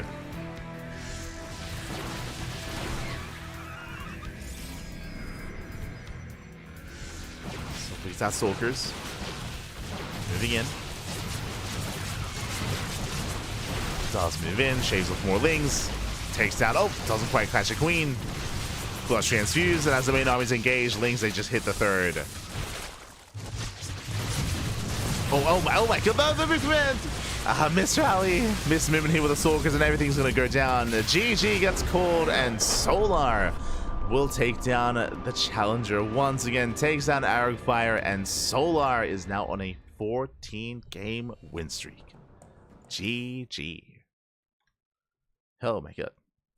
GG, well played. He will take the win here. Again, just a really rough setup there from Arcfire. The opener was fine, but I mean, did lose his Oracle early on. That led into the early blink timing, but the Link Floods were brutal time and time again. We saw Stalkers getting caught out. We saw the Mineral Lines getting caught out, and Lings were just in every base all at once there. Arcfire, he just had a hard time keeping up. This did slow down his own aggression, his own push. He was forced into an all-in towards the end, but Solar, he was far enough ahead where he could afford to just send his Lings across the map. He did not need his Lings to defend. He could just counterattack, defend with the Roaches. GG. GG, well played. It was just all over Arcfire. And with that, Solar takes the win. Does take the win. Oh, and do we have our next opponent here? It might be time. Oh, there we go. Ah.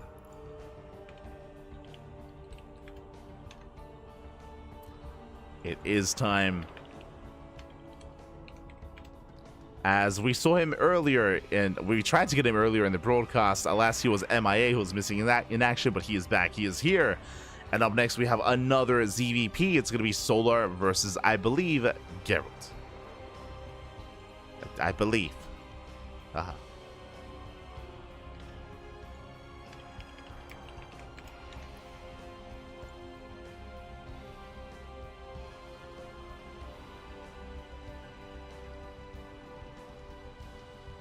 Matchups continue.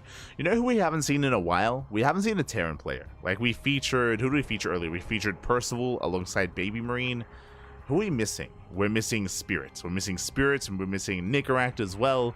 Battle B isn't really active at the moment. Neither is Battle B isn't really active. Neither is Akedon. What I meant to say.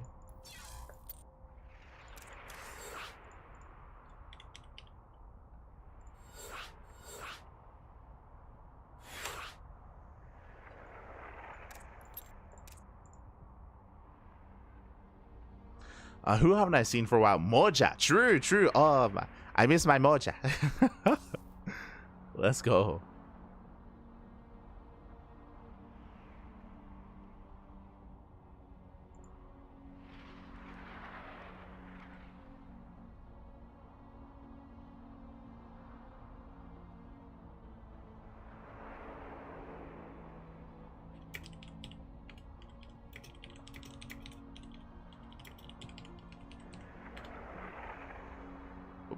As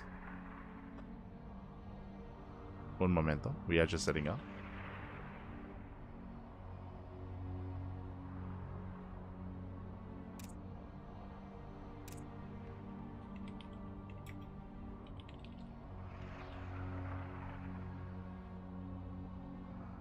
Okay, we're good. Alright, good to go.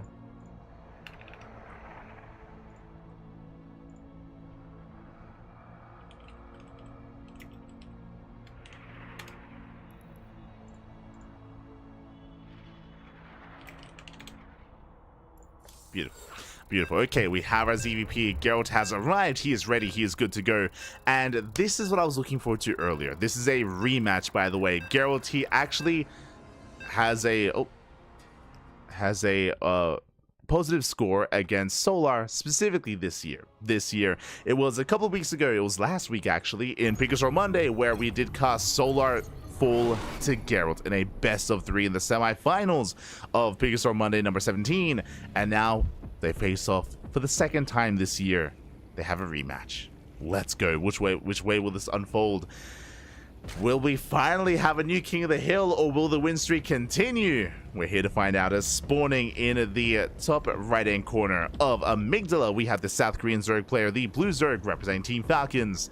With 14 wins under his belt, it is Solar. 14. And spawning in the bottom left-hand corner, we have the Challenger. We have the would-be Usurper. We have the Polish Protoss player from the land, or the Red Protoss, representing Streamer Zone. It is Geralt. Let's go. Let us go. And if you're in the chat, you know what time it is. It is Gamba time. Predictions are open. Place your bets on who you think will claim the series.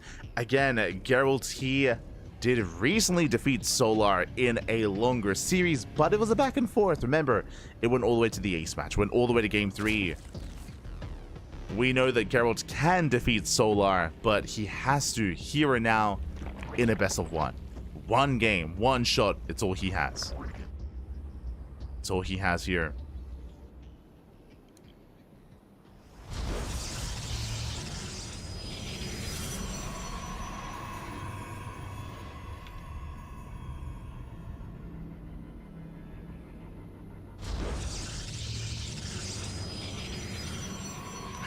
I see the we should send 2 Protosses at once. True, true. Send all the Protosses. But what was it? What was I getting? Oh yeah, Moja. We haven't seen Moja yet tonight. Haven't seen our Moja. I'm hoping we will. Ooh, meanwhile, Solo just going for Hatch Gas pull into a very fast third. Solo going to be cutting corners. Basically, Solo, he can afford this third base by delaying his second queen. So his second queen is going to be heavily delayed here in favor of the hatchery. Very greedy build out of Solar, but you can get away with this greed on a larger map. Welcome one and all to Amygdala. I'm sure this is one of the reasons why Geralt did pick this map, is because of how large it is, because of how long the rush distance is by ground. Now, something that I should emphasize that we've seen a lot of from Solar is all-ins. We have seen a lot of specifically German taxis. I know, he's from South Korea, true, but we have seen a lot of German taxis on Amygdala. A way to bypass how long the rush distance is just go straight down the middle. Go straight down the middle with drop lords instead. The rocks do complicate things, but drop lords, they don't care about your rocks, they don't care about your disrupted terrain. And we have seen Solar embrace that quite a lot, specifically on this map. Am I saying that am I saying we're gonna see that again? Not necessarily, but it's gonna be in the back of my mind. It'll be in the back of my mind here getting into this game. So we'll keep an eye on saturation, we'll keep an eye on a Solar setup. So far I did go for a greedy opener, but we'll see if that continues. We'll see if the greed continues or if he does decide to be more aggressive. Double death has arrived.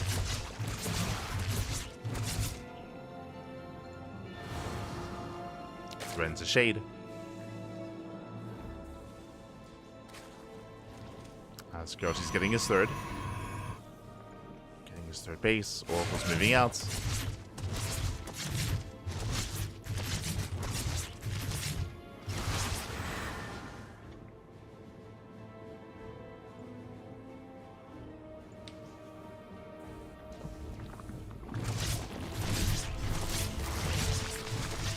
I'm surprised Solo hasn't asked for a break yet. True.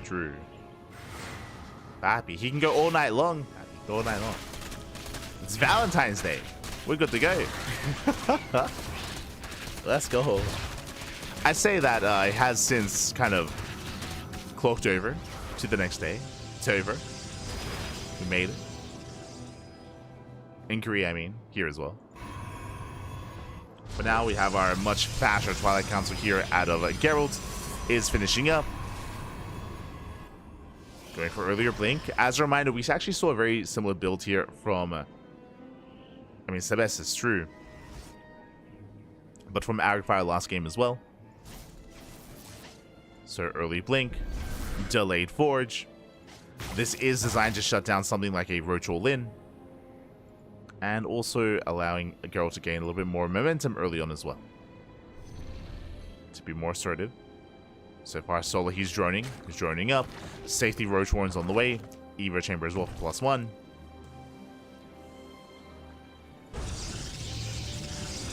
And we'll see if Solar does open up +1 range alongside Roaches. If we see range on the way and Roach-based play early on, then something like a Spire is going to be viable here for Solar. To go Roach into Muta. Or we could see just a standard Roach into Hydra setup instead, as we are waiting for that lair.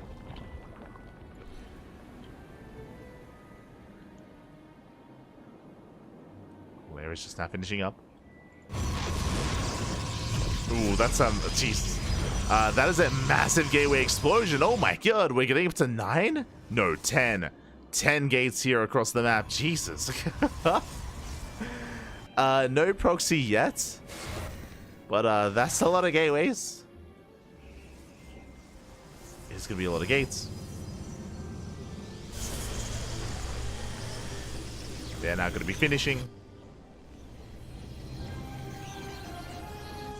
And yeah, here comes the proxy. 3 base all in.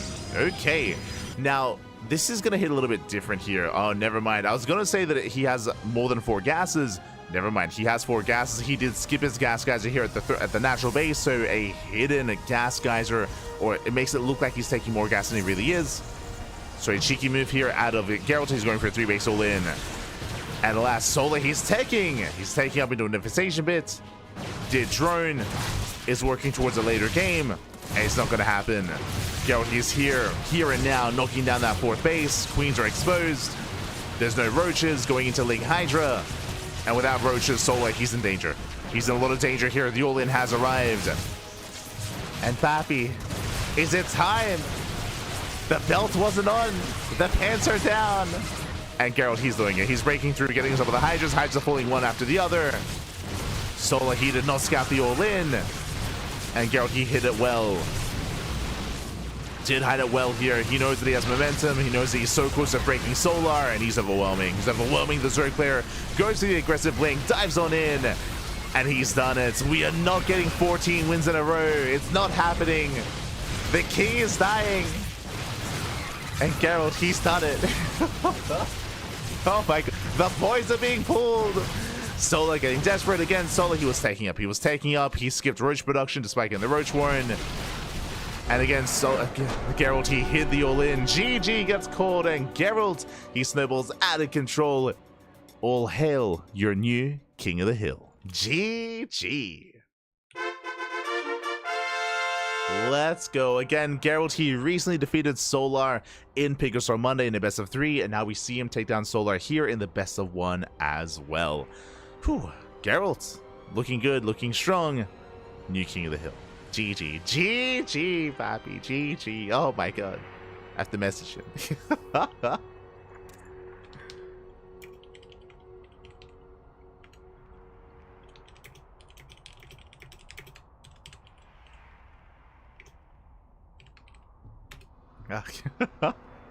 GG, well played. Congratulations here, Geralt. He will win it. He will claim it.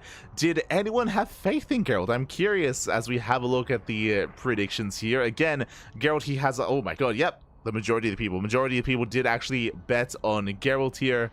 Let's go. Did take down Solar once again. GG. GG. GG, well played.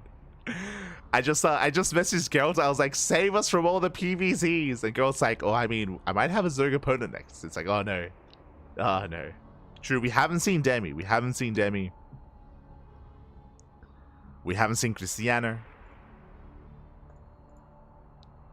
Oh my god. But that was despite that though, crazy win streak. Crazy win streak here for Solar. Very well done. His reign of terror has ended, but what a reign though. Like what a what a reign from Solar. 14 games in a row. Crazy. Can we beat that? Can we do it again? It's one of those things where in OSC King of the Hill, sometimes we have these big win streaks, and sometimes we just trade back and forth, and we rarely get more than like 1 or I should say 2 wins in a row. We'll see if we've entered that era, or if now we have an era of prosperity for Protoss with Geralt. All is right in the world. He's defeated the Zerg. We'll see. Who's up next? Oh god. Oh no. God. Eddie, mate, give Geralt a break, Bobby. He just took down Solar. Eddie. Oh my god. He has no chill, Bobby. He has no chill. We have our next opponent. Based on my reaction, you can guess as to who is going to show up. We have a heavy hitter.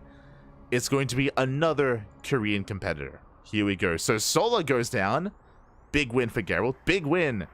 Can he do it again? Because up next we have another South Korean player here from South Korean player.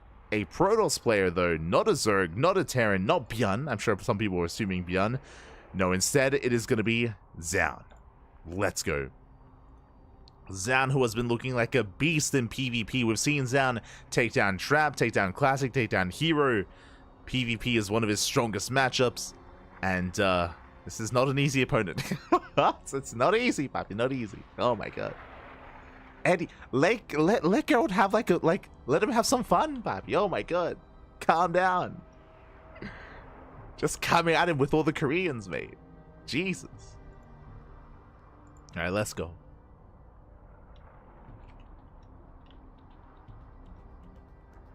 Let us go.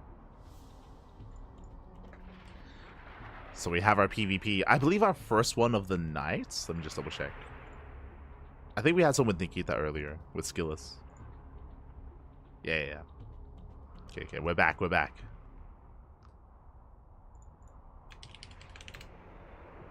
to our mirror matchups.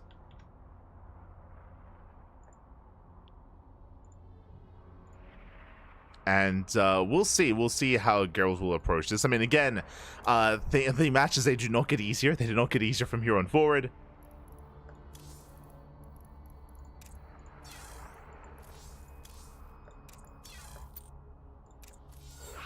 And it looks like we have our veto. El Dorado is vetoed. And Amygdala is coming up next.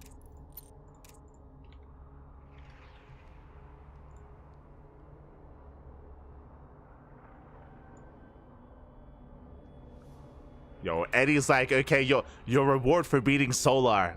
You did so well. Now you're up against ByuN. It's like, it's like, Eddie, calm down. He has no chill. No chill. Who's next? ByuN? MaxPax? No.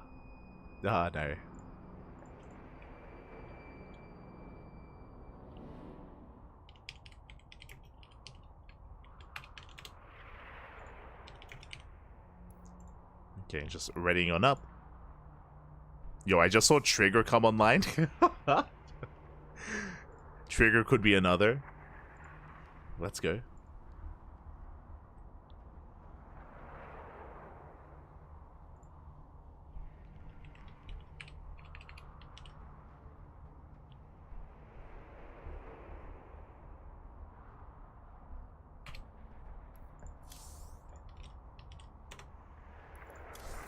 Here we go. We're jumping in. Alright, jumping in to Amygdala. Whew. And now the scores have been reset. For the most part, we've reset the scores. No crazy win streak yet. Not this time. You have to start from scratch. Let's go.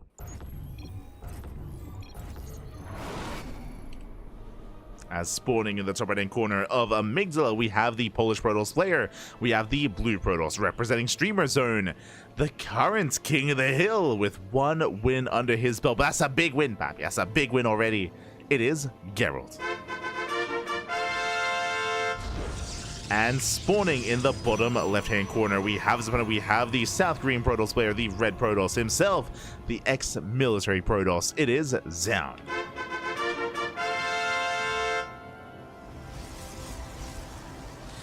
See in the chat that Geralt and Geralt are the same person. Yes, they are. Basically, on the European server, Geralt, his ID is with a T.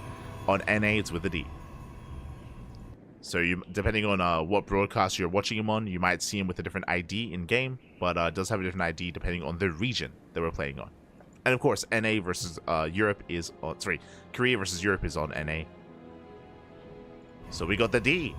We got the D. Next time we'll get the T. For now, though, 2-gate opener out of Geralt, likewise 2-gate opener out of ByuN. And before I get ahead of myself, you know what time it is. It is Gamba time. Predictions are open. Place your bets on who you think will claim this best of one.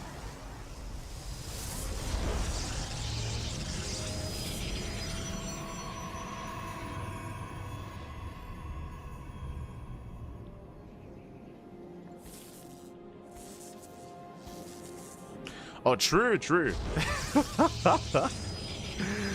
For those that are curious, Eddie, he's letting us know, and something, and I do have to reiterate that as well, is that because Solar was on a win streak, and such a win streak, it means also that whoever was the one to bring him down gets a bonus. So a bonus was provided here to Geralt. Basically, a bounty was placed on Solar. So Geralt, he at least did win extra here for defeating Solar, more so than a standard or typical win. True. Otherwise, we have our initial units of choice. Going to be Stalker Sentry versus Stalker Sentry. Mirrored builds.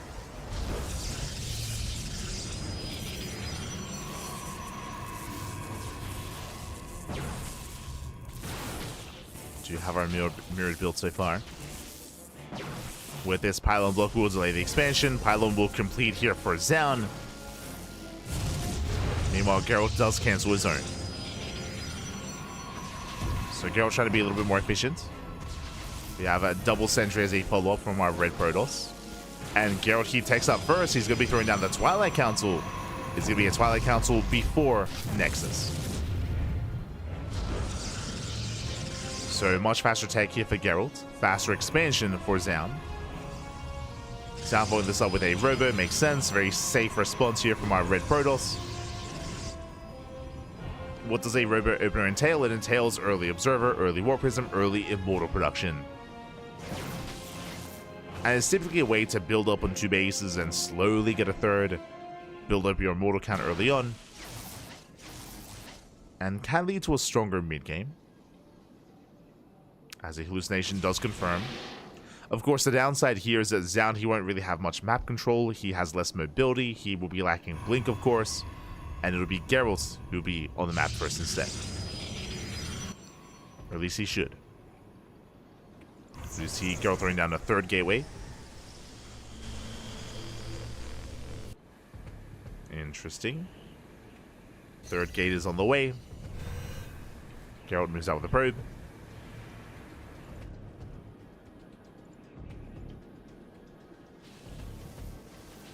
No proxy. Oh, I spoke too soon. Here we go. Proxy pylons being set up, which means Geralt, he can reinforce across the map, and he will have the higher gateway count as well.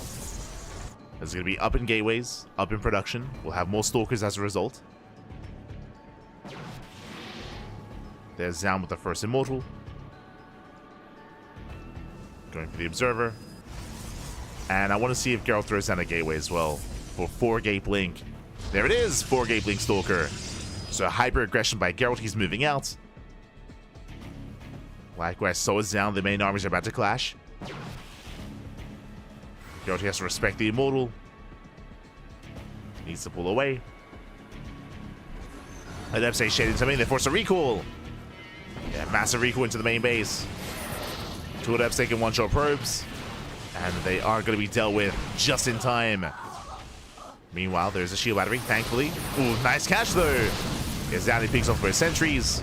Massive pickup. Sentries do fall. And Zaun, he shouldn't commit. He shouldn't try to break the natural. Behind this, he's expanding. Started +1, getting to his own Twilight Council as well. And Zaun, he pulls away. So did a really good job here. Was able to force a recall, caught 2 sentries, and backs off.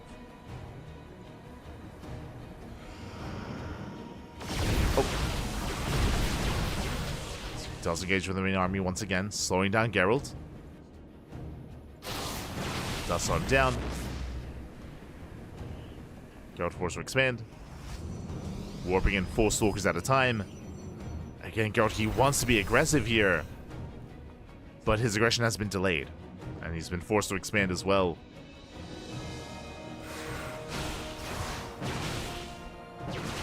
Oh.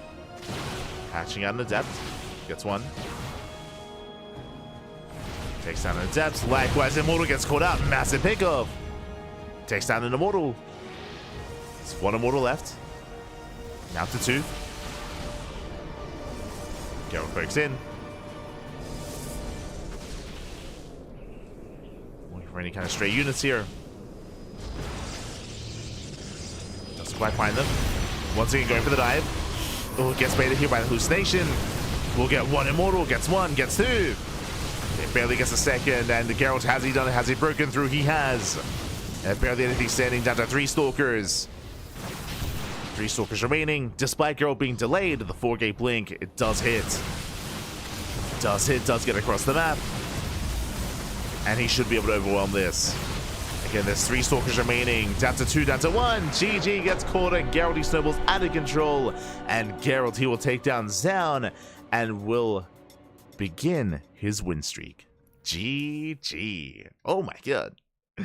GG, well played. Big win here for Geralt. Again, it was a rough start initially, going for 4-gate blink, but being heavily delayed. He was disrupted, he was forced back home, forced to recall, forced to expand as well, so it was a delayed 4-gate there from Geralt, but he got across the map nonetheless. He got across the map, he was able to snipe those immortals time and time again. Despite there being a shield battery at the third base, it was not enough to really maintain, and GG. Zaun, he gets caught off guard. Did poke the bear a little bit too much there. Did skip warp-ins, bear that in mind. He was stuck on a lower gateway count, and with that, Geralt takes the win. Does take the win. And who's up next? Go. Who is up next? As I did notice a couple of other big names rocking up earlier. I did mention Trigger. Who else do we have? Oh, there he is. Hi.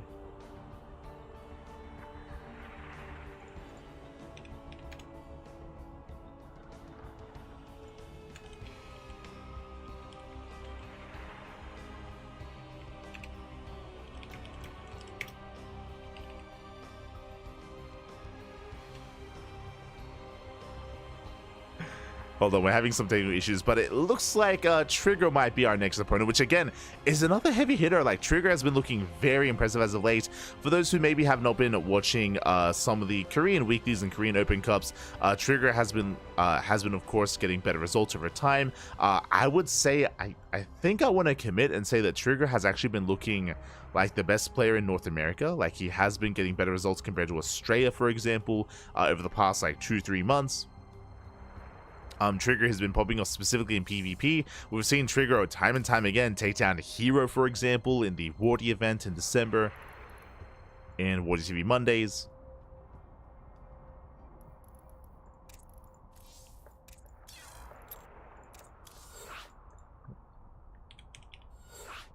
Here we go. Speaking of PvP, I mean, we have it.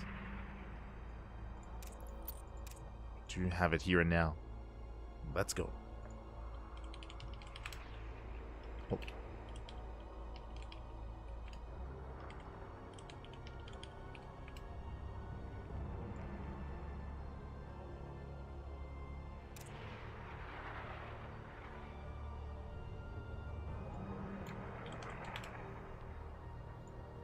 We go. So just setting up all the players.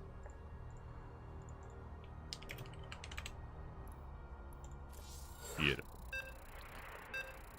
Setting up all the players, setting up all the names, and we are jumping into our 19th best of 1 of the night.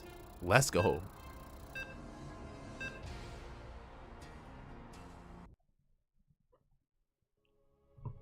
Would it be Geralt on the Asia server? Oh no. Geralt DT. Ah no. But here we go. Spawning in the top right hand corner of Ultra Love, we have the pink Protoss player from land of Canada, representing Basilisk. He is our new challenger. He's our would-be usurper. He is a Trigger. And spawning in the bottom left-hand corner, we have the Polish Protoss player, the red Protoss, representing Streamer Zone, the current king of the hill, with 2 big wins under his belt. It is Geralt. Let's go.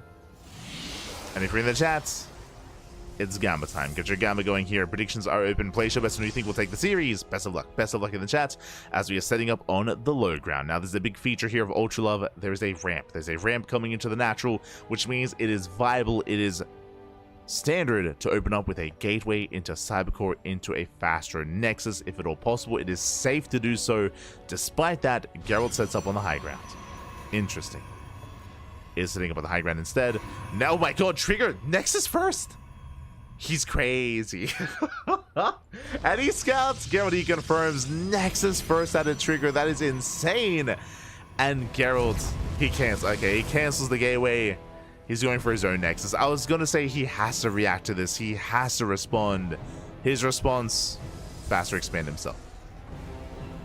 Cancels the gateway. So it's going to be gateway into Cybercore, into Nexus.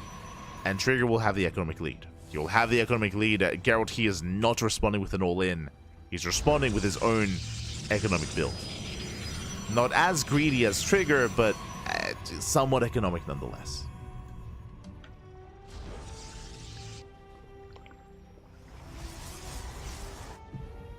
Let's go.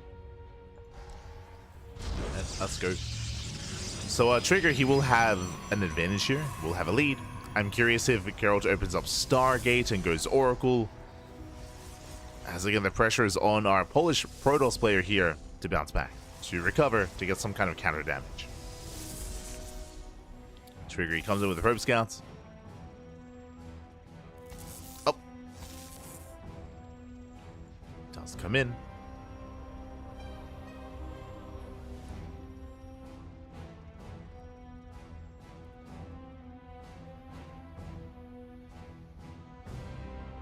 Does come in. Yep, there it is, Stargate. So Stargate opener makes a lot of sense here for Geralt. He knows that he is behind. He knows that he's going to be delayed when it comes to... I mean, look at this. We already have 7 probes at the natural.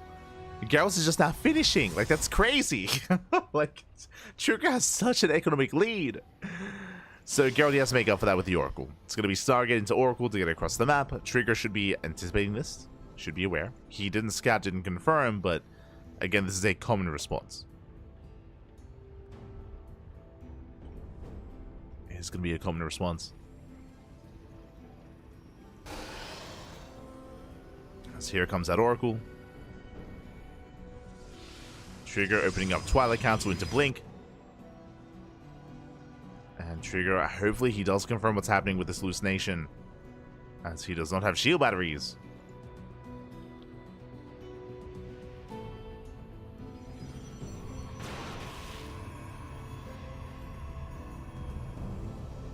Checks natural, checks the main.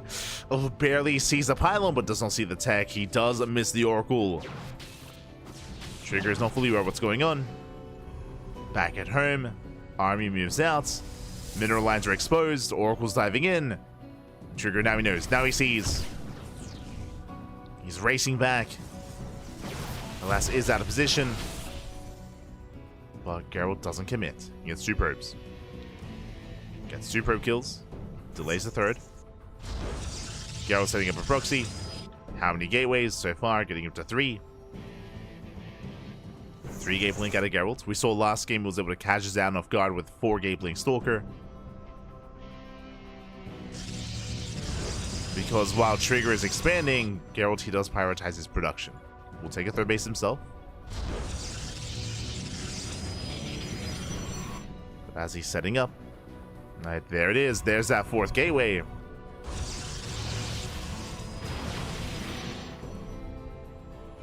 So it is going to be 4 gate blink out of Geralt.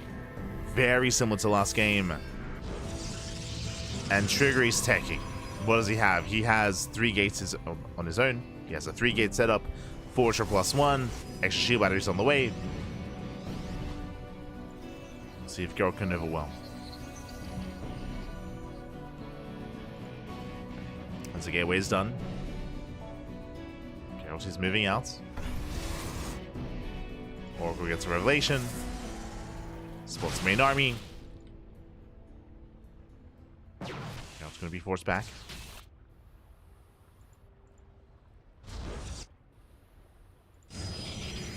Waiting for reinforcements. Ooh, as Geralt is going to get a supply block, just waiting for the Nexus. Trigger, he does have the higher Stalker count. Yeah, Geralt, he has to race back home. Does turn back around. Oh, getting caught out instead. Trigger, he gets 1, he gets a Stalker. And so far, he's out trading Geralt. Getting another Stalker as well. Yeah, brutal pickups. 7 probe kills. First do go down. And Trigger, he still maintains the greater economy. Trigger, he shouldn't break through this, but he's trading well. You see the trades. Trigger, he kills three stalkers and 7 probes.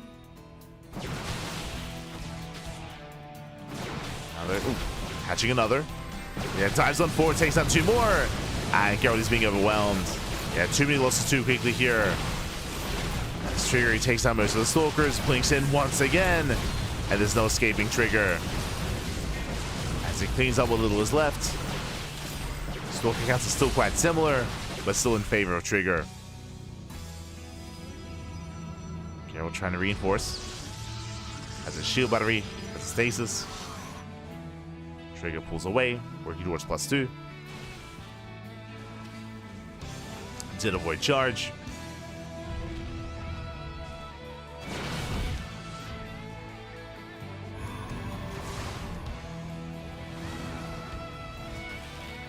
Set up safe thread in the shade. Trigger pulling back. Does pull back around. Maintains the high ground. Shuts down the stalkers.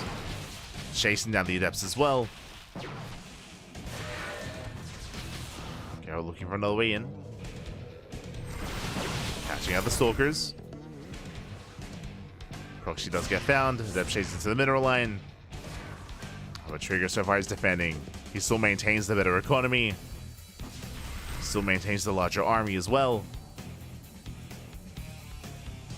And Geralt has to do something drastic here. Now, there are a couple of options. When you're behind in PvP, you can go for Mass Blink Stalker aggression, like we're seeing here, to try to catch his opponent off guard and catch him out of position. Likewise, we could see a Dark Shrine. We could see a rush into Disruptors. There are ways to recover, but unfortunately, Trigger is just not giving Geralt any time. He's not giving him time here. Trigger, he does hit the mineral line. Going for the third. Geralt tries to respond. There's still so many stalkers. Oh! Charge loss will complicate things. Forcing Trigger back. Punish the stalkers once again. +2 is now done. And Trigger with these other reinforcements, he should have enough here. He's got the Immortal in the back line as well. Dishing out so much damage.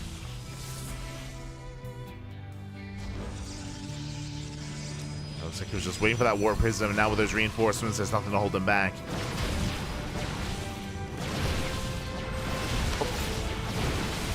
Force back. Immortal taking a lot of hits. More slow lots rocking up. Let's go the slow lots. Send it back. And so they're getting trapped behind the army. They're getting there eventually. Waddling in. Now that's Trigger just forcing his way into that natural. It's overwhelming. Takes down the stalkers. Breaking into the mineral line. And there isn't much left here for Geralt. Yo, he wants that Prism. He will get it. Prism goes down.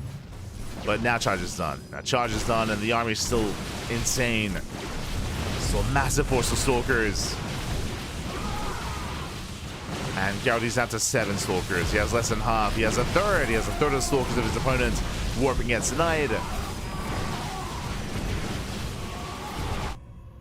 Trigger taking more bases, and yeah, GG gets called. There's just nothing left back at home, and Trigger, he will take the game, and we have a new King of the Hill. It was a shorter reign, but a very impressive reign nonetheless. Geralt has fallen, and Trigger, he does rise, and is our new King of the Hill. GG. GG, well played, Trigger. He will claim the win. He will claim that crown, and Trigger, he does begin his own win streak. GG, well played. But a shout out to Geralt, because again, Geralt, he only got 2 wins. I say only, still impressive considering the caliber of players he brought down. And there's no shame in going down to Trigger. Again, he took down Zaun, took down Solar, forced the Trigger. Very, very impressive, very difficult opponents were up ahead of Geralt here. And alas, does fall in the end. But did have a good run. And hey, Geralt, he can walk away from this tournament saying that he was the one that stopped Solar. True. True. He did do it. Did stop Solar. GG. GG, well played. Trigger, he will claim the series. And now we are 2/3 of the way through the broadcast. We have the 20th best of one getting ready for us here. I see Cristiano in the chat. We're still waiting for his appearance. Likewise, what else do we have? Oh god.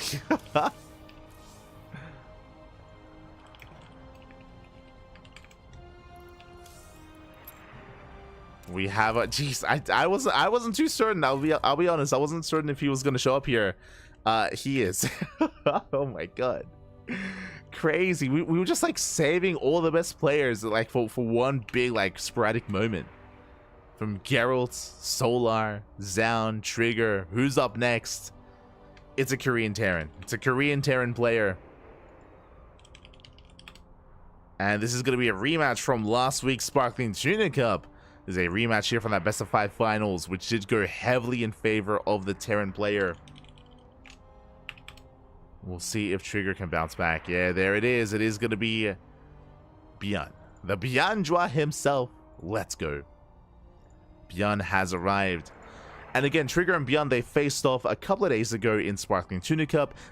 They did face off in a best of 5. ByuN did win the tournament in the end, did take down Trigger 3-0. What I will say, even though it was a 3-0 scoreline, is that the games were close. There were a lot of really close games between Trigger and ByuN. Specifically, I'm thinking of Whispers of Gold. Whispers of Gold was very, very close, and I definitely can see a world where Trigger should have or would have won that game. But alas, we'll see. We'll see if Trigger can get his revenge, or if ByuN will maintain that lead over Trigger. We'll see. We shall see.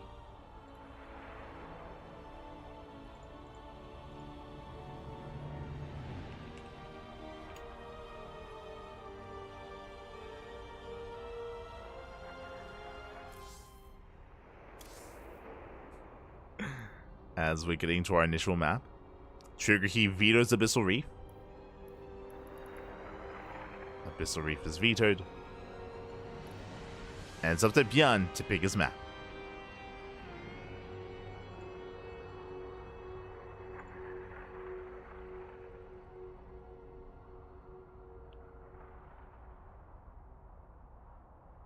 Here we go.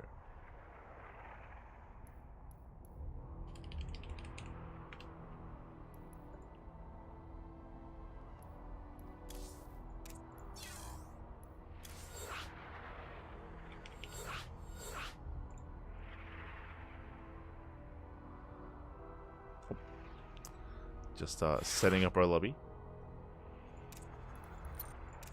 Beautiful, setting up a match. Looks like ByuN, his map of choice is going to be Whispers of Gold. Makes sense. Whispers of Gold, of course, being a very small map, very aggressive map as well.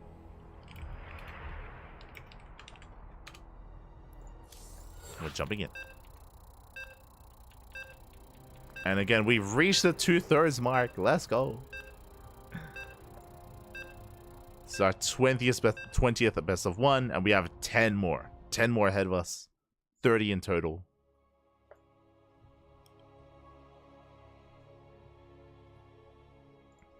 Let us go.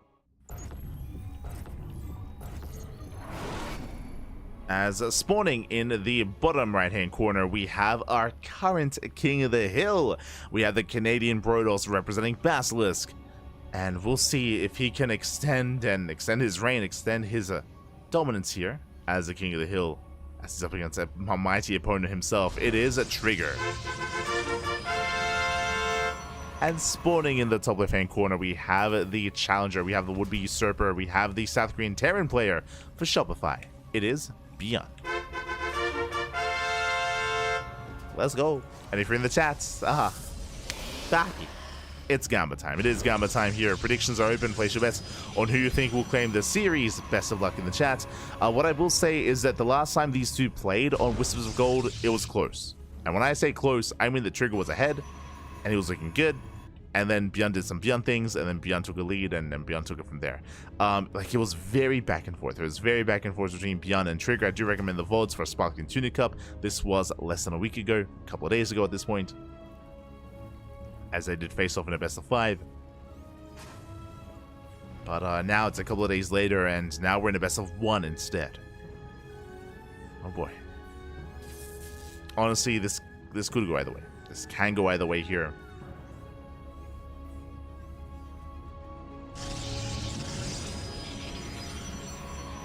Part of me wants to lean towards Trigger. The other part of me wants to lean towards ByuN. Yes. It's a hard call to make. Hard call. Meanwhile, single gas means economic opener. It's going to be a rank expand out of ByuN. CC is going to be on the high ground. So a bit of a safer setup here from ByuN. Making sure he doesn't get disrupted.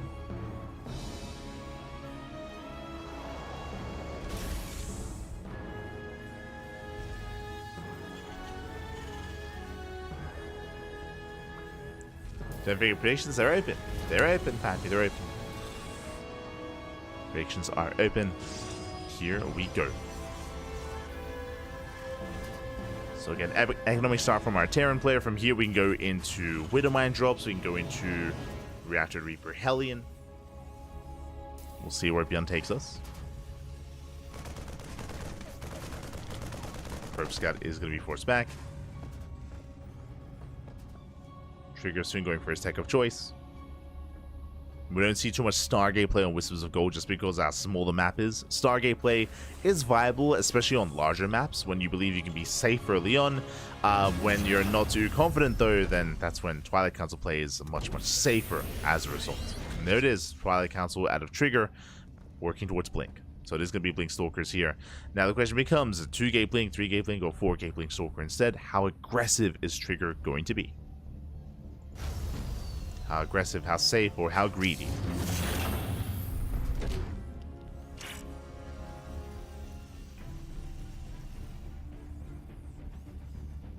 As we are still building up.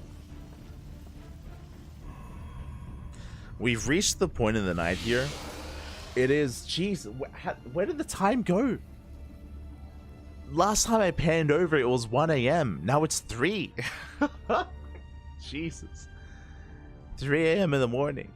I was gonna say that the problem here now is that I could go and make some coffee, but I think it's too late. I feel like if I had to drink some coffee, it should have been at the start of the broadcast, because we're kind of nearing the end. And if I drink now, then I won't be able to sleep in time for KSL. Like I think we just have to weather the storm, Pap. We just have to commit. Going caffeineless. Coffeeless one, even, if you will. Oh. Behind this, we do have our initial Widowmine drop. Widowmine drop has arrived. Will delay the expansion, is going to be zoned away from the natural. So far, Trigger, he keeps up. And Trigger, I believe he did open up 2-gate Blink. Yep, 2-gate Blink into a third economic build here by Trigger. Shuts down the Widowmine. And we'll set up to expand. So a nice economic start.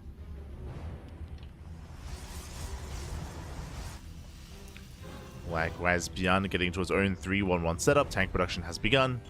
Nice Sim City. And we're building up towards the mid game. You think you're sleeping today? Mate. I mean, technically, so if God, it's one of those things where if I'm way too out of it and if I pass out, there is a chance. Oh, as the Widowmine drop comes in, we'll get into it later. Widowmine drop comes in, mine drop going up. Oh no! Oh my gosh!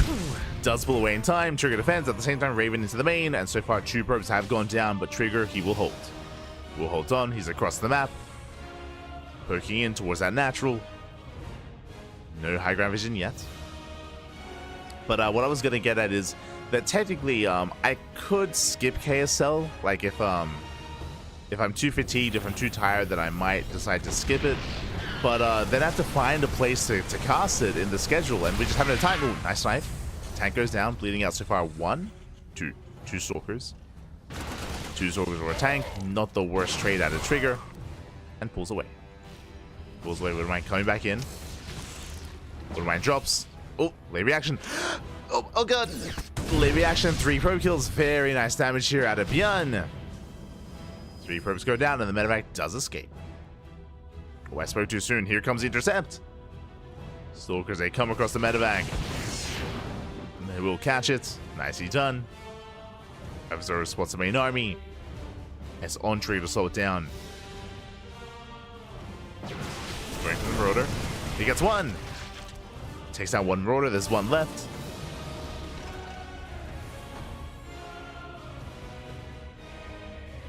Trigger, he pulls away. But the worst part about missing a cast is that then we have to replay casts later. And the problem is that right now our schedule is completely full. And I don't have room for replay casts. So like I have to cast it, otherwise I'm not going to be able to then. And I can't have that. I can't not cast a tournament. That'd be disgraceful. Then we wouldn't be the CranKy Ducklings. Aye. As ByuN is moving in. Double drop it to the main.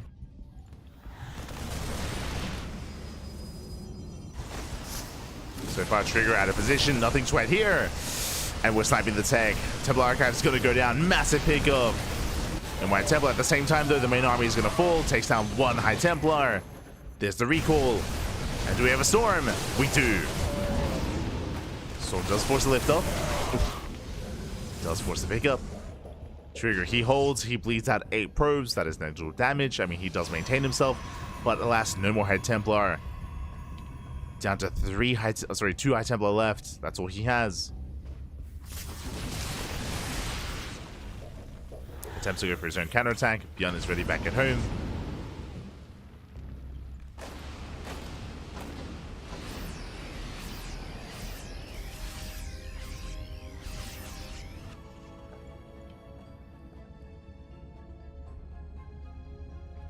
Trigger, he backs off. Just doesn't have enough to really keep pushing. Forced to retreat. ByuN is getting his own 3rd base up and running. Trigger is getting ready for his move out. Templar Archives is rebuilt. Back up and running. Oh, Jesus. Double Prism. Okay. Let's go. Double War Prism coming in. There is 1 High Templar.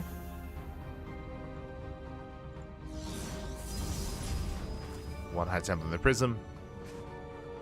Drop towards the natural.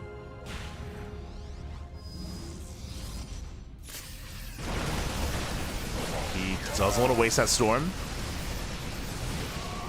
Baiting in the army. Yo, ByuN with the pre-split. Avoids any storms. Prism into the natural. Does get dropped off. SCV's going to be going down. ByuN is looking for the observer. Looking for the scouts. Prism, no! Prism gets left idle. It's going to fall.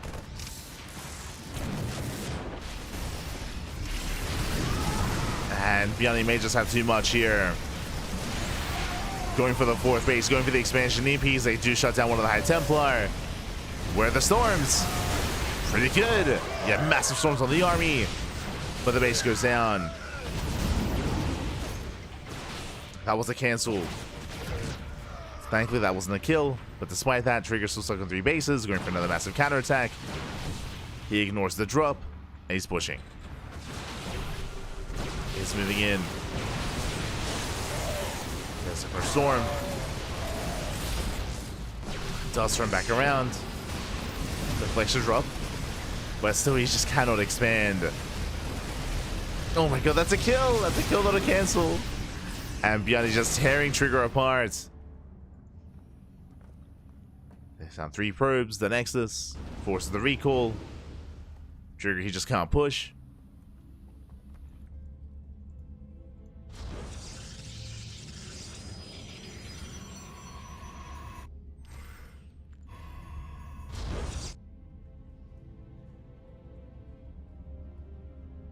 Cannot move out, or at least now he's trying to. No War Prism, no reinforcements. Without a War Prism, he's vulnerable to EMPs. Speaking of, going up. Ghost coming in. Nice initial storm. Oh, High Templar goes down to 3. Okay, to the left. EMP does graze the army. Does graze the High Templar. 4th base is denied. And Trigger he's becoming that much more all in. Once again, forced to recall back home.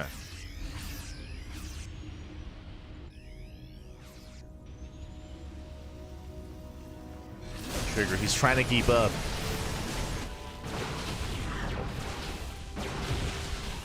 See, they deny the 4th. Not bad. They delay the 4th base. More storms holding up. ByuN gets a High Templar.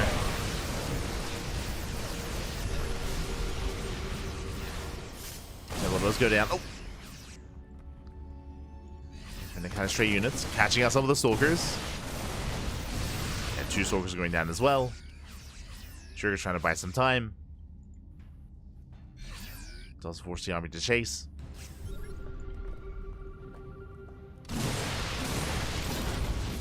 But Trigger's gonna get cornered. Recall's on cooldown. There's no way out of this. That's down to 3 Stalkers. Down to 2, down to 0. Trigger's main army coming in. And ByuN is maxed. ByuN, he's maxed out. Crazy. Storms a somewhat connect on the Marauders. But ByuN can take the Storms to the face. Does avoid. Building up even more Ghosts, even more Marauders. Just a very robust army here. From ByuN. Massive EMPs. Playing against the entire army. And there's no saving this. He stims in, he stims, and he wins. Takes down all 3 Immortals, takes down the Colossus as well. Massive pickups. We'll take a storm to the face. But he's fine. EMPs regardless. Still 1 Colossus remaining. Once again, he just dive in anyway. Lands on the EMP. And Trigger, he just kind of holds on. GG gets called, and ByuN, he will take the game, and ByuN is our new King of the Hill. GG. Whew. GG, well played. Trigger, he wasn't quite able to hold on to that crown for too long here. Just 1 game under his belt, and ByuN, he does strip that away from him, does take it in the end, and he's our new king. GG. GG, well played. Whew. As we have yet to really have anywhere near as close to a large win streak as we saw from Solar. Does that change? Does that now change?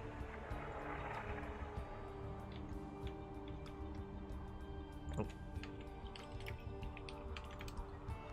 As we're getting ready here for our next game. Now, what I'm most impressed by is that we have yet to repeat a player. So far, we've had 20 best of ones, and we've had 20 unique players. As here we go. Speaking of unique players, we're heading over to the Americas region. And we have our next competitor here.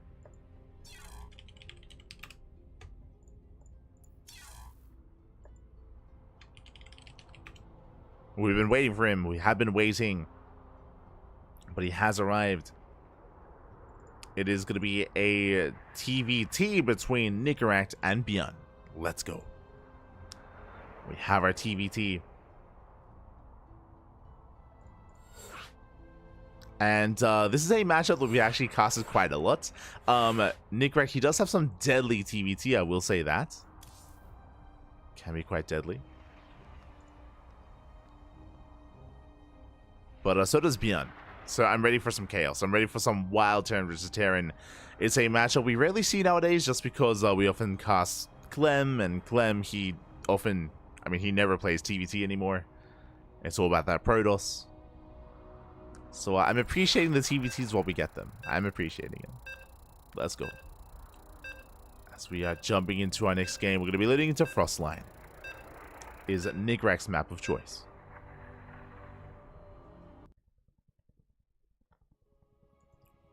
we go.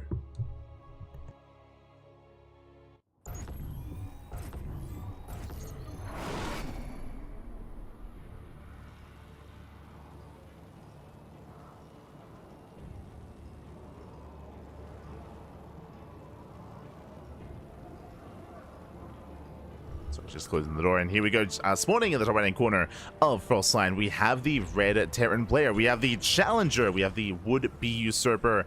For the Platinum Heroes, it is Nicoract. And spawning in the bottom left-hand corner, we have the Blue Terran player from land of South Korea, representing Shopify, the current king of the hill. It is ByuN. And if you're in the chat, you know what time it is. It is Gamba time. Predictions are open. Place your bets on who you think will claim this best of one. ByuN is going to be the favorite player. That is true, but Nicoract, he has been able to bring ByuN to his knees in the past. Especially here in a best of one, anything is possible. Anything is possible. Nicoract is also one of those players that has been improving so much over the past year. Again, there are certain players, certain key players like Shameless, like Geralt, Cristiano, Nicoract as well, that have been leveling up over the past, over 2024 and even 2023 before that. It's been amazing to see their rate of improvement, and they're not done.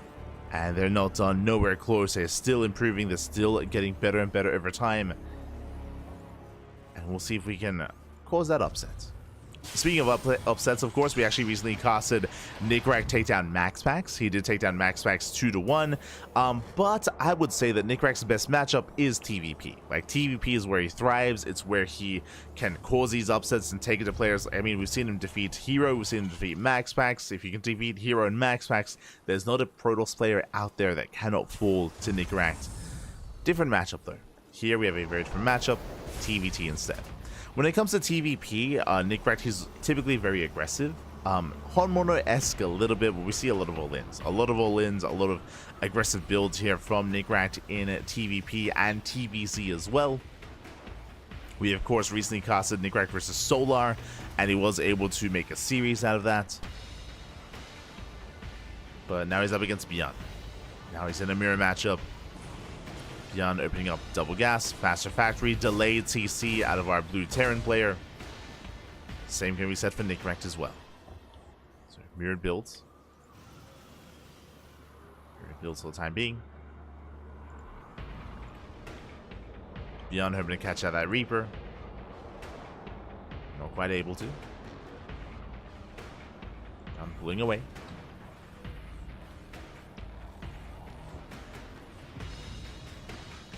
Does pull away. So far, so good. Nicoract building up, going for his own 1-1-1 setup. Initially committing a little bit harder here into Reaper Hellion. We do see ByuN going for an earlier Cyclone. Cyclones, I mean, they're quite robust here, especially in the early game of TVT. When it comes to early game defense, so really safe play at ByuN.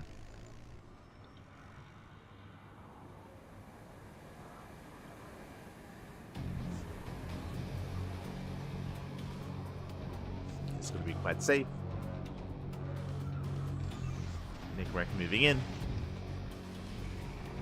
Friends of Mineral Line, diving on the main army. Cyclone has arrived though. And without the Cyclone, can we hold on? No, we can. Nicoract, he's being forced back.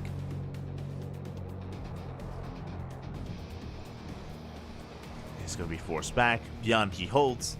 Defends the Mineral Line. Tank production has begun for our Blue Terran. And Nicoract has yet to do so himself, going Cyclone first, then into tanks. Likewise, Indifference Matrix doesn't quite complete. He's going Tank Raven.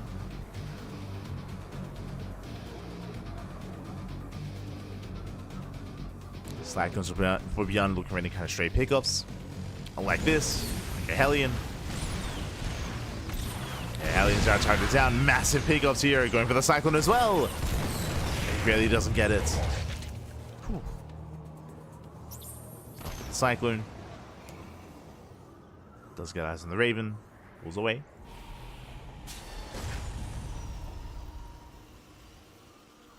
So far, similar builds, similar setups. We had a little bit of aggression early on. Outside of that, both players are securing themselves. We have Tank Raven out of one, Tank Raven out of the other. Interference Matrix now being researched. Now is on the way.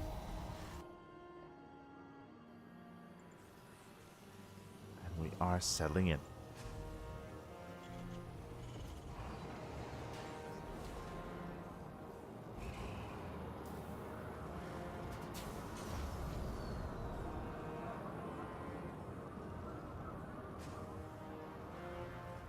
There we go, third CC on the way for both players, both ByuN and Nicoract. And I'm a little bit surprised that we are entering a little bit more of a passive mid-game here between our two players. We did have some aggression early on, don't get me wrong, but now we're just calming down, getting our naturals, working towards our thirds. And we're just building up back at home. Again, because of the Raven production, there's no medevacs, there's no drop play. There's no drops across the map. And just focusing on defense.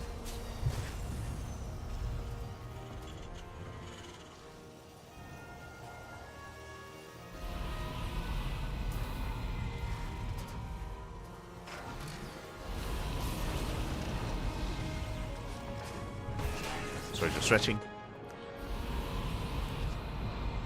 Just stretching. As the tanks do move out. Likewise, so does Nicoract. With armies, they get spotted. Nicoract is up to 4 Ravens. That's a lot of Ravens. It's quite committed. He's looking for those disables. There we go. He gets them. Oh my god, every single tank. Tanks get disabled. All tanks get thrown down. And Nicoract keeps busting in. Okay, take down the tanks. He gets 1. He gets 2. He gets 3. And there's 1 tank left. And barely goes down as well. Whew. Nicoract resets the tank out. He's going for the kill. In one fell swoop, takes down every single tank. The points are being pulled. And Nicoract, can he pull this off? Can he do it? We spoke about this. Nicoract has been improving so much here throughout 2024. Is one of the few that can bring ByuN down. And he's so close. So far has a tank lead. He's containing ByuN on 2 bases. Taking his own third, getting ahead. Nicoract does take a lead. Gets a lock on.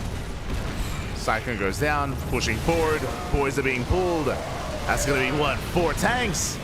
And SCVs, they just get annihilated. And it looks like a ByuN, he should break through this. Cleans up all the tanks, so that's going to be 30 SCV kills. He lost everything to do this. He breaks out, but at what cost? At the cost of 31 SCVs. And Nicoract, we just have to survive. That's what. Just calm down, Papi. Just build up more Marines, tanks, Vikings. Build up back at home. There's no need to push. Like the reality here, Nicoract, there's no need to move out. We don't have to attack right now. Nicoract, he has double the SCV count. He's upper base mining. Just has to slow things down, build up. There we go. Spread out fan out the Marines. Get eyes on any kind of push. And defend. Just defend. Just survive. We got this. We're okay, Papi. We're okay. As ByuN is pushing, he will soon have energy for Interference Matrix. For the disable. He does need a little bit more time.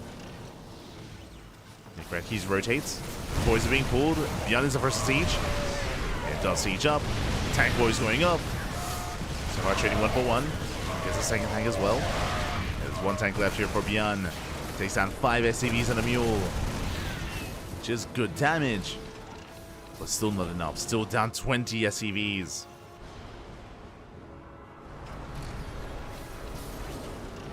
Nicoract still in a better position. Finishing off those upgrades. He's got 1-1. He has better Marines, better ByuN. Getting on sieges. Nicoract, he moves in. Oh, he wants to fight. He wants to fight. He sends in. Tanks do siege. Vikings, they land behind the army. And he will take down 1 tank. The other as well. And GG gets called. ByuN, he runs out of steam. And Nicoract, he will take down his opponent. He takes down ByuN 1-0. GG. Whew. GG, well played, Nicoract. He pops off, Babby. He pops off. A very decisive move early on. I was very impressed with that 4 Raven push. Remember, he had 4 Ravens. He was able to disable every single tank, completely shutting ByuN down. And with that, GG. GG, well played. And sure, ByuN, he survived the push. He was able to survive the aggression, but at a cost of, what was it, 31 SCVs. He lost every single worker in the process. Was not worth it in the end. And with that, Nicoract is our king of the hill. GG. GG, well played. Whew, Nicoract does bring him down. And now, who's up next? Who will rise to the challenge? Who do you have next for us, Eddie? What's it like? The last time we had Geralt take down Solar, Eddie threw Zan at him. Nicoract takes down ByuN. This is when Eddie, like, he whips out MaxPax. It's like, oh god, it's the Eddie. Ay ay ay. The ByuN sniper return. True, true, true. Let's go.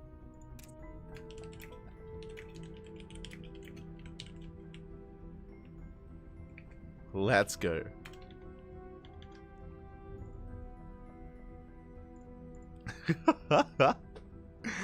As we are getting into our next series, and let the other TVTs, they continue. Oh no. The TVTs continue here. Yo, Nicoract, he just let us know oh no. He's been taking a break. He's like, wait, I haven't touched this game in a week. And then bam, takes down ByuN. He's crazy. He's crazy.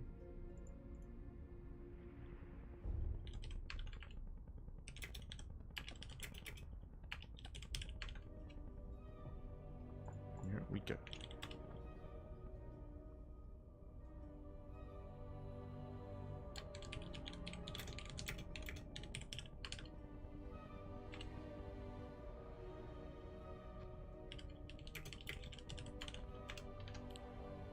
Here we go. Okay, the TVTs continue here, and it's gonna be difficult. It's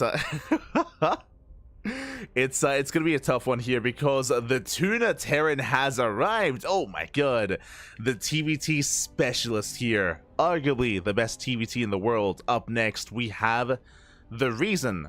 Oh, I should fix up the teams. Actually, there we go. Beautiful. The reason why Clem stopped playing TVT is because of this man. It's Ryung. Nicoract versus Ryung coming up next. Let's go. Of course, Ryung, known as the Clem Crusher, did have his way with Clem in WTL, winning TVT after TVT after TVT. And fun fact, the last time we saw Clem actually play Terran was Elite back in December. And he had a best of 3. He had a best of 3 versus Ryung. And Ryung won game 1. And then after that, Clem was like, you know what? I'm good. I'm gonna switch to Protoss. And he never turned back. He never looked back from then on forward. It's all your fault, Ryung. It's all your fault.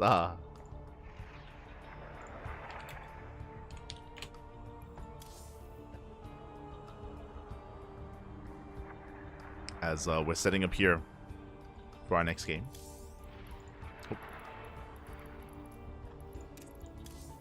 Beautiful.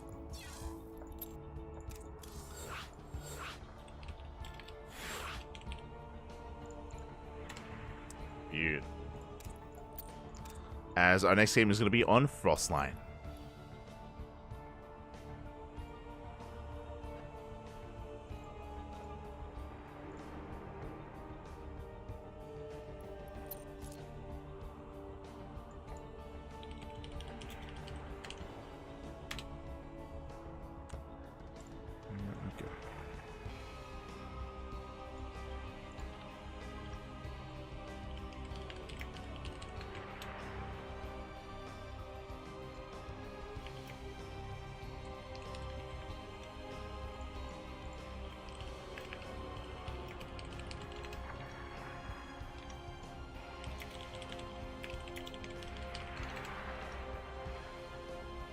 We're good. We are good. Beautiful. Okay, we're jumping in. We're jumping into Frostline. Sorry, just setting up the lobby, setting up all the players, and we are jumping into our next best of one here. Whew, already Nicoract popping up. But we're kind of entering that game state that we mentioned before, where, like, you know, sometimes in OSC King of the Hill, we have these big win streaks. We have these big win streaks and these big bombastic performances. Solar, he won, what was it, 14 games in a row. But ever since then, ever since the end of Solar's reign, we've been having some less stability here, kind of like in the kingdom of StarCraft, you know, the kingdom of OSC King of the Hill, where we got one win here and there, another win, maybe two at most. We've been very back and forth. Do we begin the win streaks once again? The pressure is on. Spawning in the top right-hand corner of Frostline, we have the red Terran player. We have the red Terran representing the Platinum Heroes, the current King of the Hill. And will his reign continue? The pressure is on. It is Nicoract. And spawning in the bottom left-hand corner, we have his opponent. We have the TVT specialist himself, the Tuna Terran for Team Vitality. It is Ryung. And if you're in the chat, predictions are now open. Place your bets on who you think will take the series. Best of luck. Best of luck here in the chat as we are once again loading into Frostline. And on the one hand, if Nicoract, if he can take down ByuN, he can take down any Terran player out there, papi. Let's go. He can take down anyone. At the same time, though, this is what Ryung's best at. Again, like he's one of the big reasons why Clem no longer touches Terran. It's like, you know, I'm done trying to TBT Ryung. It's not happening. Not anymore. Not anymore. It's all your fault, Ryung. It's all your fault. So, with that, we'll see. I mean, what I will say is that usually Ryung, he does look dominant and he does really prefer playing in the mid-game. Like, he's very mid-game oriented. And really, Ryung's biggest strength here is positional play. Like, positional play in TVT is unparalleled. It is what he is best at. Not about speed, not about rushing or anything like that. Just, you know, slowing things down. Outpositioning his opponents, reading the map. We'll get into this. For now, economic opener. For now, ranks expand out of Ryung. Meanwhile, double gas out of Nicoract. So already a bit of a deviation here. Nicoract will have a faster factory, faster tech. Instead, Ryung having the stronger economy. Reapers, they face off. Nicoract, he shoots first. Not bad. Nicoract, oh, can he get it? One more shot away from going down, and it looks like Nicoract, can he chase him down? Ooh, barely will. Not bad. Strong start here from Nicoract. Takes down the Reaper. Reaper does fall. Behind this, more Reapers on the way, and with this, he can delay the CC. Yeah, massive pickoff. Kills the Reaper, delays the CC. SCV goes down. Massive start here for Nicoract, and Ryung, he's hurting. He's hurting early on. Hellions are on the way. Ryung, he cannot finish up that CC. And suddenly, the opener of Ryung, it's falling apart. The entire point here of a single gas opener is for a faster CC. He doesn't get it. He doesn't get it. Not this time, as he snipes the CC, the SCV once again. SCV goes down, punishing the Hellions. Another Hellion falls. And Nicoract, he just is not allowing Ryung to expand. It's not going to happen. Another SCV comes down. He just wants the CC. He just wants it to finish and finally. No! It's still not done. 99% of the way there. Let him expand. There it is. Finally takes the natural base, but Nicoract, he busts into the main. Two Hellions into the middle line. SCV is going to be going down. Hellion should fall. Massive pickup. And mate, is it over before it began? This is brutal damage already. Getting 5 SCVs. Did I say 5? 7. Can we get 8? Can we get 9? Not quite, but 8 SCV kills is still insane this early on. This should never have happened. Look at these on Sabbath. 9 SCVs, 2 Hellions, a Reaper, and a massive delay in the command center. Oh my god. Someone call up Clem. Call Clem up. We have a coach for him. We can... Oh no. Not like this. We found Clem a coach. As Nicoract does settle in, getting to his 1-1-1. tank production, Ravens as well, working towards interference matrix. And Ryung is in a rough position here. Again, because of his opener, like his tech was delayed in favor of the CC, is stuck at home for the near future. Now moving out, he's got a... Geez, he has a lot of Hellions. Has potential. He's moving out.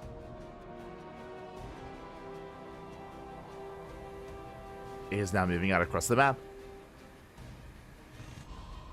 We'll see if he can break through. Can he bust into the mineral line? The pressure is on. The pressure is on Ryung.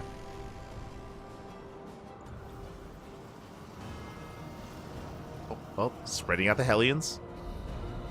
Avoiding that splash damage. Second tank has arrived. Third CC is on the way. This Ryung, he doesn't commit. He doesn't commit, just kind of poking around, just maintaining map control. And because we've fallen behind here, are we going to play mech? Are we feeling a second factory? Are we feeling an armory? Do we mech it up? Still yet to confirm. Main army gets spotted. Hellions pull away. One Hellion falls already. Now, Nicoract, he doesn't have to commit with this. He can, but he doesn't need to. Remember, Nicoract, he has a third CC. Like, a third CC's on the way. More Raxes, Stim as well. Nicoract, he is applying pressure. But he doesn't have to force the issue. Doesn't have to push into the base, is what I mean. Oh. Takes up another Hellion. Another Hellion goes down. Because of all that Hellion production, I mean, there's only one tank. Goes to disable. Yeah, he stalls spot in the water. Mass auto turrets here. Likewise, they're coming from behind. Tank is going to be targeted down. Yeah, Nicoract is cleaned up. Completely cleaned up here by the Ravens. And as you mentioned, Nicoract, he didn't have to push, didn't have to go in. And he gets punished. Yeah, suddenly Ryung, he takes the fight. Cleans up the army. Auto turrets are insane. The auto turrets pop up. And Nicoract, he does bleed out a lot of units here. His advantage is slipping. Oh! Does defend the tank. Taking his third, so is Ryung on location. Scan reveals a third base. Now, this scan does confirm to Nicoract that he's ahead, right? That he's still ahead. He still has an advantage. But the Raven count is now in favor of Ryung. And as we assumed, because he fell behind earlier, it's mech. He is making it up. Second factory. Mass Viking. So Viking tank Raven. A very efficient composition. And Ryung, he's not out of it. Like, it was a very strong start for Nicoract, don't get me wrong. But especially after that previous fight. Now we have a fourth CC on the way. And we have mech amassing. Ryung is looking good. He's looking good here.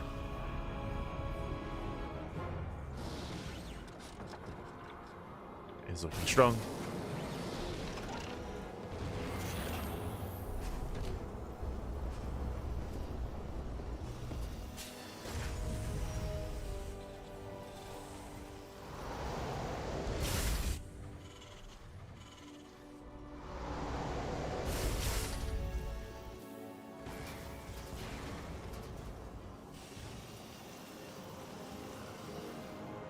So we are still building up.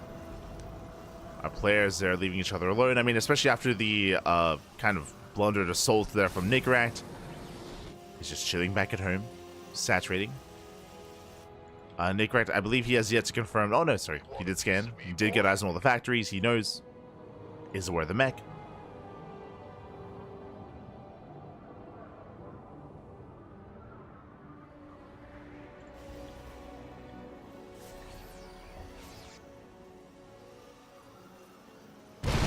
Sees the setup. Cannot push into this. It does pull away. Calming things down. Oh, Stim's in. Oh, can he get the Raven? Ah, not quite. Almost does. Ryung pulls away in time. Nicoract's committing.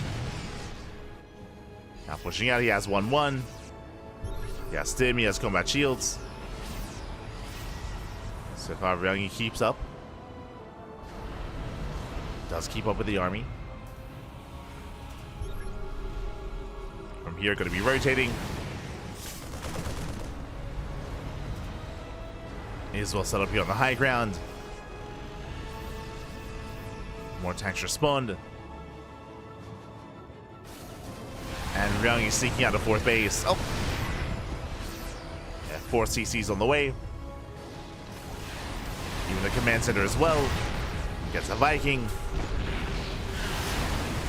And Ryung is all over this. Yeah, massive missile goes up. Strips away that armor.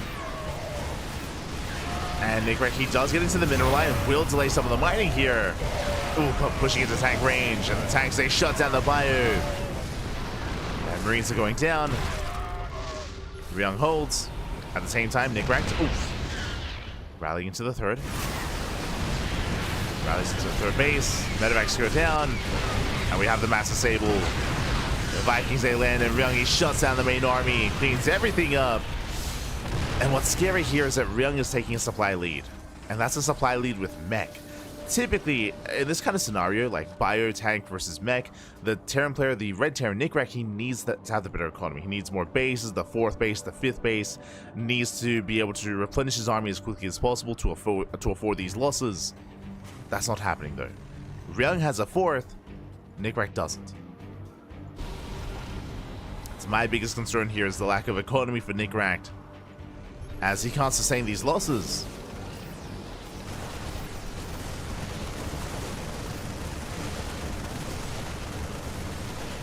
Sustain them, just now floating over. Getting a 4th base. 2-2 is not done.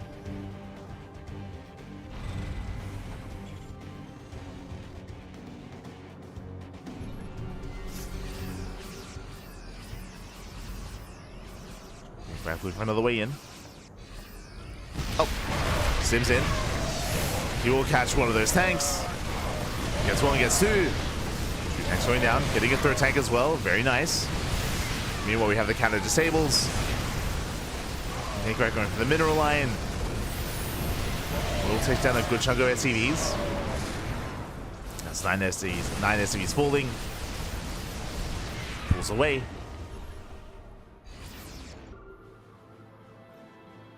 That wasn't the worst trade, but Nicoract did bleed out 3 of those tanks.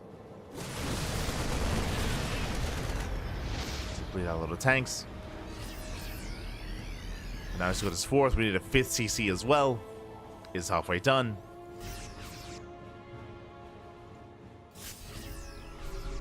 Nicoract, he's rotating. Does free splits. Avoiding tank friendly fire, avoiding tank splash damage. Trying to sim in. Yeah, but he's not able to though. Again, the tank line is just too solid. Ryung, he defends. There are just so many tanks. And Ryung is about to max. He's about to max out on Tank Viking. A couple of Hellions have sprinkled in. It's that 184 supply. And soon Ryung is going to push. And when he does... I don't know if Nicoract can stop him. I think the best chance for Nicoract here is to force Ryung to turn around. Like if he starts pushing, if he gets towards like the halfway mark and there's like a drop across the map or there's a run by, then maybe Nicoract, he can force Ryung to turn around and to buy time.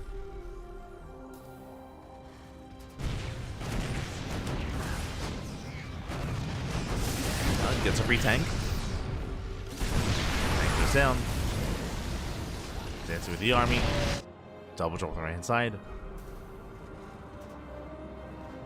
There are drops. Hellion finding a mineral line. Some SCVs, 6 SCVs going down.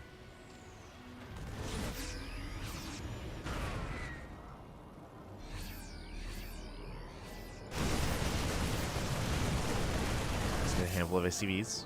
Both armies are maxing out. Nicoract going taken to the skies. Let's go. Setting up for Mass Viking Liberator. Speaking of anti-air, Thors are here.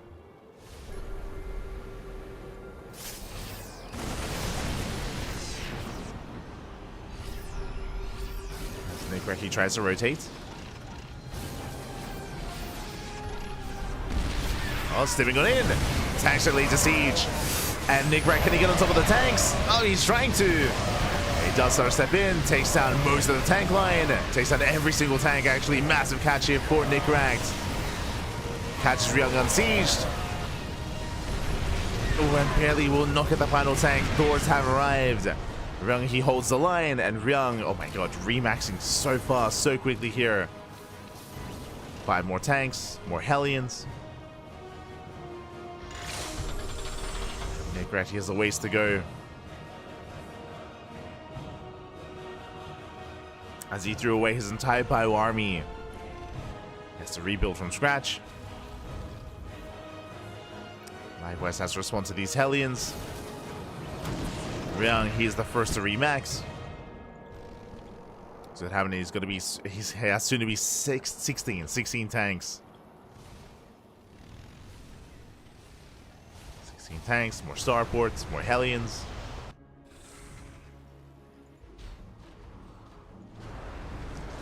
Fusion cores on the way for Nicoract. That should be for Liberators. For Liberator range.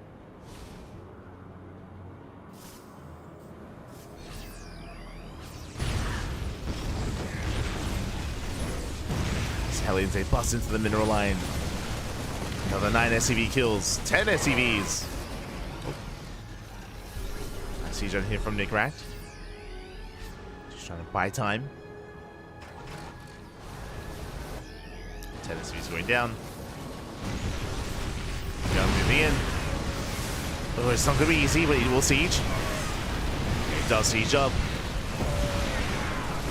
Breaks through some of the tanks. Another tank goes down. There's 1 tank left. Ryung still has 12.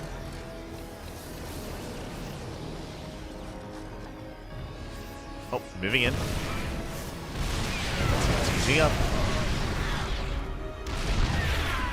Catches the final tank. Taking more bases, taking more expansions. Ryung is moving in. Oh, leads out another tank.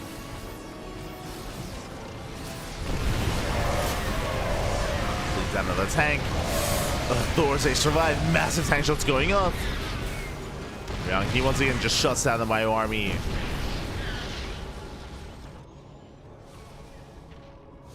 Shut it down. Ryung, he just keeps on pushing. Wants that final tank. And he gets it. Final tank does go down. Nicoract, I assumed was going for Liberator range. No, he's going Mass BC. Mass BC out of Nicoract. Bold move. I mean, it could work, but it takes a long time. BCs take a long time to produce, a long time to build up. And Ryung is pushing towards the bases, towards the mineral lines.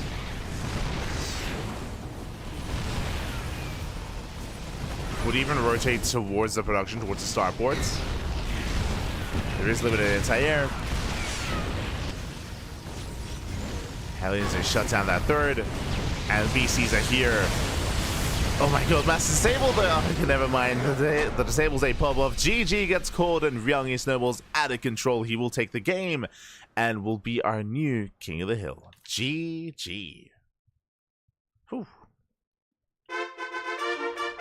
GG, well played. Again, Ryung is a TVT specialist, and despite that, I want to give some praise to Nicoract, because he didn't just take down ByuN. Nicoract hit a very strong start against Ryung. Remember, Nicoract, he was up in the economy. He was up when it came to his bases, his worker count, his army as well.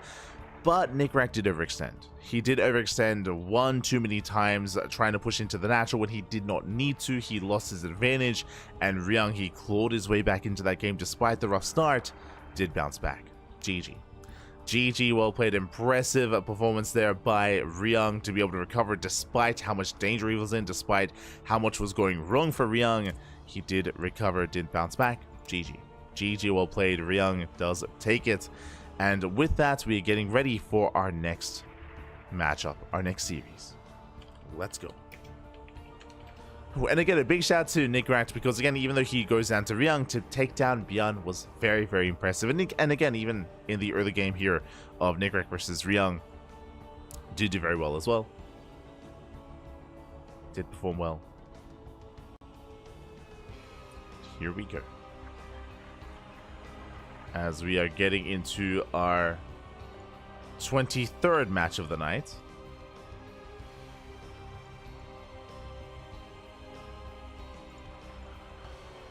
Oh my god damn. Oh my god, all the big boys are here. Jesus. Oh my god. We have our next competitor. We have our next opponent here. Hazard a guess. He's Protoss. He's Protoss. He's from the European region. We have yet to see him here tonight. But he is arguably the best Protoss in the world. At least the best Protoss in Europe. And, oh boy. He's here. He's back. Let's go. Up next is going to be a TVP between Ryung and MaxPax. Let us go. MaxPax, he has risen to the challenge. Oh no. Fun fact. So MaxPax, he shows up in the chat and he's like, yo, I'm your next opponent. And Ryung, he's like, why? It's like, what did I do, Papi? What did I do, mate? It's Eddie. Blame Eddie, Papi. Blame Eddie.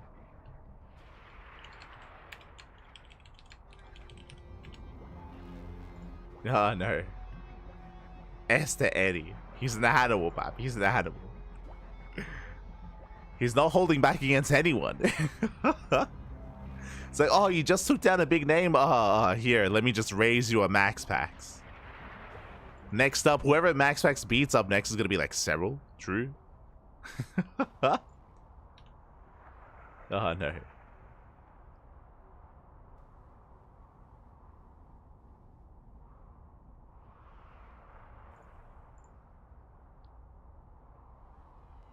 Could have been Clem if he did stick to Protoss. I mean, if Clem did play against Ryung, he would play Protoss. 100%. 100%. Would play Protoss. Here we go.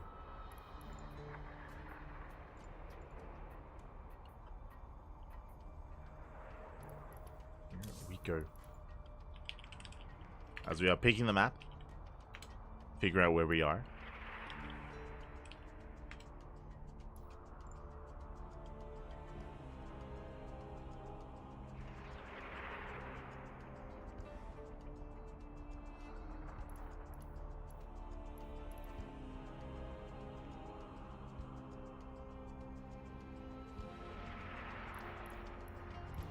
Setting up.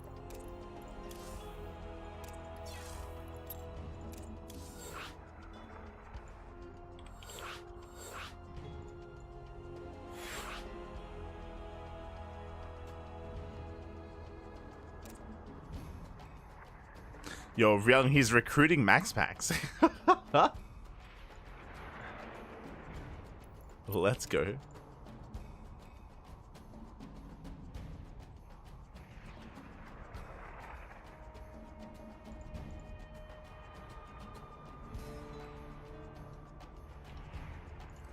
So I know that Ryung, he had a video recently, right, where he played with Clem. Ryung StarCraft YouTube Clem.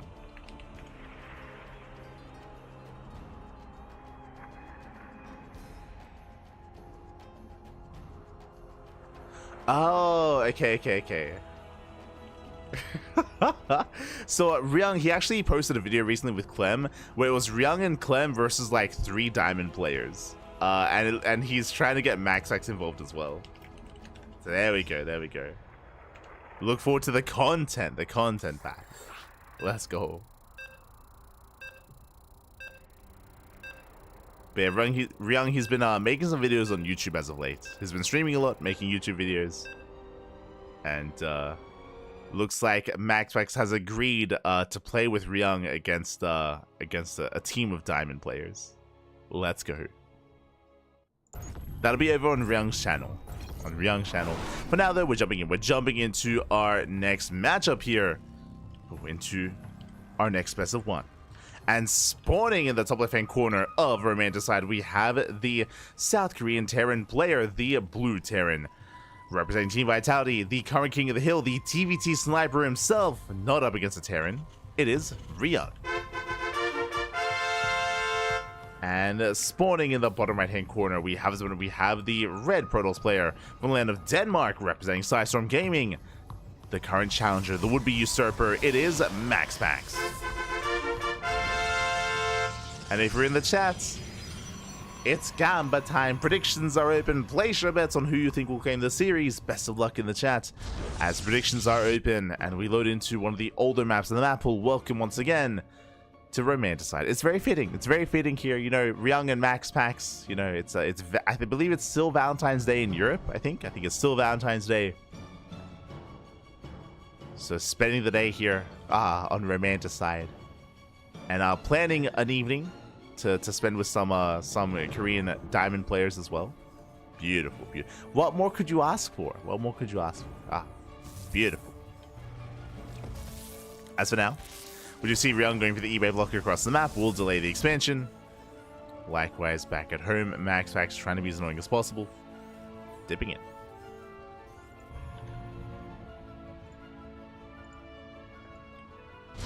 Oh, as MaxPax, yeah, forsake the unnatural natural. This is what Ryung was hoping for, and we'll see if Ryung can punish this. Let's see if he can punish. Back at home, factories on the way. Hold on, I'm just trying to find Ryung's video.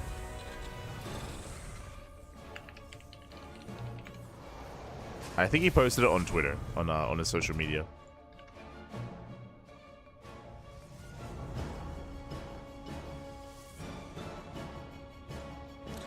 So now MaxPax is setting up here on 2 bases. Again, going for the unnatural natural. His base is going to be exposed. And from here, Ryung, he could try to go into Hellion, into Cyclone production as well. Could try to punish the natural or even just go straight into the main. There are options here for Ryung as he's setting up for that add-on swap. But they are diamond.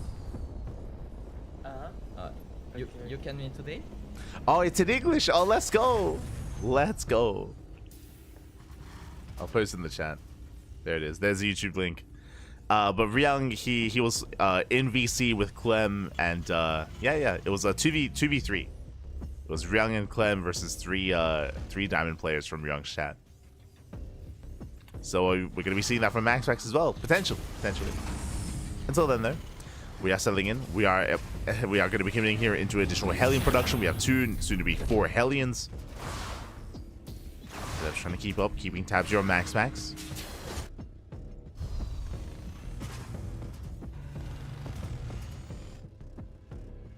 Keeping tabs on him.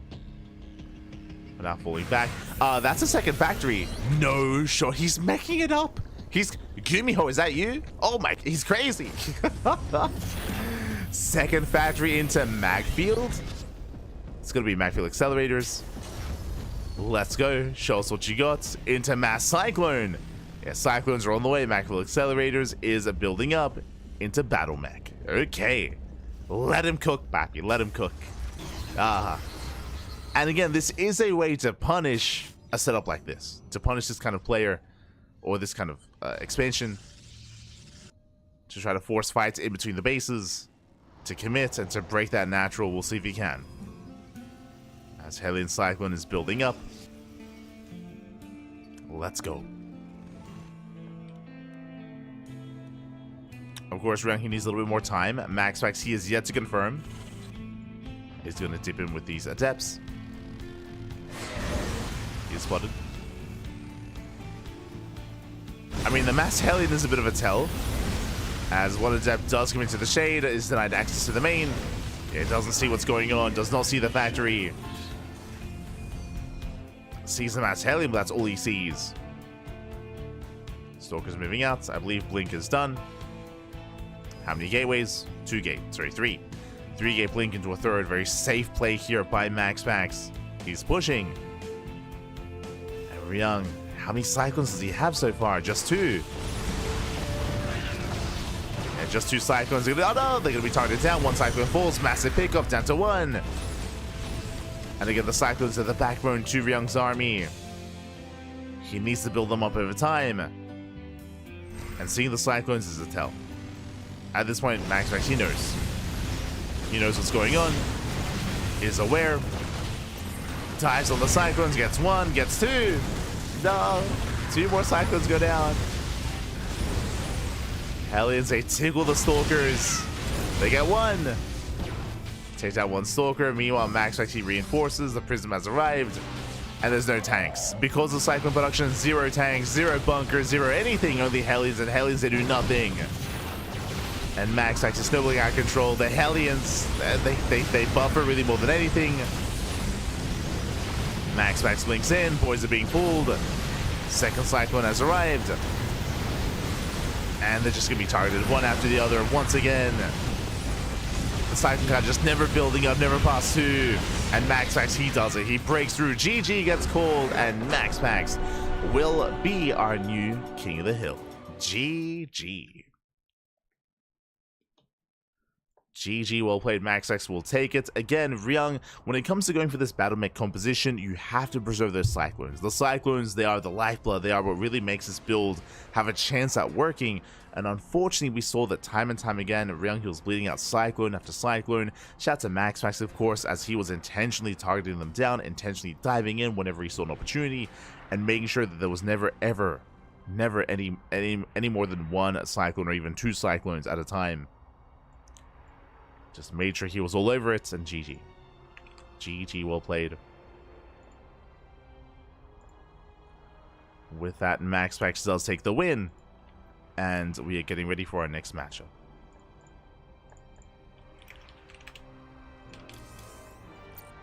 Here we go. We have our next matchup. He's been patiently waiting the entire time. Oh my god. We saw him in the chat lurking hours ago at this point. As so far, we've been casting for 6 hours. Jesus. It's been a long cast. Been a long event.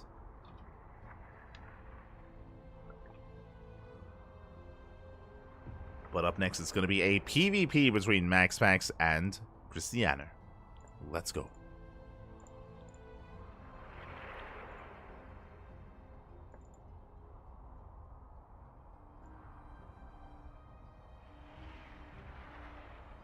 We go.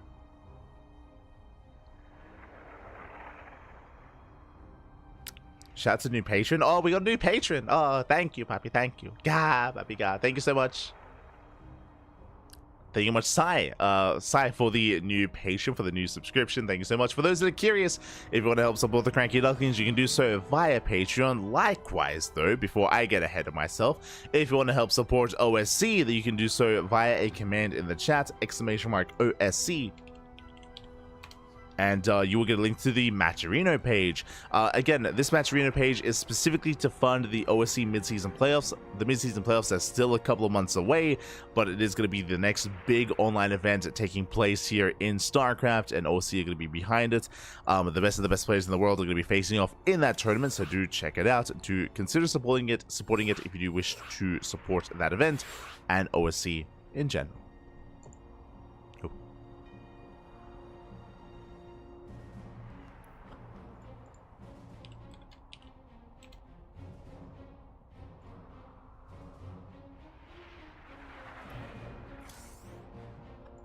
Okay. As looks like we have our veto, we have our map. Looks like our next game is going to be on ley lines.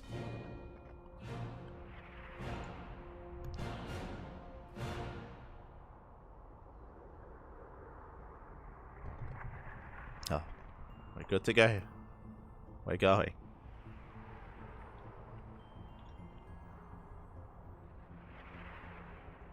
And again, shout out to Eddie, because at least so far in the tournament, we've had 24 best of ones, and we have... Oh.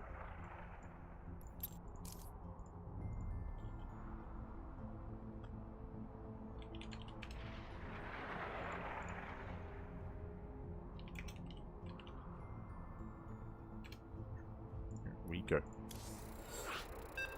So we are jumping into our next game. Jumping into our next best of one, we're going to be loading into ley lines. Beautiful. Let's go. And 24 best of ones. Also, I don't know if I lost my train of thought, but I was saying big shout out to Eddie, of course, for hosting this event and for so far having unique players, having 24 unique players so far. We have not doubled up. We have not had to have any repeats of any players either so far. 24 unique players back to back to back to back to back to back, and we just keep going. Let's go. We're here. We're jumping in to our PvP and spawning in the top right-hand corner of Leylands. We have the Polish Protoss player, the Red Protoss, representing Offside Esports. It is Cristiano. And spawning in the bottom left-hand corner, we have the current King of the Hill. We have the Blue Protoss player, representing Sidestorm Gaming. It is MaxPax.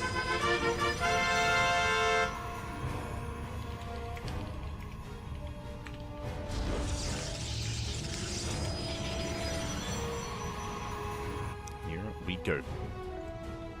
So we have settled in, and we have our PvP. And again, shout out to Cristiano. He has been here from the beginning of the broadcast, by the way, from almost the very beginning.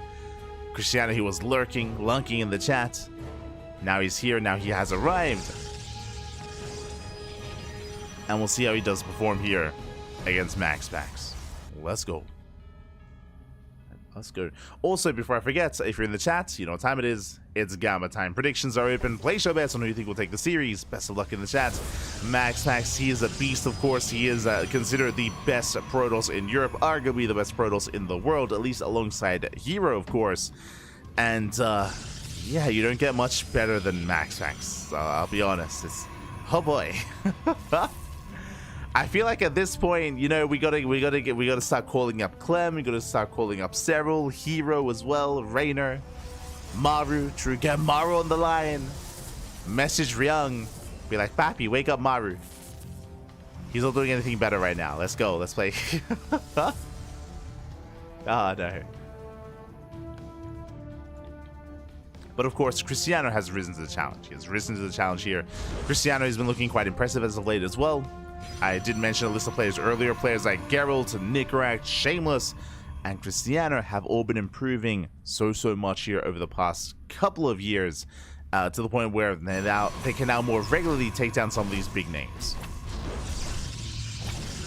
It was only recently that Cristiano was able to take down ByuN in the qualifiers of the League Cup. Did bring him down.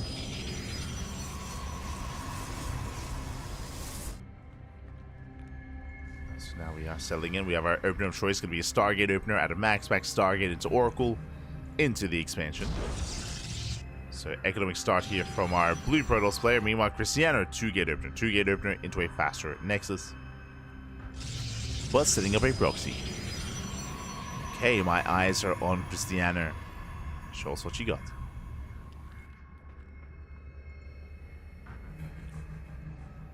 Show us what you got.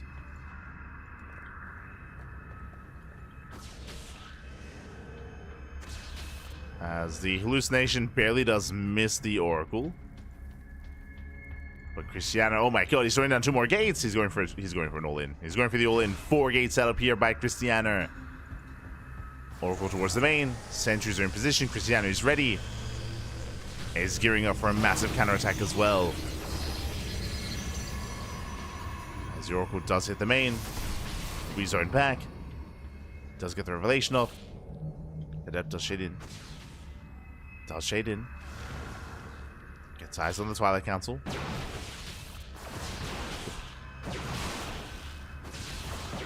So Cristiano, he does trade. Being forced back. Stalker's going to go down. Nice pickup. Very nice pickup here from MaxPax.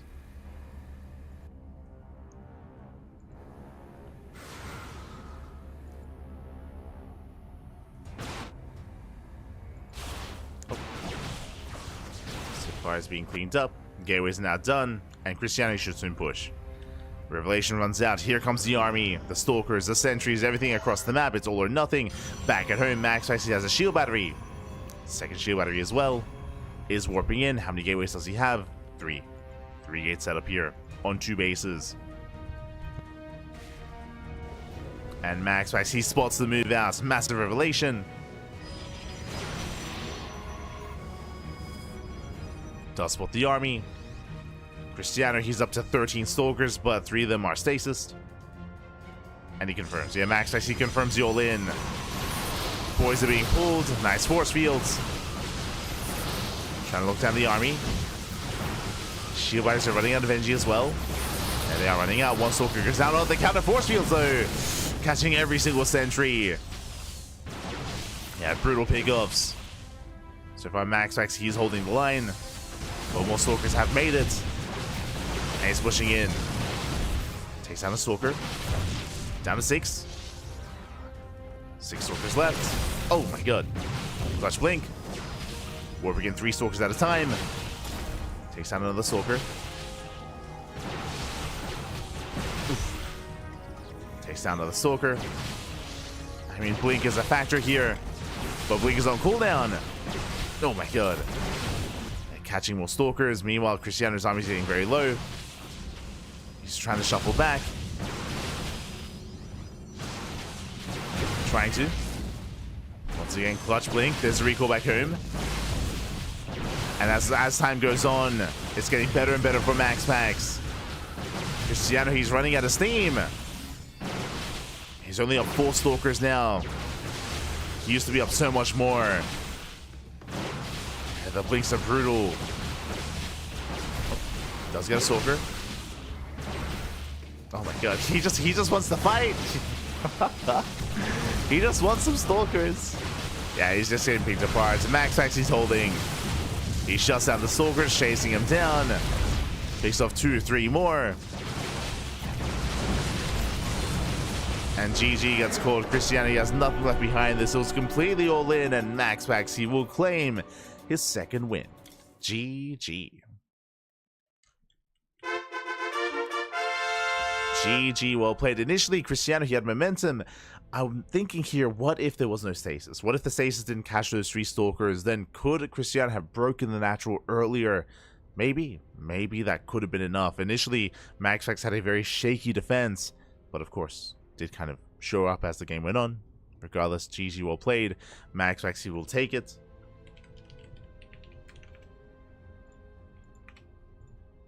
And with that, we have 5 best of 1s left.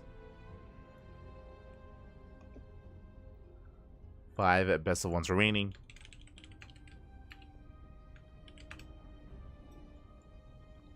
Ooh, and I believe he's going to be going up against his teammates. Oh boy, here we go. Up next, we have another Protoss player. It is going to be MaxPax versus MindleVK. Coming up next in another best of 1. Here we go. Shout out to MindleVK, of course, as Mindle, he is, I should say, he was focusing on being a competitor for a long time, and he still is. He's still very impressive, don't get me wrong, but in recent times, we have seen Mindle actually taking a step back and going to be working on tournament organization instead. We've been seeing on a monthly basis, Fire Cup has been held. MindleVK has been casting, has been quite successful with that. The passion is real for him to, again, just take a step further in and to give back to the scene, give back to the community as well. Despite that though, even though he has been taking more of a caster and tournament organizer role, that is also why I was very surprised here by MindleVK's recent performance in last week's tournament. I believe it was in last week's Sparkling Tuna Cup. Let me just double check. Just double checking his matches. As MindleVK, he was able to bring down Nightmare. That's it. It was in OSC King of the Hill. He took down Nightmare, and in the New Year Cup, he took down Shameless, took down UED Soldier. Like, MindleVK had some big wins here under his belt in recent times. Did catch me by surprise. Did catch me by surprise.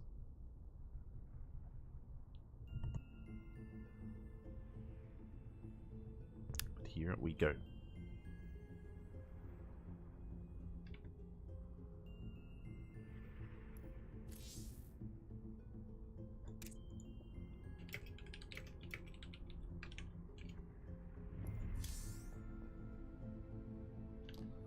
And it looks like our players, they need a little bit of time here.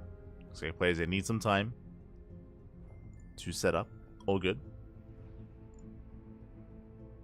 All good. it gives me some time to refill my water. So we're going to be going on a short break. Whew, we're going to be going on a very short break here. So take this time to drain your disruptors, to massage your marines, to hydrate all of your hydras, and tuck in your tempest. As we are nearing the tail end of the tournament, we have 5 best of ones remaining. 5 best of ones. 5 more players are coming up ahead of us before we can wrap up the King of the Hill. Oh boy, can anyone stop MaxPax? I want to believe they can. Remember, we had some big titans coming in, like Solar, like ByuN, like Ryung as well. But we were able to bring them down with some unlikely opponents, such as Geralt, Nicoract, and MaxPax. Oh, but again, for now, we're going to be going on a short break. When we come back, we'll have our next series. See you soon. See you soon.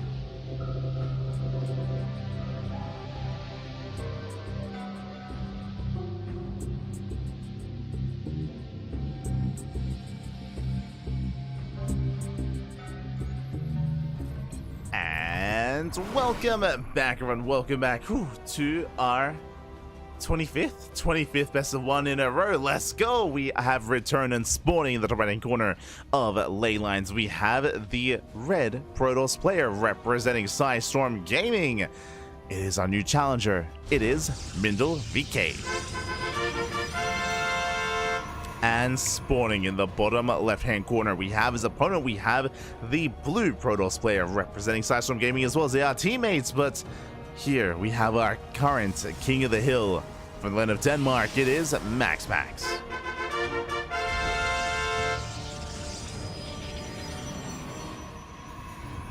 we go.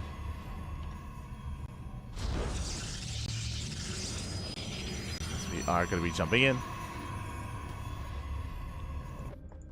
So we are going to be jumping in here. We have our initial opener, we have our setup. Show us what you got. Now from MaxPax, we should be seeing our standard gate into Cybercore into expansion, economic opener out of MaxPax. Question becomes, how will Mindle VK respond? So far, 2 gate opener out of Mindle. Are we planning a 1 base all in? Here we go. Are we planning that all in? Uh-oh, I see someone in the chat. I see Hon Mono. Oh no. But alas, he's already played tonight. True. Has already played. I saw Demi earlier. We still haven't seen Demi. Where's my ByuN? Gives me my Demi. Who else haven't we seen? We haven't seen Iba, Fiant, Mixu. Yeah, some of the Zerg boys have yet to be featured. Who else haven't we seen? I mentioned Moja earlier. True, Moja. For now, though, we are going to be looking to delay the expansion. Zealot has arrived. Second pylon has been placed in the mineral line, so Mindle VK he is not proxying. There's no proxy. No crazy 1 base all in yet. Likewise, Stargate gets thrown down by MaxPax. Is going for the Stargate opener. And it all is going to be shot down. Probe does fall. And how does Mindle VK set up? We do have a Twilight Council. Okay, going for a Blink-based opener. That is going to be a Twilight Council before the expansion. Working towards that Twilight Council. Into Blink. And the question becomes, how many gateways do we go into 4-gate Blink here? Or do we just expand? My eyes are on this probe. Hello. Setting up a proxy.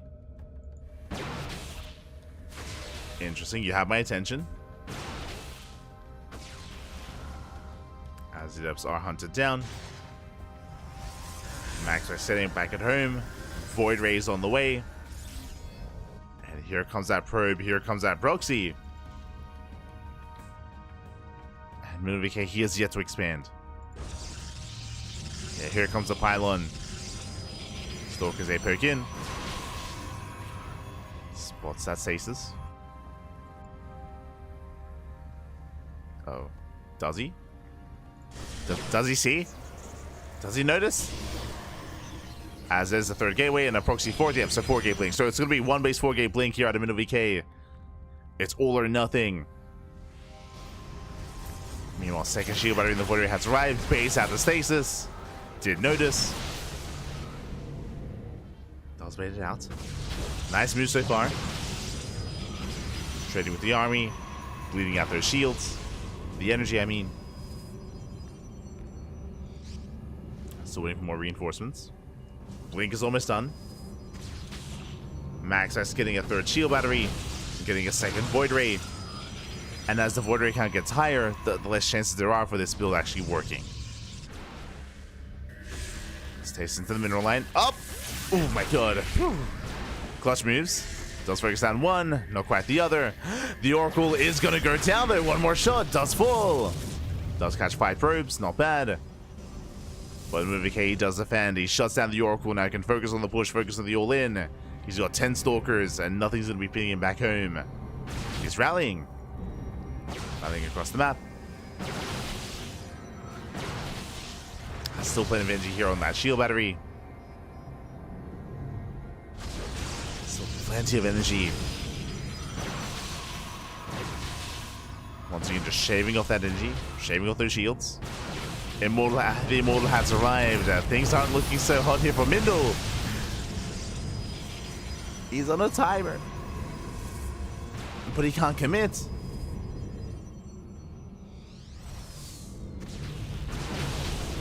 Can't commit into this. Stalker goes down. Massive pickoff.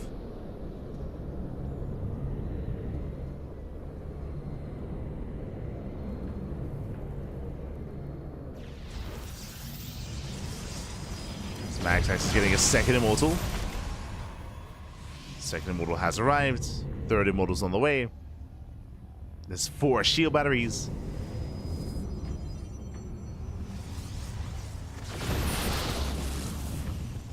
4 shield batteries are set up. Last Mindle, he can't quite break through this. He's up to how many? He's up to 17 Stalkers. Now there's 3 Immortals.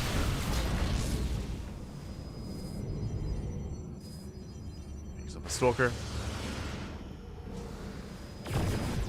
Gets 1.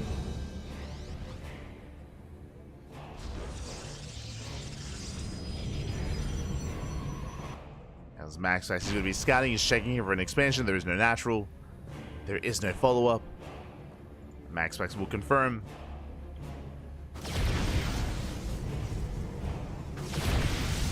As he gets across the map. Diving in, he goes to the dive, he gets 1. He gets 1 Immortal. Gets a 2nd. Going for the Void Raise. And he bleeds out too much. Bleeds out far too much in the process. Aye, aye, aye. The punish was real. Down to 14 Stalkers. Just now reinforcing.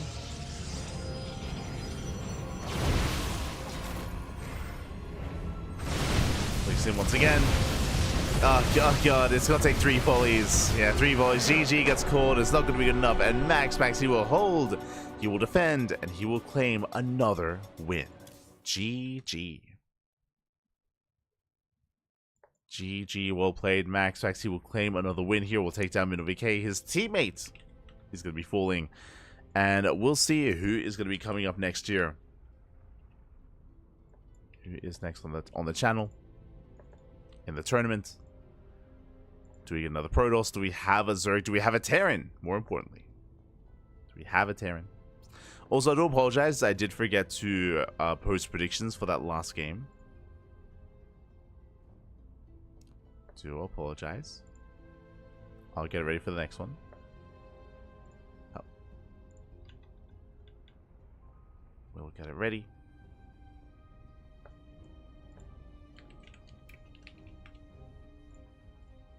Right, who do we see? Who do we see in the chats? Ooh, I see Spirit. True, we haven't seen Spirit yet. I still want my ByuN. Oh,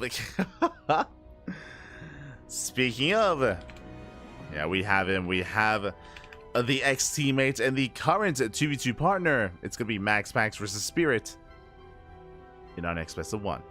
Oh boy, and this, honestly, this could go either way. Obviously, MaxPax's favor, that is true, but Spirit, he is one of the best Terran players that Europe has to offer. Is, of course, good friends with MaxPax, old teammates. They both were on Psystorm for a very long time.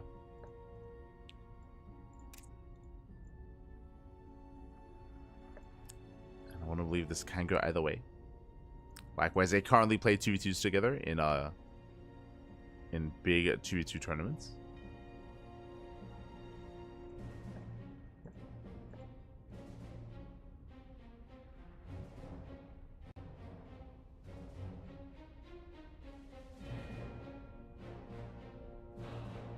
So now we are building up.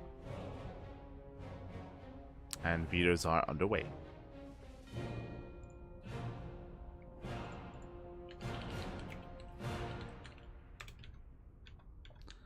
Our players, they might need some time here.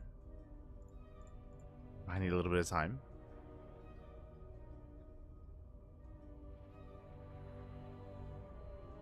Whew.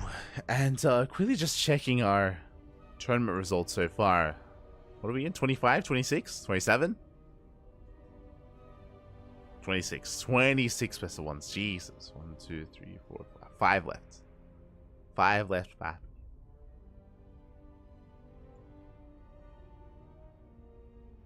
5 best of runs remaining. We can make it. We can make it.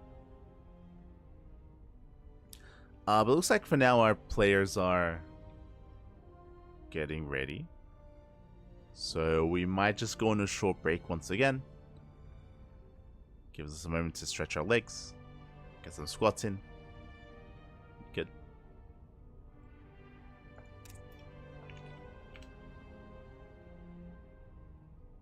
So we're going to go on a short break here. Take this time, get some snacks, get some food, get some water, and get ready for the 5 remaining best of 1s to come.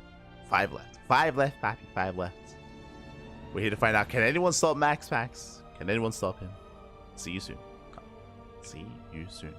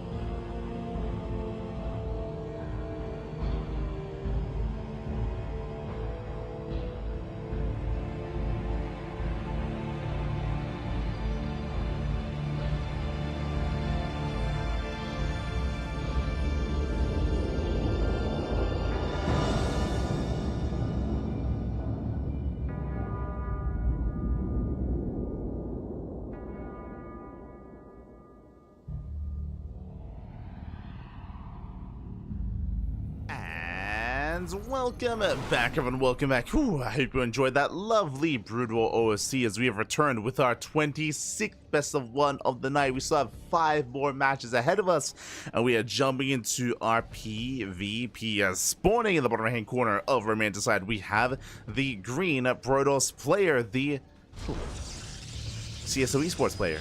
It is the new challenger himself, ByuN Soldier. And spawning in the top left-hand corner, we have his opponent. We have the red Protoss player from the land of Denmark, the current king of the hill. For System Gaming, it is MaxPax. Here we go. So far, he has 3 wins under his belt. He's taking down Ryung, taking down Cristiano, taking down Mindo VK. And as we get into this, a big shout out to Mindo VK as well. Big shout out, thank you so much for the raid. Hope you had a great stream, hope you had a great ladder session, hope you had a great time, and I hope you enjoyed your performance. I mean, we enjoyed your performance as well, as you did, of course, compete in the OSC King of the Hill. Thank you so much. And we look forward to seeing more of Mindo VK in the coming days in Firegrow Cup. Firegrow Cup is going to be over the weekend, of course. Mindo VK is going to be casting that over on his own channel, and yeah, we'll be covering it here in English as well. So big shout out to Mindo. Gracias, baby, gracias. Big shout out. Whew. As we jump into Romanticide, ByuN Soldier going to be opening up with a double gate opener, 2-gate opener out of ByuN Soldier, and we're setting up for a proxy. Let's go. We're here for it, Pappy. We are here for it. The pylon has been thrown down, and this is looking like a decent location here for... I mean, we could go for a proxy Stargate into Oracle Harass into the main, or we could commit into a proxy Robo. Show us what you got.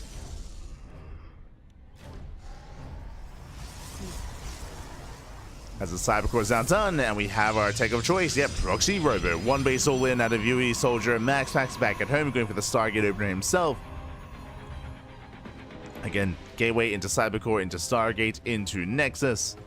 And oh no, he's checking! No shot, he's checking, he's scouting. The Zealot moves out, and he will find the Proxy immediately. Oh no, doesn't bode well here. The pylon is under fire. We have a backup Proxy on the way towards the left-hand side, but this will depower the Robo. And there's no saving it. Edipson moving out, but it's too late. Again, the scout was just too fast. Yeah, the scout was too fast. Pylon goes down. Denies the... Jesus. Forces to cancel the Robo. And ByuN Soldier transitioning here into a Twilight Council. Twilight Council is on the way. Backup Gateway as well. That's threatening a shade. You see MaxPax opening up Oracle. No Void Ray yet. He might believe he's safe to do so. Oracle into Expand. No Void Ray. Ellipsis try to keep MaxPax busy. So do shade away. No! He finds the proxy. The gateway has been found. And Void Ray has begun. Yeah, the Void Ray has begun here for MaxPax. Does scout the proxy gate, is aware, checking his vision. He has not confirmed the researching Blink Stalkers, but this is going to be delayed Blink all in here from ByuN Soldier. 3-gate Blink at that. Oracle gets 1 probe so far. Gets 1, gets 2. Stalker's breaking up the ramp. Got 3. Up, doesn't quite get 4. And not quite. Nice cleanup here from ByuN Soldier. But again, this is forcing defensive warpins and it is delaying the push, delaying the aggression.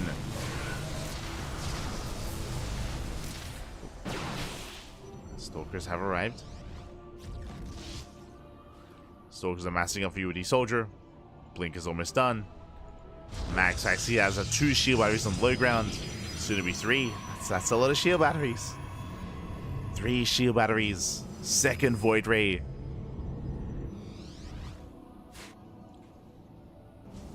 Blink is finishing up.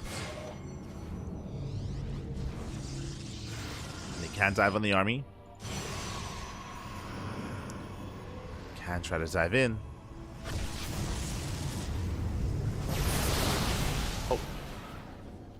As he pokes forward.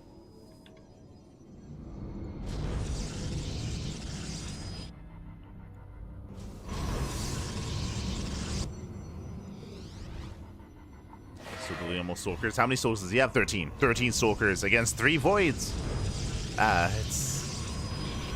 It's not quite going to be enough. Still building up to 15. 15 Stalkers. He's getting within 2-shot range of the Voids. Oof. Doesn't quite pull it off.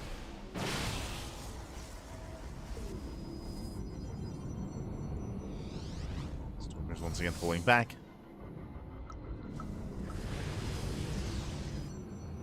And again, as time goes on, we have the Robo finishing up. Immortal production has begun as well. As the Immortal count builds up, it's going to get better and better, easier and easier here for MaxPax. Oh. Swinging in. You get 1 shot. Gets a Void Ray. Gets 1. Does target down the Stalkers. Gets 1, 2, 3 Stalkers going down. But the Void Rays, they pop up. They do punish the Stalkers quite heavily there. And we're just buying time for the Immortals. And the Immortal has arrived. Locking down the army. Starting back UAD Soldier. Oh, links in. He can 2-shot. And he will get 1 Void Ray. Will get the other result, bleeding out a lot of Stalkers in the process. And the Immortal does stand strong. Immortal finally goes down. We're down to what? 6 Stalkers left. Down to 5. 5 Stalkers remaining. It's not really much of an army. As UAD Soldier is still down in economy, down in bases, down in workers. GG, good luck in the next round. Yes, he just runs out of steam. And MaxPax, he holds, he defends.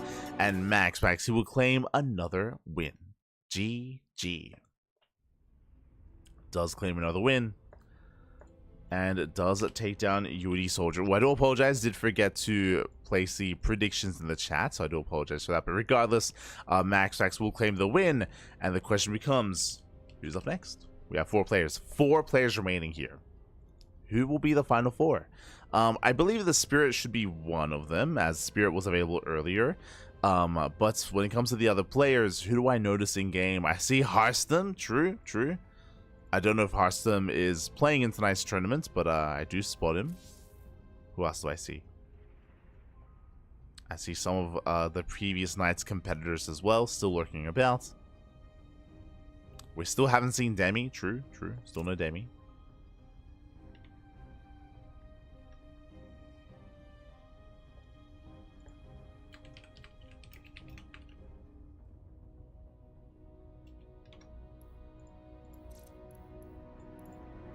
And there it is. We have confirmation. Up next is going to be Spirit. And this time, Piotr, he's here. And this time, he is here. MaxPax versus Spirit going to be coming up next. And this is what we've been waiting for. This is going to be a banger here. Spirit, another one of the top competitors in the European region. Shout out to UAD Soldier, of course, for attempting to cheese out MaxPax and all in. It is just unfortunate that he got scattered, right? Like, winding it back, if you remember, it was a proxy robo, and it got scattered immediately, and it had to be denied, and it did delay the all in. It was like a big delay on the all in. So how can you recover from that moment? How can you bring it back after being delayed in such a way? It's difficult. Yeah, very difficult to recover from that. So alas, UAD Soldier, he wasn't quite able to recover. Oh no, Eddie said it's no. Demi had to withdraw. Nah, Smooch. Feels bad, man. Feels bad. I miss my Varun pack. I miss it. It's been too long. It's been far too long. Okay. Fair enough, fair enough.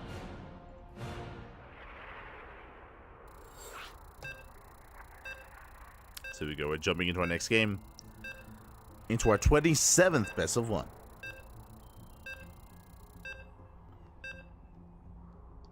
Here we go.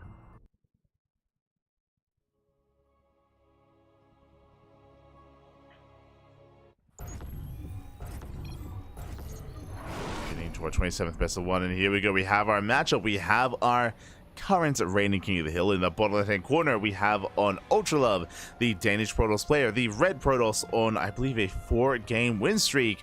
It is MaxPax. And spawning in the top right hand corner, we have the Polish Terran player, the blue Terran, the current challenger, It is Spirit. We go. Once again, Spirit, he has arrived. He is ready. And I'm curious how he's going to approach MaxPax. Now, Spirit, his TVP is actually quite strong. He is one of the few Terran players out there that has actually beaten Clem's Protoss in a competitive tournament at pro level play. So, mate, if you can defeat Clem's Protoss, you can beat any Protoss out there, 100%. Spirit, he does skirt around the edge, going for the eBay block, looking to force the unnatural natural. We saw this attempted by Ryung, where Ryung was able to, or he did attempt to go into mech, but he was shut down well ahead of time on the romanticide. I doubt Spirit is going to embrace mech the same way, though. As here we go, the eBay has been thrown down. I see someone in the chat was asking about Ryung's video. Shout out to Kuro. Kuro did post. Did post the video regarding Ryung and Clem playing together. And soon to be Ryung and MaxPax. Meanwhile, the eBay has been thrown down. MaxPax force take the unnatural natural. Again, force to expand elsewhere. And as a result, MaxPax is going to be that much more exposed. Now, this could just be to disrupt the opener and to make MaxPax feel uncomfortable and not really press that advantage. Or we could see Spirit try to double down and be hyper aggressive. We'll see. Eyes on Spirit. Spirit here and later in Big Brain Bouts. Oh, true. I believe is playing in Big Brain Bouts later on. Thankfully, these are best of ones, so should be able to avoid any kind of major clashes. Assuming that MaxPax isn't playing in it. That I'm less certain of. That I don't know.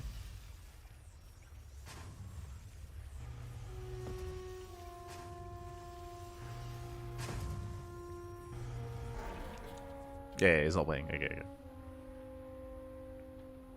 Yeah, we got time. Spirit, he's playing against SKillous in 2 hours. We got plenty of time here for OSC King of the Hill. I'm ready. I'm ready for an hour game. Oh no. As Spirit going to be opening up 1-1-1. Again, initially economic opener into his 1-1-1 setup. Meanwhile, we do see MaxPax opening up Blink. Twilight Council is done. Working towards his Blink Stalkers. Threatens a shade, doesn't quite make it in.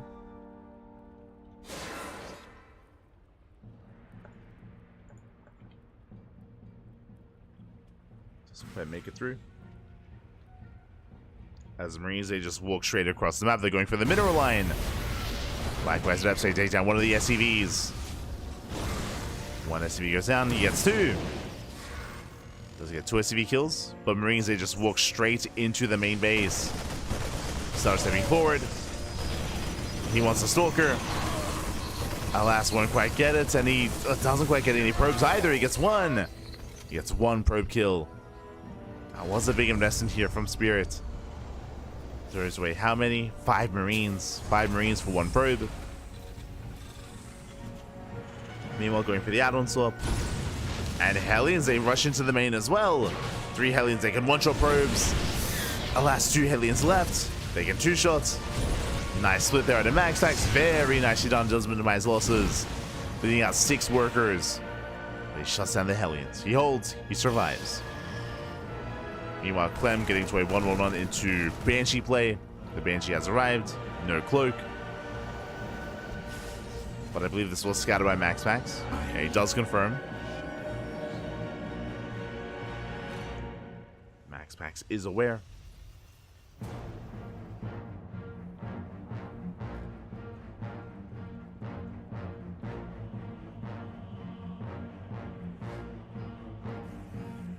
As the Banshee moves out, MaxPax is moving in. Oh, and Spirit is not quite ready. There's no tanks. Yeah, no tanks in position. The SCV is going to be going down. We can just avoid the bunker. And Spirit is being torn apart. Leading out too many SCVs here. And this is the downside of investing into all those Hellions. Yes, that does delay tank production. First tank now has arrived. Second tank's on the way. Banshee gets across the map. Gets 4 probe kills. Not bad. MaxPax out of position. He wasn't ready for this.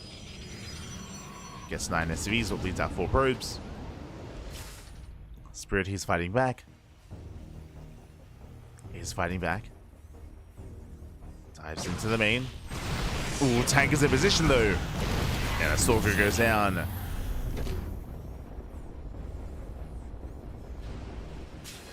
Stalker does fall.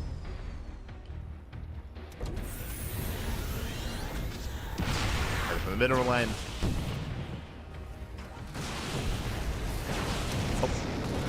So you're getting 5 more SCVs. Viking has arrived. Going for the Viking. 1 more volley. Barely doesn't get it. But MaxPax does pull away. Saves the Prism, saves the Stalkers. Does pull back. They're basically getting up and running. And MaxPax is going to be switching here into a very gateway heavy composition from Stalker into Charge. So delayed Colossus, delayed Storm. We can get there eventually, but for now, focusing on the Gateway Army. Catching out the Banshee. Nicely done.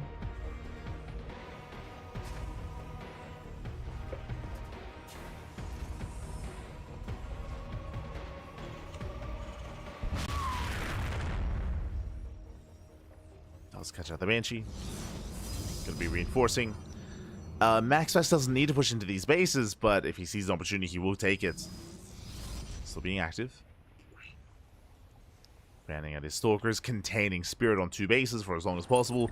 Spirit, he shouldn't be pushing out without Stim. Stim is soon to finish though. Ooh. Viking sniped. Still bleeds out the Observer though, and 2 Stalkers, not as worth it here for MaxPax. But does get the Viking. That does at least save the Prism. Put a turret across the map. Spirit looking for that Prism. We'll find it. Let's quite bring it down. How big up? Save the Zealots. Marines getting caught out as well. Meanwhile, Spirit comes in from behind. He wants those Stalkers. He wants them. But he's going to get them as well. Stalker's picked off and he commits. He pulls the boys. 2-base all in. Just straight up 2-base all in here from Spirit. And Zealots they charge in, but there's nothing to kill. There's nothing to bring down. There's depots. There's no SCVs. There's no mineral line. Now MaxPax is aware. Trying to meet the main army. The boys have arrived. MaxPax has force fields. Oh! It does force through the ramp. Slows down the push. Despite that, instead MaxPax he's just zoned away. And Spirit makes his way towards the natural. MaxPax catching reinforcements. Delaying the main army.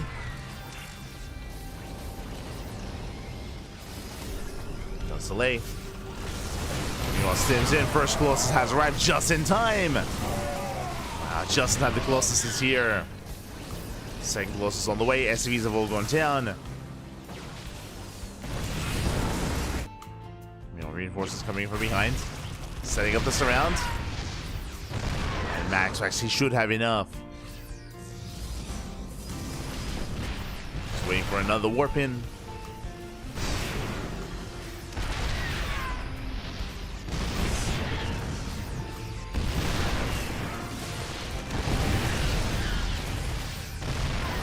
Spirit, he does him forward.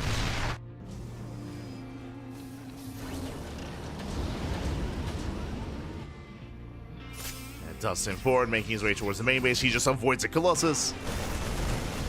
We'll take down the mineral line. Depowers the gateways, not bad. Range is still going to finish though. Spirit, he has control of the ramp. Nice move. He has the high ground. Not going to be easy to move in. As I'll say, charge on 4. They break through the first tank. And the second tank and the third as well. Tanks are cleaned up. Spirit doesn't really have much left over. Back at home, he's down to 24 SCVs. Barely an economy. He has some units left over, but for the most part, he's lost his bulk. Lost his main force, the backbone to his army, I mean, the tanks. There's a handful of Marauders left over. And MaxPax, he's holding. Like he's on a solid 3 base economy. Saturating his gases. Rebuilding his robo. Spirit going for the drop. Does go for the doom drop, but for the most part, MaxPax is keeping up. Yeah, he's here, he's ready. Lots of swipes going up. There's just no answer. Likewise, Prism into the main.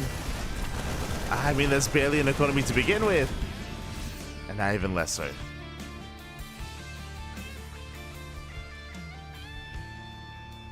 That's really takes down 2 of those SCVs. Through MaxPax. Takes down 2 of the workers. So, very far ahead. Dropping into the natural as Spirit moves out.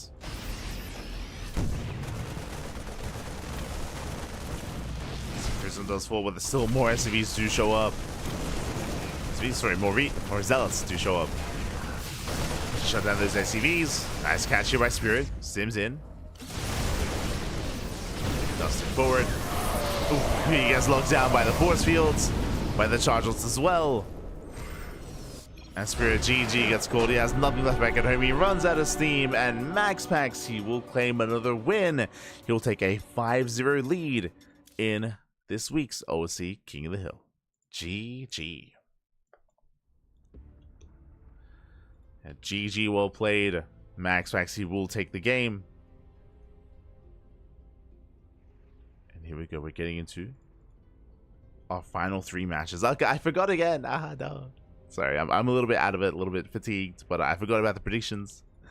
Do apologize. Regardless, GG well played. MaxPax will take the win. Spirit gets knocked out. There was definitely potential when it came to the all-in. If you recall, he was able to catch MaxPax before the Colossus had arrived, but MaxPax, he bought enough time for the Colossus, bought enough time to actually defend that 3rd base to deal with the eventual main army in the main. GG. GG well played. Whew. MaxPax, he will take the win here. And the question becomes, who's up next? Who will the final 3 remaining players be?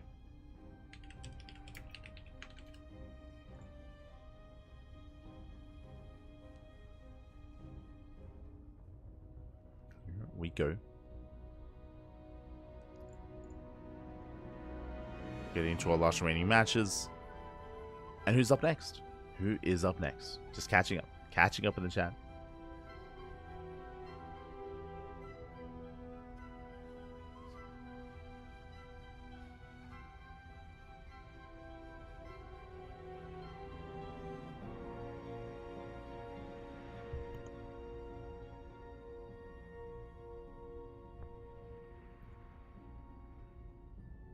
We're almost there, Pappy. We're almost at the climax. Oh, okay, we have our next player. We have our first revive. I mean, we made it all the way to the 28th best of 1, but we have our first revive here of the event. And our first revived player is Geralt. Oh boy. I mean, Geralt, he does. I feel like there are certain players here that deserve to be revived. No bias, but I mean, Geralt to take down Solar and Nicoract to take down ByuN would be nice if we got some returning players here to reprise their roles. But regardless, so Geralt is gonna be the first one up here against MaxPax. Let's go. And this time I'll make sure to get those predictions going. I'll get on it, Pappy. I'll get on it.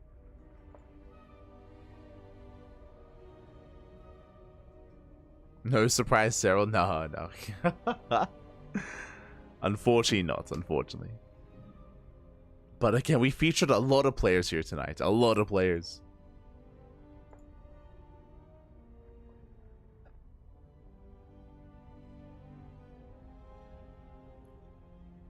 Oh. Well, last year, just getting ready here for the next game.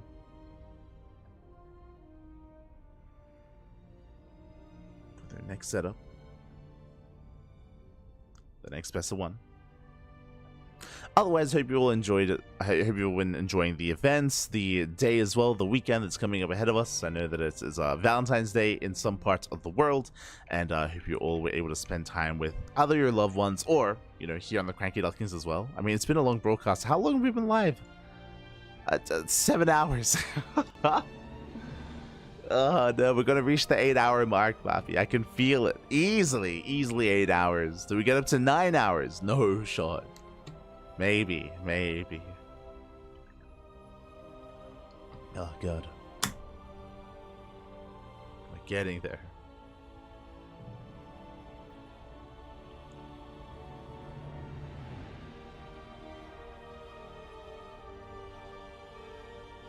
I mean, 8 hours more or less kind of lines up with 2 events back to back.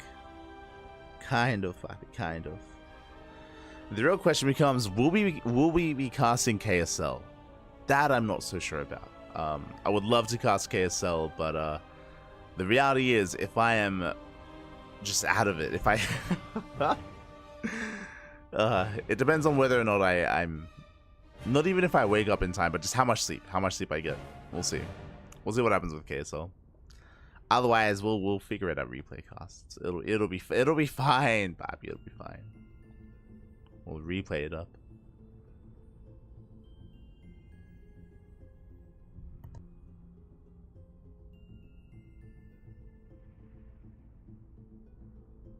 As currently KSL is in 9 hours. 9 hours time.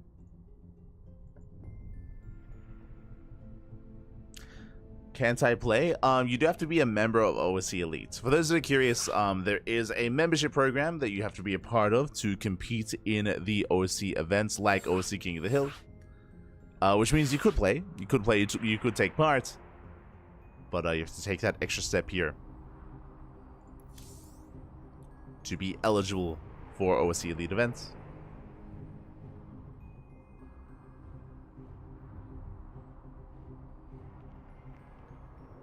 CranKy Ducklings are our loved ones. Ah, less than 3. Less than 3.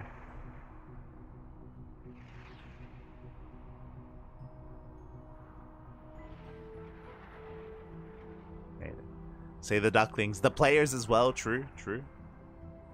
I mean, hey, look, like May, they keep wanting to play on Romanticide. You know, just saying. Makes sense.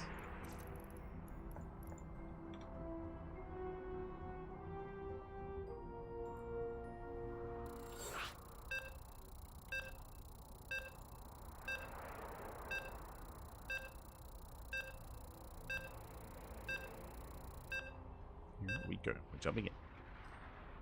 Are jumping in.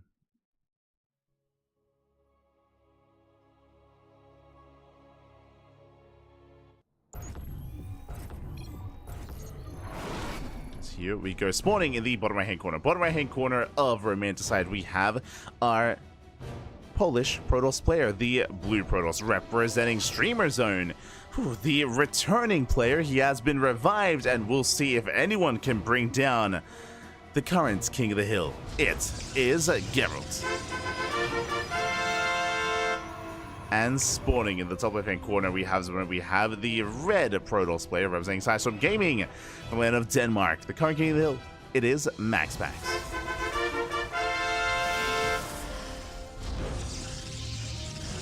Here we go.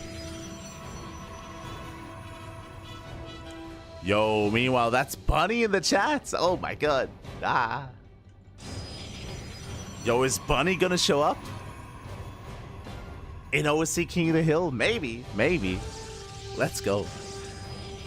But yes. Join the OSC Discord. Join the OSC Discord, and I'm sure Eddie will direct you with how to join. There we go.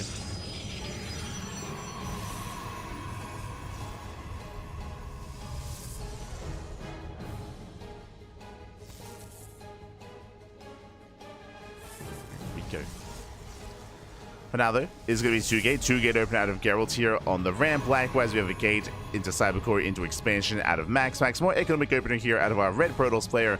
Meanwhile, Geralt's opening up with what looks to be a fake proxy. Okay, so we've had a lot of all-ins. We've had a lot of all-ins here against MaxPax. Even Spirit's going for a 2-base all-in and pulling the boys. But here we have Geralt opening up with something more economic. It is a fake out. The pylon here is designed to make it look like he's cheesing when he isn't. As MaxPax is in the main base, he does scout, he does confirm the pylon is missing. Pylon is nowhere to be found. We know where it is, but MaxPax, he's looking. You can see here going Zealot first. Checking the standard proxy locations. We'll check the center base.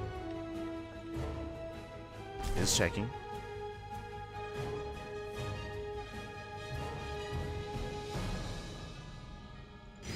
Likewise, natural base has been thrown down.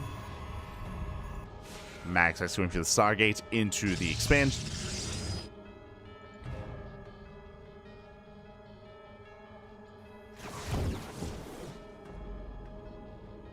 And he should just be opening up Oracle to move out across the map. Meanwhile, Geralt likewise also expands. Takes his own natural. And we're building up. We're getting into the mid-game. We're settling in. And we have seen Geralt take down MaxPax before. That has occurred. Even in recent weeks.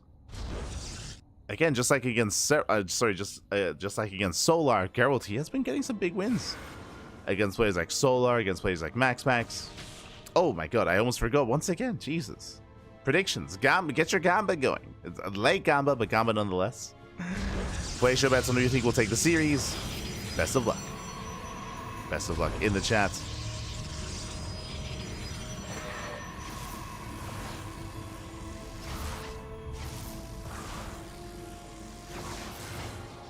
As it up does shade away.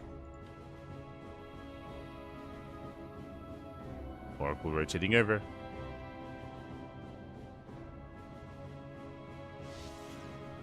Head towards the main. Last shield battery's ready. Sentry as well. Stasis is going to be going up. Oh no! That's a late reaction. Massive stasis! Oh yeah. Yeah, late reaction there from Geralt. He did middle walk past, tried to dive on in, and with that brutal connection. The question marks, Pappy. The question marks. Oh no. Not like this. And with that MaxPax, he does get some great damage in the main. Cripples the economy.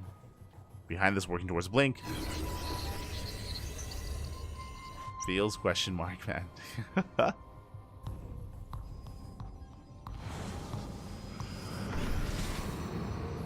MaxPax looking for another way in.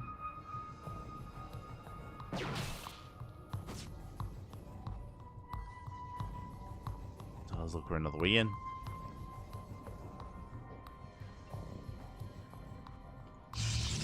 Taking his own third. And Geralt should be soon doing the same. Getting into that third expansion.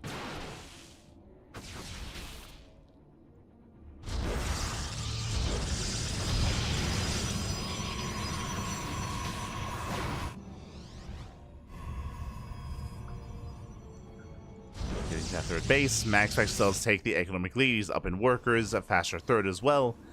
Likewise, Blink is not finishing off with players, and MaxPax moves out. I'll say momentum is in favor of MaxPax. We'll see if Geralt can survive. Thankfully, does have a spotter pylon. Does spot the main army. Getting in position. MaxPax, he knows he got scouted. And Geralt, he should be able to hold on. It does hold.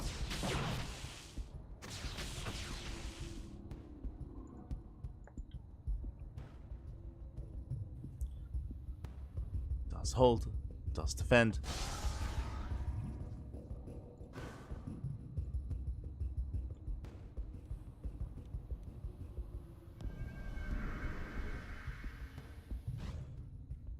MaxPax is looking for another way in. He's rotating.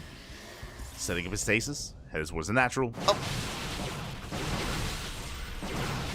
Go shutting him down. Baits out the stasis. Very nicely done.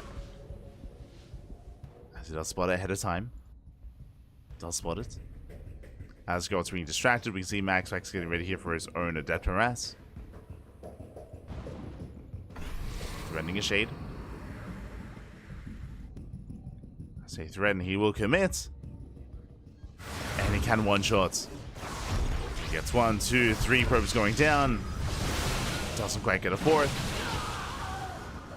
But he races back home in time. Saves the mineral line. And from here, it looks like our players are backing off. MaxPax, he had momentum, that is true, but he doesn't quite commit. He doesn't assert himself. He pulls away, gets his third base, now he's getting his fourth. So MaxPax is building up towards the mid-game. Likewise, so is Geralt, also getting a fourth expansion. We spoke about this before, but welcome one and all to Romanticide. Very large map of the map pool, very defendable on 4 and 5 bases as well, very difficult to break. And as a result, we're going to be here for a while, building up towards a longer game. And Geralt, he can thrive if he can get to that late game composition. I'm referring to Disruptor Skytoss. That is where Geralt can thrive. But he's not there yet. Now pulling away. MaxPax once again applying pressure. Pokes in. Let's poke in so far, the blinks are solid. But alas, MaxPax, he should be overwhelmed. Geralt does have the larger army. Does have more stalkers. Pushing MaxPax back. Geralt, he's holding. We have a Dark Shrine on the way, +2 as well. MaxPax just kind of poking, forcing warp ins, forcing reactions, reinforcements. Gets a stalker, gets a sentry.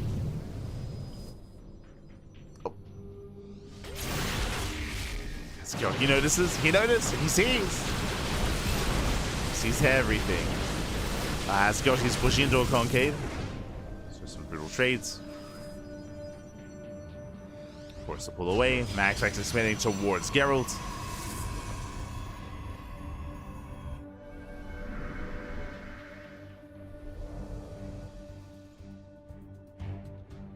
As from here he rotates. Geralt trying to keep up. So far, he is able to. Go forcing back MaxPax. Likewise, chasing him down. And we're waiting for that further attack. For the time being, both players are working towards charge. Charge and +2. Charge just now beginning here for Geralt. That is a little bit late, though. There's a window. There's a window in time here that MaxPax can make use of. Quite able to, though. They'll say force a recall. They force a response out of Geralt. We have Shadow Stride on the way, and MaxPax is moving in. Geralt's out of position. He just recalled. But MaxPax doesn't commit. Getting caught out instead. Yeah, very nice catch. The Immortal going ham. More Stalkers falling. MaxPax trying to get the hell out of here. Does punish. Brings him into the main. Zells, they do hit the fourth. But so far, Geralt, he's all over this. DTs are getting to the mid line, but here comes the Observer just in time. It's a recall, will save nothing. Every DT goes down. And MaxPax, again, is he throwing away too much? He is. No shot. Geralt, he collapses on the main army, takes down the Zealots, the DTs, the Stalkers as well. And MaxPax, he has almost nothing left. Now is the time. Send it back. There you go, he does punish.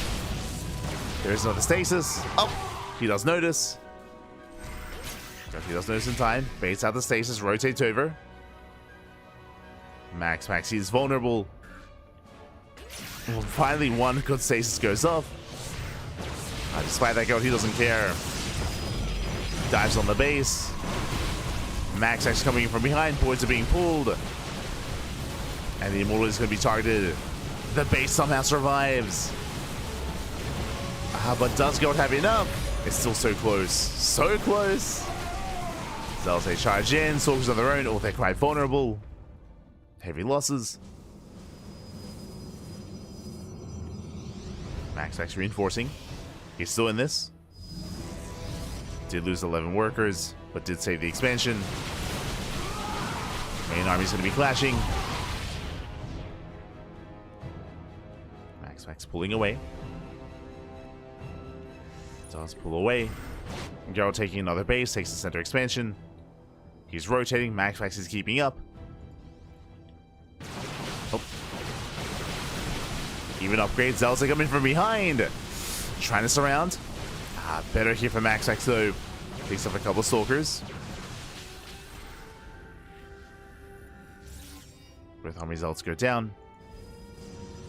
Whew, oh my god. And again, it's been tense. It's been very tense. MaxPax has been overextending at times. York going for his own Dark Shrine. Oof. Gets punished though for the blink. He's going to be punished. DT run by in the way. MaxPax once again pushing right through the center. Almost gets surrounded. There's the recall. Ooh, DT's taking the cannon. No detection. Zero detection here for Geralt. And MaxPax tells you have too much. It takes down the Immortal. It's also they do a great job buffering. But Geralt he's holding. Does hold on. DT's wreaking havoc. Base gonna be going down. Geralt he can't save it. Not like this. Not anymore. Massive pickup. And MaxPax he blinks away. As we're settling into our game, yo, a big shout out to Hatsu in the chat. Hatsu, thank you so much. Thank you so much for subscribing for 9 months. Thank you, thank you. Again, shout out to Hatsu. Hatsu was competing earlier in the tournament in OSC King of the Hill. I say earlier, there's been a lot of matches. It's been a lot of games. A lot of best of ones. It's been an intense tournament so far, but yes, Hatsu was a part of it earlier, so thank you so much. Thank you. I hope you enjoyed yourself, so we had a great time. But now the main armies do clash. Nice catch on the Immortal. Immortal goes down. DTs, they hit the center base. At the same time, DTs also in the natural of Geralt. Probes are going down. It's getting out of hand. Yeah, too much economic damage here. That's going to be 19 probe kills. Geralt's walling up. Walling up. But where's the Observer? Where is the detection? Observer still being built and Geralt is being pulled apart. Yeah, left and right. Center base goes down. Stalker's moving in. Geralt has to respond. MaxPax, he's maxed out. And Geralt is going for the base trade. He's going for the base trade. DTs are still all over the place. Geralt, now he turns back around. He's running back home. Indecisive. Trying to catch out the army.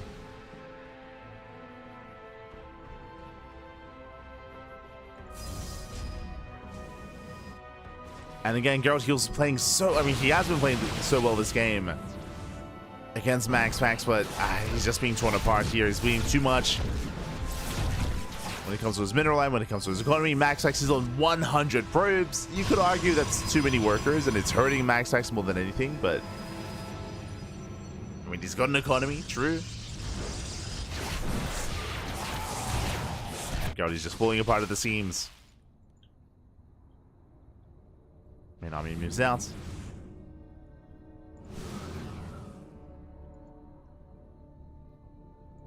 More probes going down. DT harass here just continues. And I mean, this is the MaxPax's signature move here. He's just so fond of DT harass in PvP. It's so difficult to deal with. Cannons are not enough. If you have a cannon, it's just going to be targeted down. And Geralt, he has been torn apart.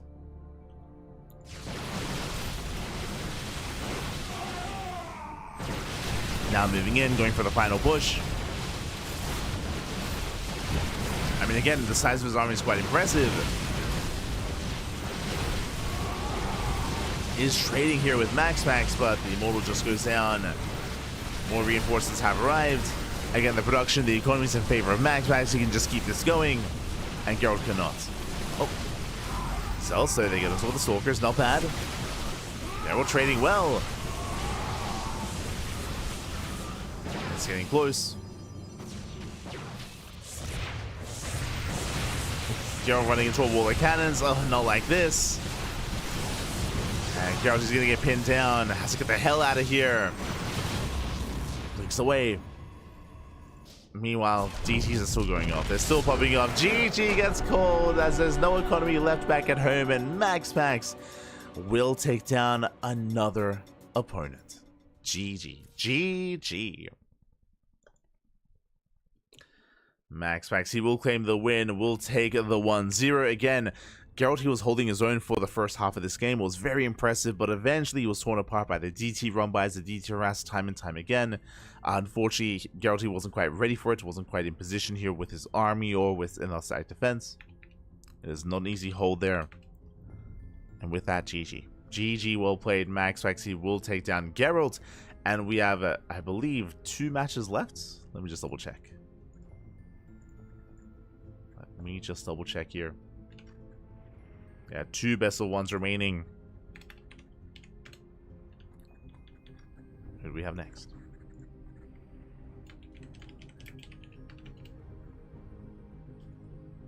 Here we go. 100 workers, Pappy. 100 workers. Crazy, crazy. And I'm pretty sure that was, again, hurting MaxPax more than helping, but it's fine, it's fine. It was far enough ahead with the non-stop Dark Templar. Great back and forth game. 100%, like, again, Geralt, he had his own strong moments. He had his own strong moments here. But we have 2 matches remaining. Who's it going to be? Now, we did see Bunny in the chat earlier, but I don't know if he was able to... Oh, was able to set up in time.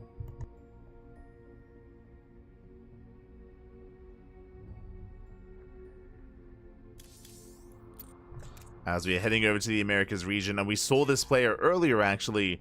It is going to be a PvT here between MaxPax and Honmono. Let's go. Honmono, he has made his return.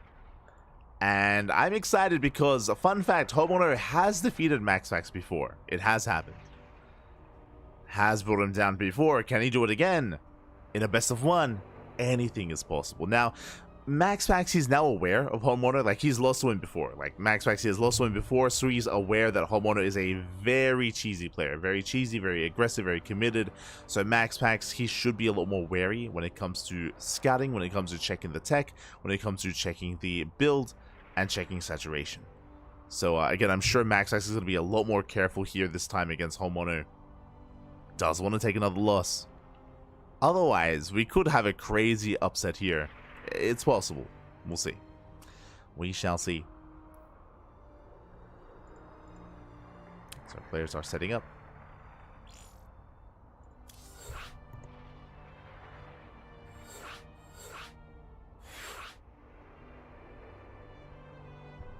And no surprise here. Our next game is going to be on Gressvan. Let's go. Let's go.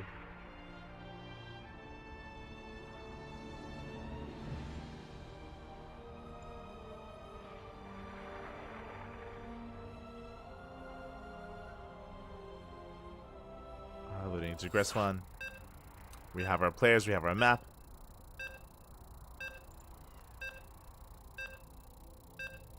How about jumping in?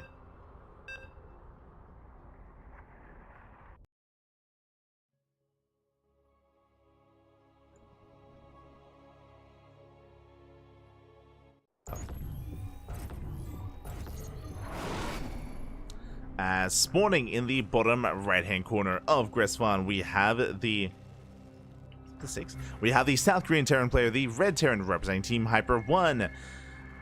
He's revived. He's back here for the second round for his next chance to bring down the King of the Hill. It is Honmono. And spawning in the top left-hand corner, we have the Blue Protoss player, the current King of the Hill, the reigning King of the Hill himself, with 6 wins under his belt. For Sidestorm Gaming, it is MaxPax.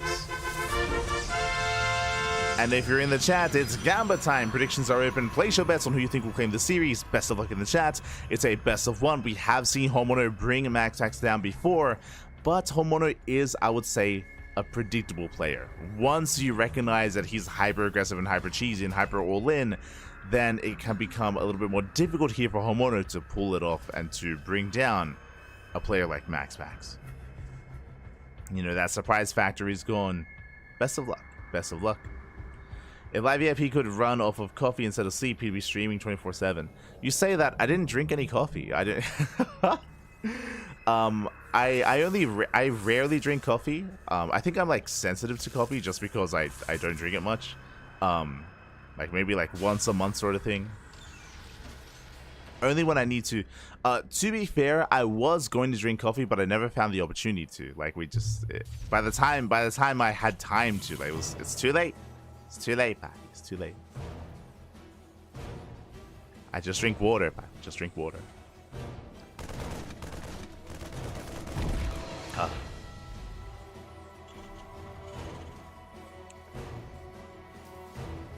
Hydrate your hydras. As homeowner does open up economically, it's going to be a ranks expand out of homeowner economic opener. So far, so good. Likewise, MaxPax going for a standard opener himself. Moving on with the Zealot. Just had coffee. Now, for me, like, coffee is like a utility thing. Like, I only ever drink it if I'm casting for like a 14-hour day. Like, if I'm doing like 14 hours of casting or like 16 hours of casting, then like 100% I need coffee. But otherwise, usually I'm okay without it. Usually. It's only if I have to ruin my sleep schedule, basically. I'm not one of those people that like needs caffeine in the morning when they wake up. Like I just wake up and I work. Like I just do it. But regardless, the first two Marines go down. Bunker does finish up just in time. Bunker is complete. CC is done. And that was close. That was very close, very clutch.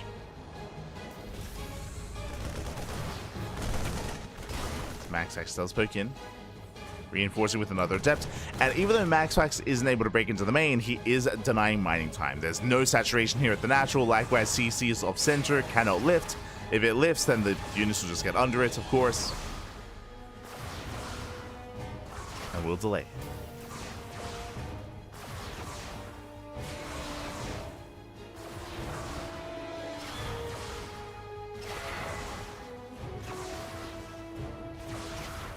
I wish I didn't need it. I just enjoy the taste too much and the addiction is now real. Oh no. Not like this. Yeah. It's all good, man. It's all good. I mean, it's useful, right? Like I have laddered. Fun fact, I've laddered like a couple of times while like juiced up on coffee. And it does feel like you're cheating. Like you're like that much more alert, your reactions are that much faster as well. Like I have noticed that, like, yeah, it's just it's pretty good. The enhancement is real.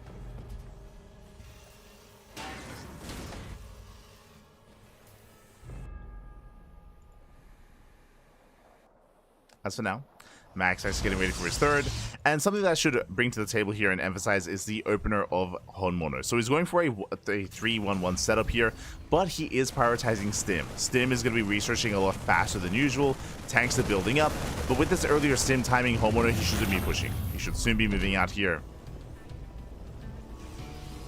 And pushing until then, though, MaxPax has arrived. He's got his own 3-gate blink setup. Bunker is up, barely gonna go down. So far, nice trades.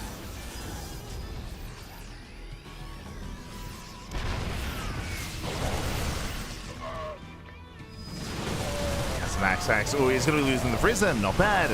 Prism goes down. Stim catching him off guard. Again, it was a much earlier Stim timing here from Honmono.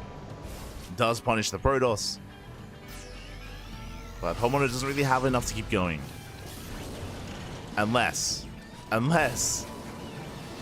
mean, there's not that many boys to pull is the problem. Even if he wanted to all in. Likewise, Stalkers are in position to scout.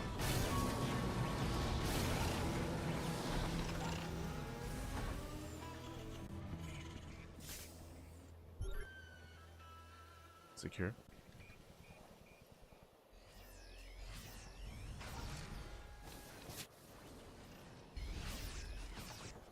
Secure. Homeowner trying to look for the army. Still building up. Back at home, charge is halfway done. MaxPax needs a little bit more time. Bearing in mind, MaxPax, he's delaying his splash damage in favor of charge, so no Colossus, no Storm, no Disruptors.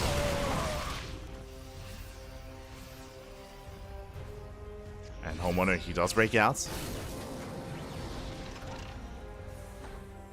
Still looking for the army. In position here to intercept.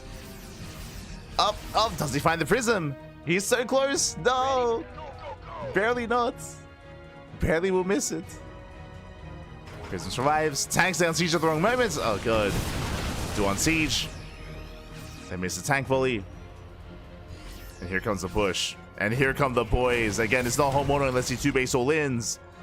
The boys are being pulled. No splash damage, but charge is done. I'll pick up. Saves the tanks. Tanks are saved, and we're going for a base raid essentially. As the Stalkers, they get caught in massive pickups. Oh my god! Every Stalker goes down. MaxPax, he's hurting. He's in trouble. Does have force fields. Looks down the ByuN. Very nice catch. Yeah, Marines are going down. Zealots are across the map. Taking down SCVs. But Homeowner can still pull this off. The force fields though. Let's slow down the army. Tanks are a little bit too far behind. He's gaining ground. Yeah, tanks are within range. The Nexus should fall. Reinforcements on the way.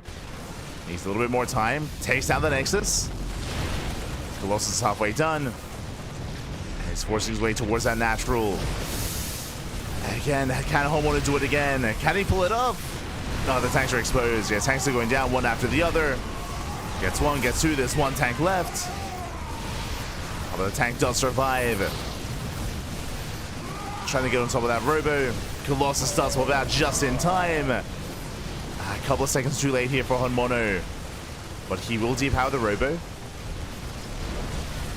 Robo is depowered. Then what you see is what you get. We're bringing 4 zealots at a time. It's going to be 10 zealots, 1 immortal, 1 colossus. More reinforcements coming. Homeowner, he's so close. Can he break him? Gets a pylon. Pylon goes down. Homeowner had a position. Yeah, the army stems in. Tank goes down. There's 1 tank left. Better trade for MaxPax. MaxPax is cleaning up most of the army. Homeowner, he was distracted here by the zealots. Homeowner is running out of steam. Boosting into the main. MaxPax does notice. Does respond. Yeah, he shuts this down. MaxPax, he holds. Whew, it was close. It was intense, but he's holding on. He's holding on. May have lost a 3rd base, but it's going to be a 2-basing Protoss against a 1.5-basing Terran. 22 SCVs, I mean, barely any saturation. Barely any mining going on.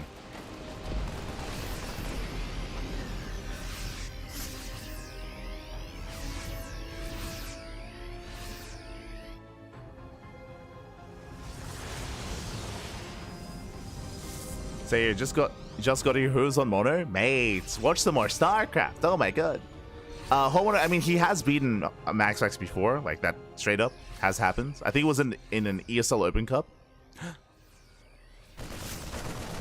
So Homeowner, he has felt the wrath of, MaxPax has felt the wrath of Homeowner before, but just the once.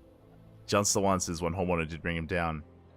And he came close. Homeowner, he came close here, but alas, MaxPax, he's holding, he's surviving. Getting to Storm. Homeowner still has an army to work with, don't get me wrong. He's still got 3 tanks. That's a lot of tanks. This second all-in can still catch MaxPax off guard. Up. Zips in. Doesn't quite catch the Stalkers. Has to respect the force fields. Homeowner rotating back around. Does rotate.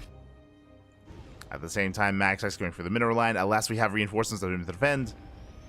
Homeowner should be fine. Shuts down the zealots. Tanks do siege. Yeah, just in time. Massive shots going up.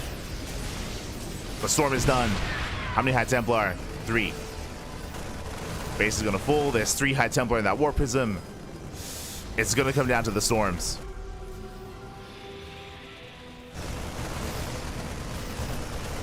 It's going to come down to those High Templar. Storms are amassing.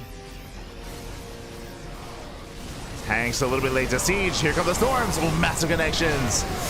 Oh, Marines, a lot of them do go down. Another storm comes in, and yeah, MaxPax, he breaks through. Breaks through the ByuN army.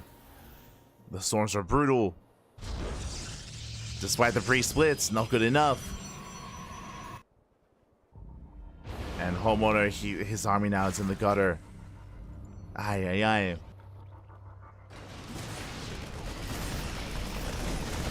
Likewise, he was caught on siege as well. With that, Homeowner pulls away. The weather on this map is terrible. Don't forget your umbrellas, pack. Don't forget. Oh no. There's a storm coming.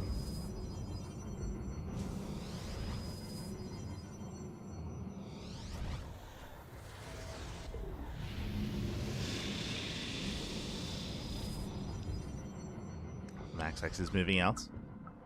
And retaking his third base for the 3rd time. As he just cannot get his third up and running. But now he's got Archons. He has that one Colossus still standing. Homeowner lifting up his main, landing it as a 3rd. And we still have storms left over. Massive connections. Takes all the storms to the face. And despite killing the Colossus, it looks like it's going to be too much. And MaxPax, he breaks on through. Breaks through the defensive line, takes down all the tanks. Oh, Homeowner landing the Vikings. Barely holding. Takes down the Archon. But it's just not worth it. He lost every single SCV. 13 SCV kills. 1 tank left. Couple of Marauders. Oh, the pickup Micro. Let's go. Still has the bunker. Jumps in.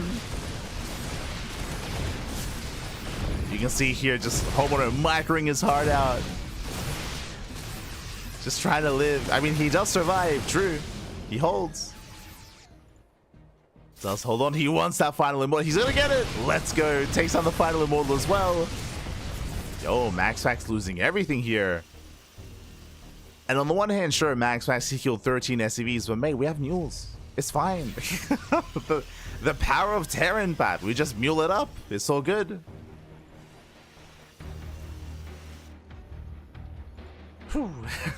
Okay, let's take stock. So MaxPax, he has a 3rd. That's what's important here. He has a 3rd base up and running, getting a 4th as well, building up more High Templar, gathering up more storms. And you can see Homeowner, he's getting ready to receive another attack. Just throwing down more bunkers, getting ready for the push. A push that honestly shouldn't be coming. Like, to be honest, MaxPax, he should recognize that he does have a better economy here, getting a 4th base. He can just slow things down.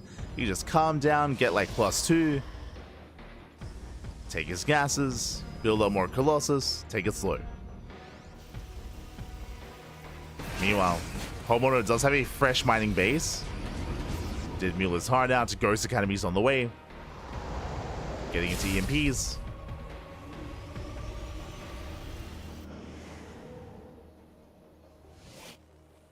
But as we see here, like, Homeowner, he wants MaxPax to push into this. Like, this would be best case scenario here. Best fight for Homeowner is fighting with all 3 of these bunkers. Hatches a Stalker.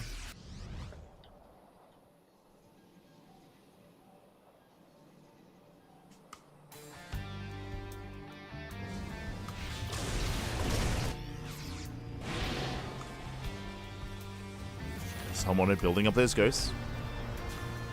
And I do appreciate here that MaxPax, he is pulling back home. He's just chilling back home, calming things down, and getting his 4th base saturated, taking the gases as well. He's being active with the Stalkers, but only the Stalkers. So MaxPax, he's learned his lesson. He's like, you know what? I'ma just chill. I'ma just calm down.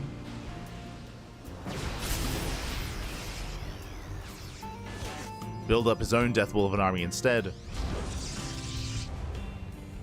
And here comes the salvage. Homeowner, he is up in army supply, true.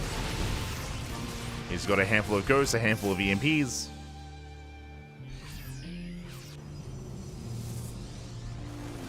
Viking kind of still lackluster, just 4.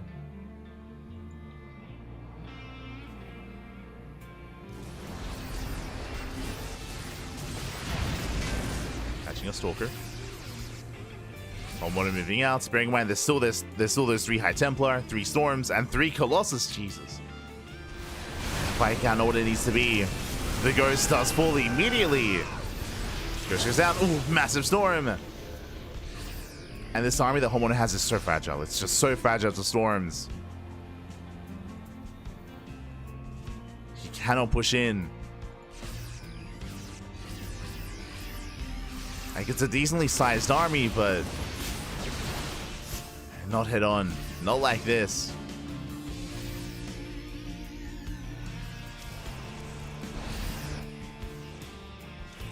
As MaxPax is counterattacking.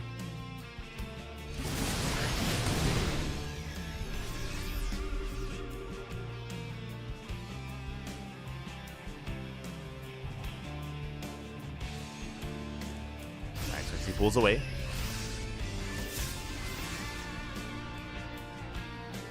One breaking out. Oh, please down to medevac. Nice pickup. Medevac goes down.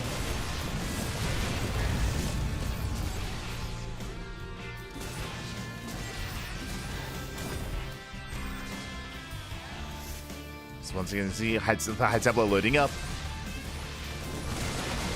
There's a full NG High Templar as well. And as Homeowner moves out, massive Zealot run by here towards the natural, towards the 4th base. They do distract. Homeowner forced to pull back. Planetary's getting up. And MaxPax, he's going for that planetary.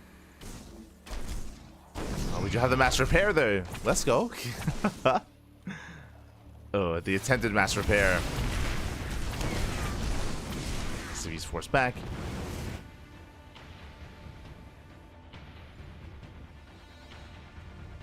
Armor supplies are comparable. Oh.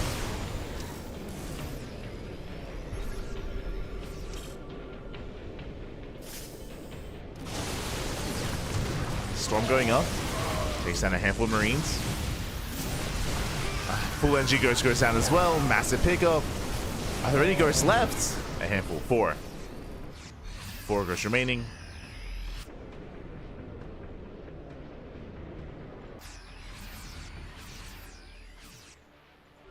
And now for the first time in a long time, Max actually does take that supply lead.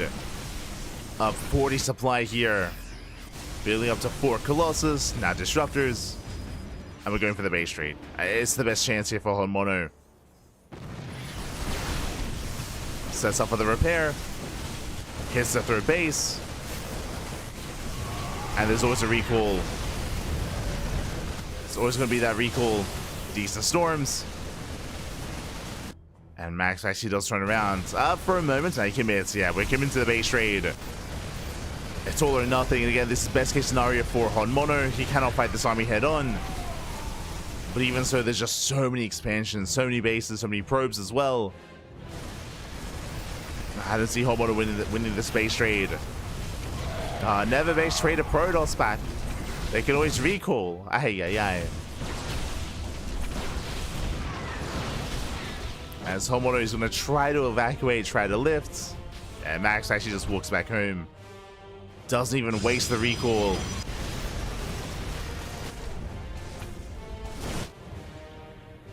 So Max actually is turning back around. We're going to engage with the main army. Again, an army that a Homeowner just cannot fight. Nice time. Lightning Storm's coming in.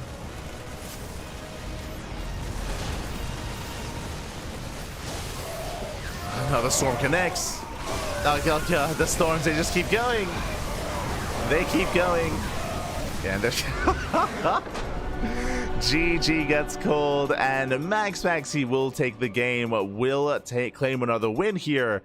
But that was a close one. That was very intense. GG, well played. MaxPax will claim another win. GG. Shout out to Homeowner though, because again, there were some very strong moments for him, especially early on where he did have a supply lead, did have an advantage. I want to say that it was unfortunate that Homeowner took a little bit too long to break into the natural. Specifically, I'm referring to the first Colossus. That first Colossus arriving was a big moment here for MaxPax, as he was able to hold the line and actually buy enough time for his own upgrades, for extra warp bins as well of Zealots.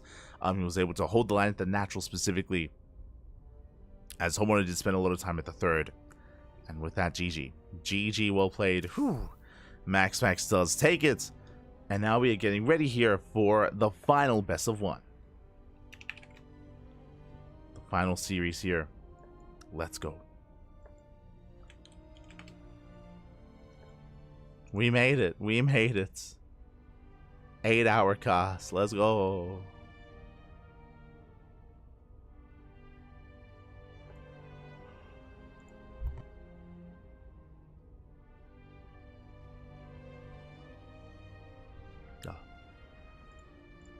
As looks like we are going to EU. We're heading over to the European region, heading over to the European server. We have one final revived player. One final player has been revived, and it is going to be a PvP. It's going to be a Protoss versus Protoss here between MaxPax and Jumi. Let's go. Let us go. Just catching up with the chat. Just catching up. Nerf Zerg. True. True, papi. True.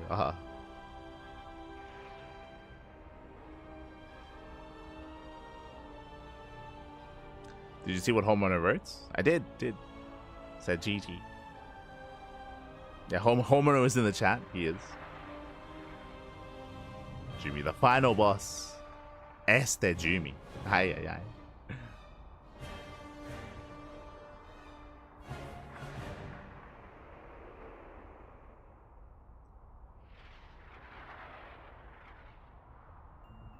But yeah, we are getting 3 revives here tonight. 3 revives.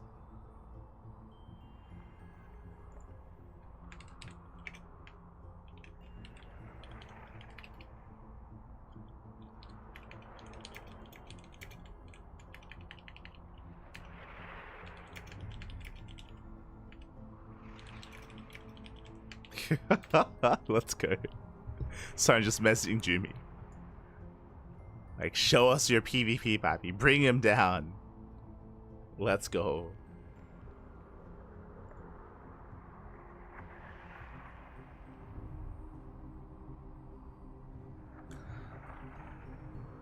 But yes, I see some people asking about Homeowner. Homeowner, he has been around for many years at this point.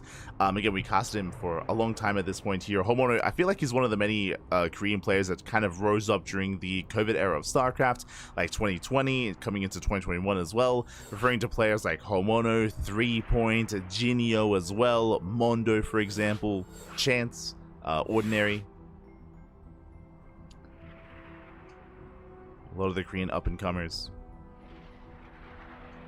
And he's an animal. As you saw, he's an absolute animal. He's Homeowner. He is hyper aggressive and he cheeses. He's the most aggressive Terran player in Korea, I would say. He's the most aggressive Korean Terran out there. Very cheesy, very aggressive, and always a treat to watch, especially in TVP. If you were here earlier, we casted him against Solar, and he one-base BC'd, or he tried to one-base BC Solar as well. Crazy. Animal. But here we go. We're getting into our next game. We're loading into the final best of one of the night. It's going to be a PvP on Romanticide. Let's go. Let us go. And spawning in the bottom right corner of Romanticide, we have the German Protoss player, the green Protoss representing Streamer Zone. It is Jumi.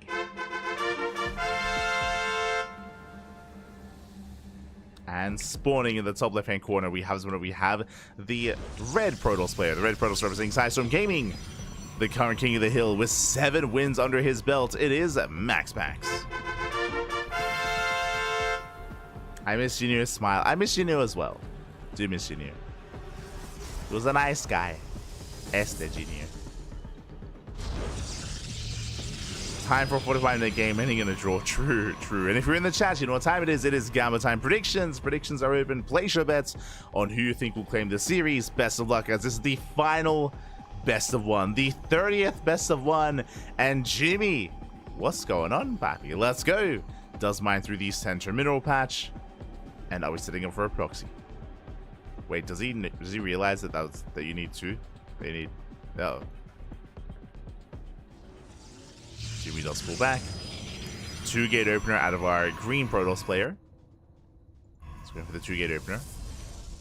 And I wonder if MaxPax recognizes what just happened here. As Jimmy, he's coming back. He wants more.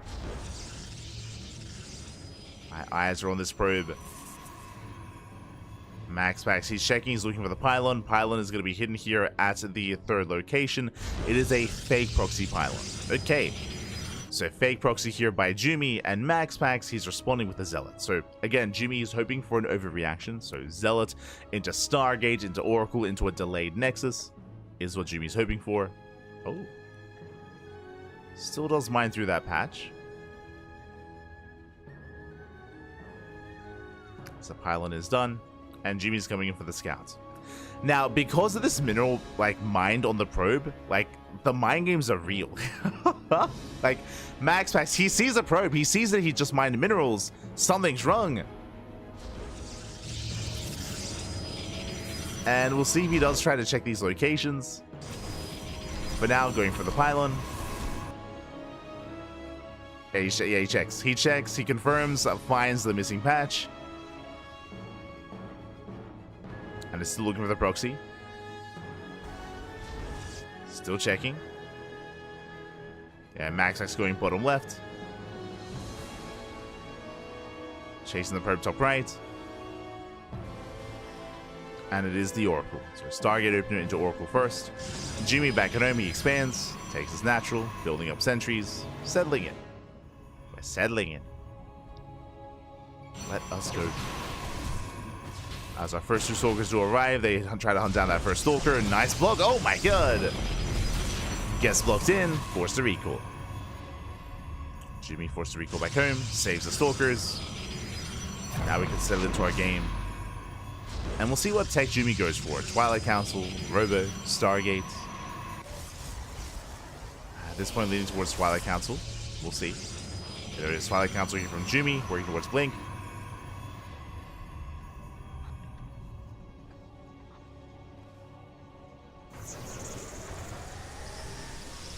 Wasn't 2020 last year? Bad jokes. Ah, Smooch.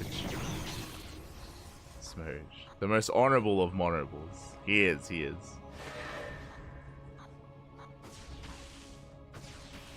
No bias, no bias, no bias.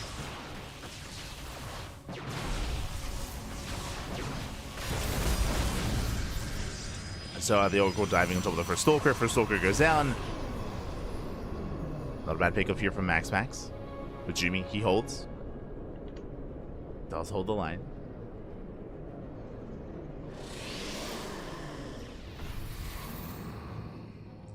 When in doubt, make a Void Ray. Typically, you go Oracle first. Oracle first. If you believe it is a proxy, then we need the Void Rays. But again, he has found the pylon. We'll shut it down. Of course, confirm the expansion.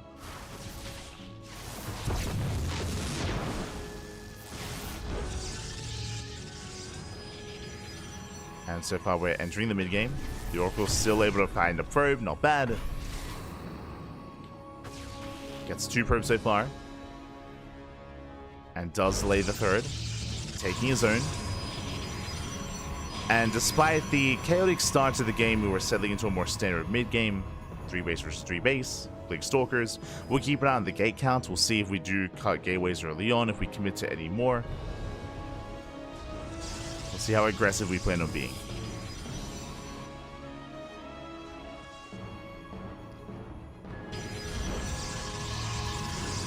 So there we go for the Forge. Building up upgrades. Throwing down the third gateway. We should be seeing MaxPax do something similar back at him as well. And this is then Forge. Forge on the way. Already on 3 gates. MaxPax applying pressure to the third.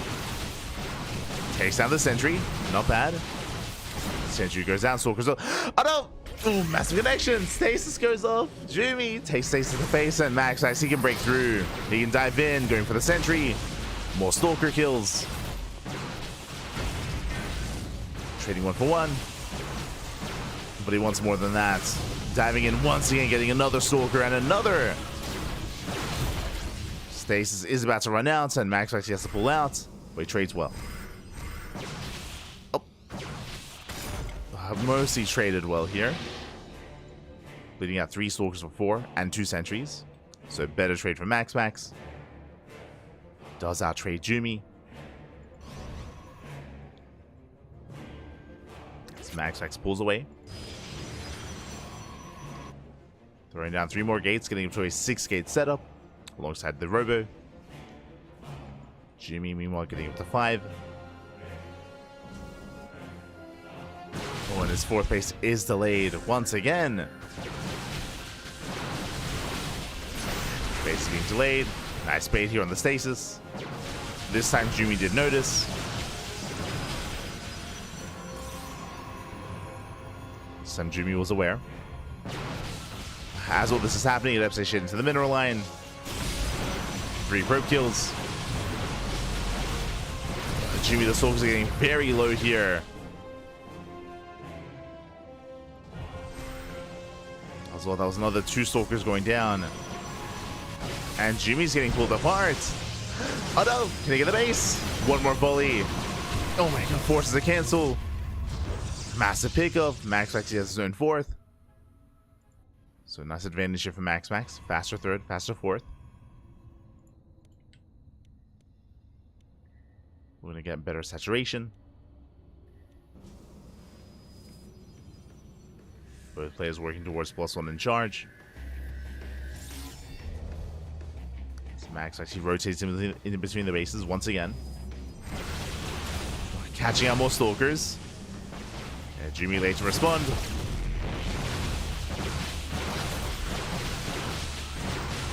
Trading with the army. Not a bad cone game here by Jumi. Uh oh. Not again! Oh my god, every time Stasis goes off. Cashes out, what, 5 of the Stalkers.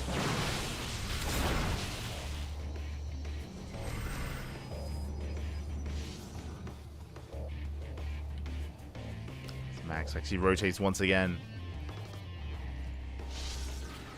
And Jumi, he has no map vision, no map presence. He doesn't see these rotations. Does miss them. MaxPax just going for the base. And he will get it. 1 more volley. Nexus goes down. Stage traps once again going up. Catching out Jumi and delaying any kind of counterattack. And with that, the supplies are similar, that is true, but that's soon about to change. MaxPax now getting a 5th. Into further upgrades, extra gateways, and soon he can just focus on his army. Focus on building up. Dark Shrine is now done.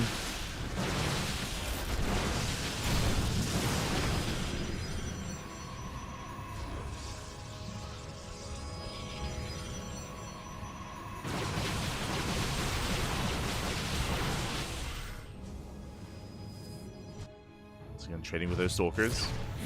Dropping into that natural, going straight for the cannon. And can he bring it down? He can.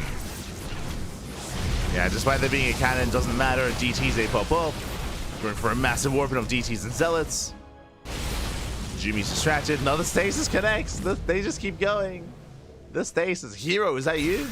Oh my god. No shot. GG. The Stasis traps, the MVPs. They just keep connecting. And MaxPax, he will take the series. And MaxPax will be your final OSC King of the Hill champion. GG. GG. Or your final OSC King of the Hill. There we go. GG, well played. He will be the final one standing here amongst all these players. We had 30 best of ones back to back to back to back. A crazy event. 8 hours, over 8 hours of StarCraft, over 8 hours of OSC King of the Hill. And in the end, MaxPax is the final one standing. GG. GG, well played. It was close though, it was very close. Shout out to Geralt, shout out to Honmono. There were a lot of players that really did make MaxPax sweat. They did threaten him, and he almost lost the games. Did almost lose them, but in the end, is going to be our victor, is going to be our King of the Hill. And let's catch up on some of those matches, on some of those results. Here we go.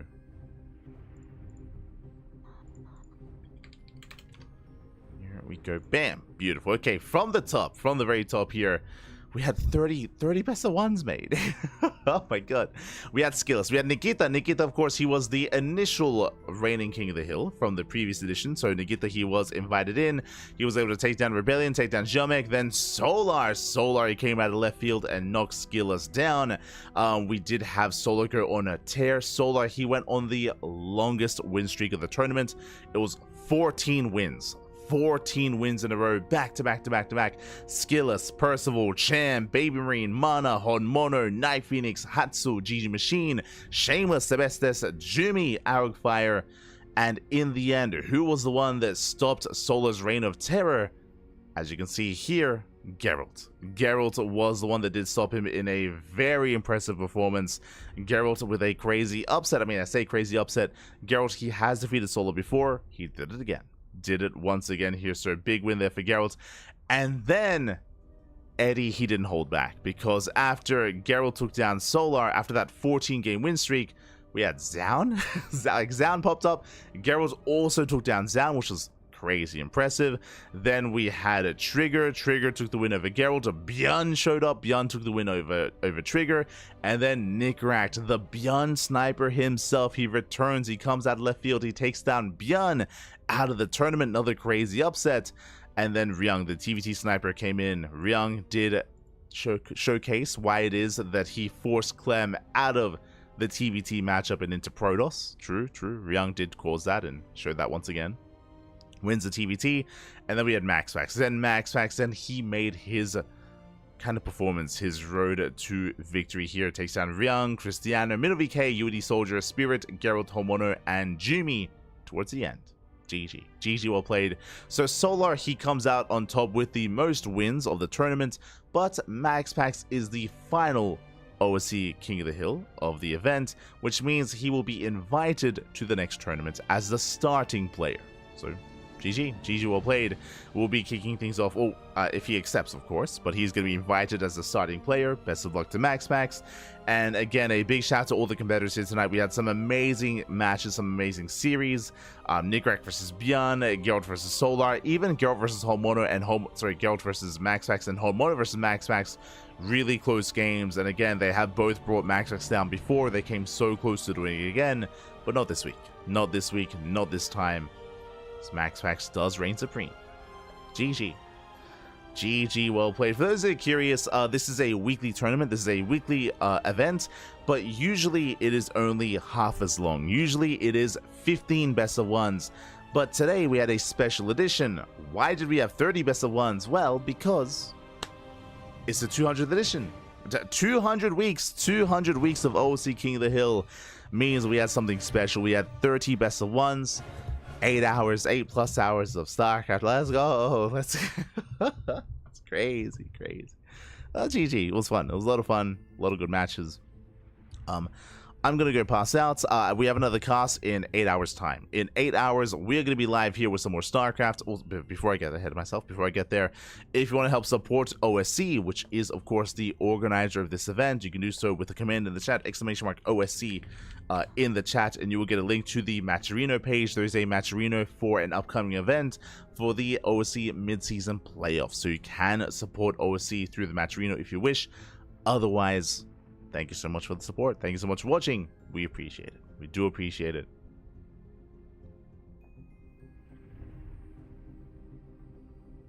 Usually it's only half as long, but for Valentine's Day, it was double the size. True. Let's go.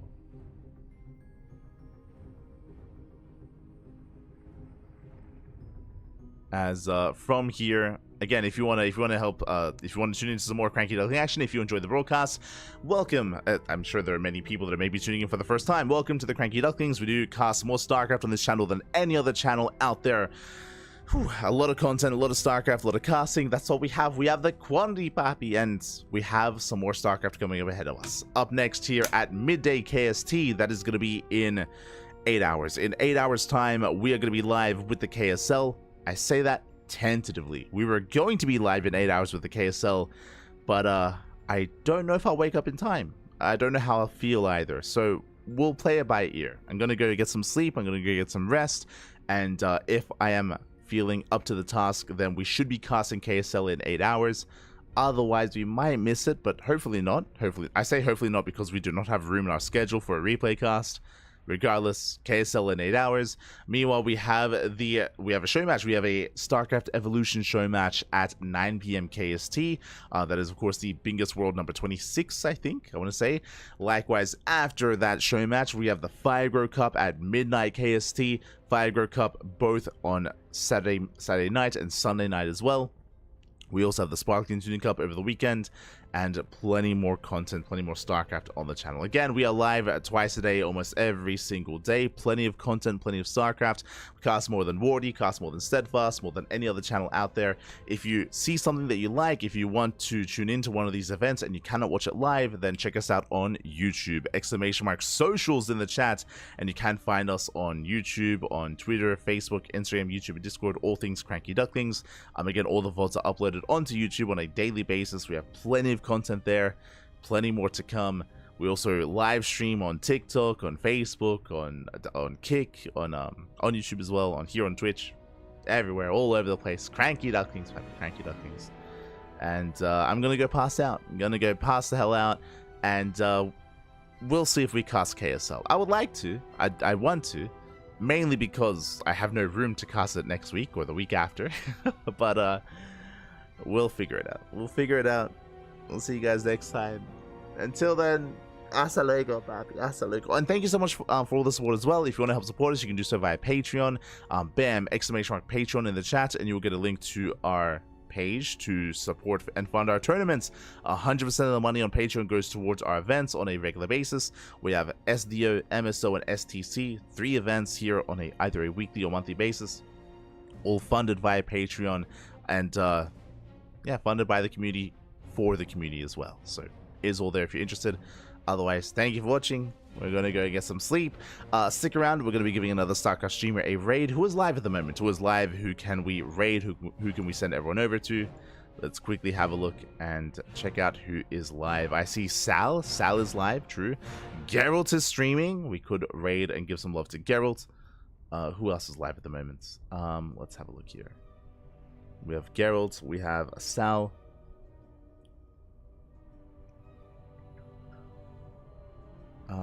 Don't recognize many others. Just double checking. Yo, Bratok is streaming. Let's go. Bratok. Rushy is playing Stormgate. Oh, it's a toss-up. Do we raid Sal? Do we leave Geralt? Do we raid Geralt? Let's have a look at their their stream. Otherwise, give them some love, give them some support, and we'll see you guys tomorrow for some more StarCraft action, whether it's for KSL, whether it's for Firegrow Cup, whether it's for the StarCraft Evolution show match. Regardless, we'll see you next time. Until then, hasta luego. Ciao, papi, ciao. Hasta luego. Hasta luego.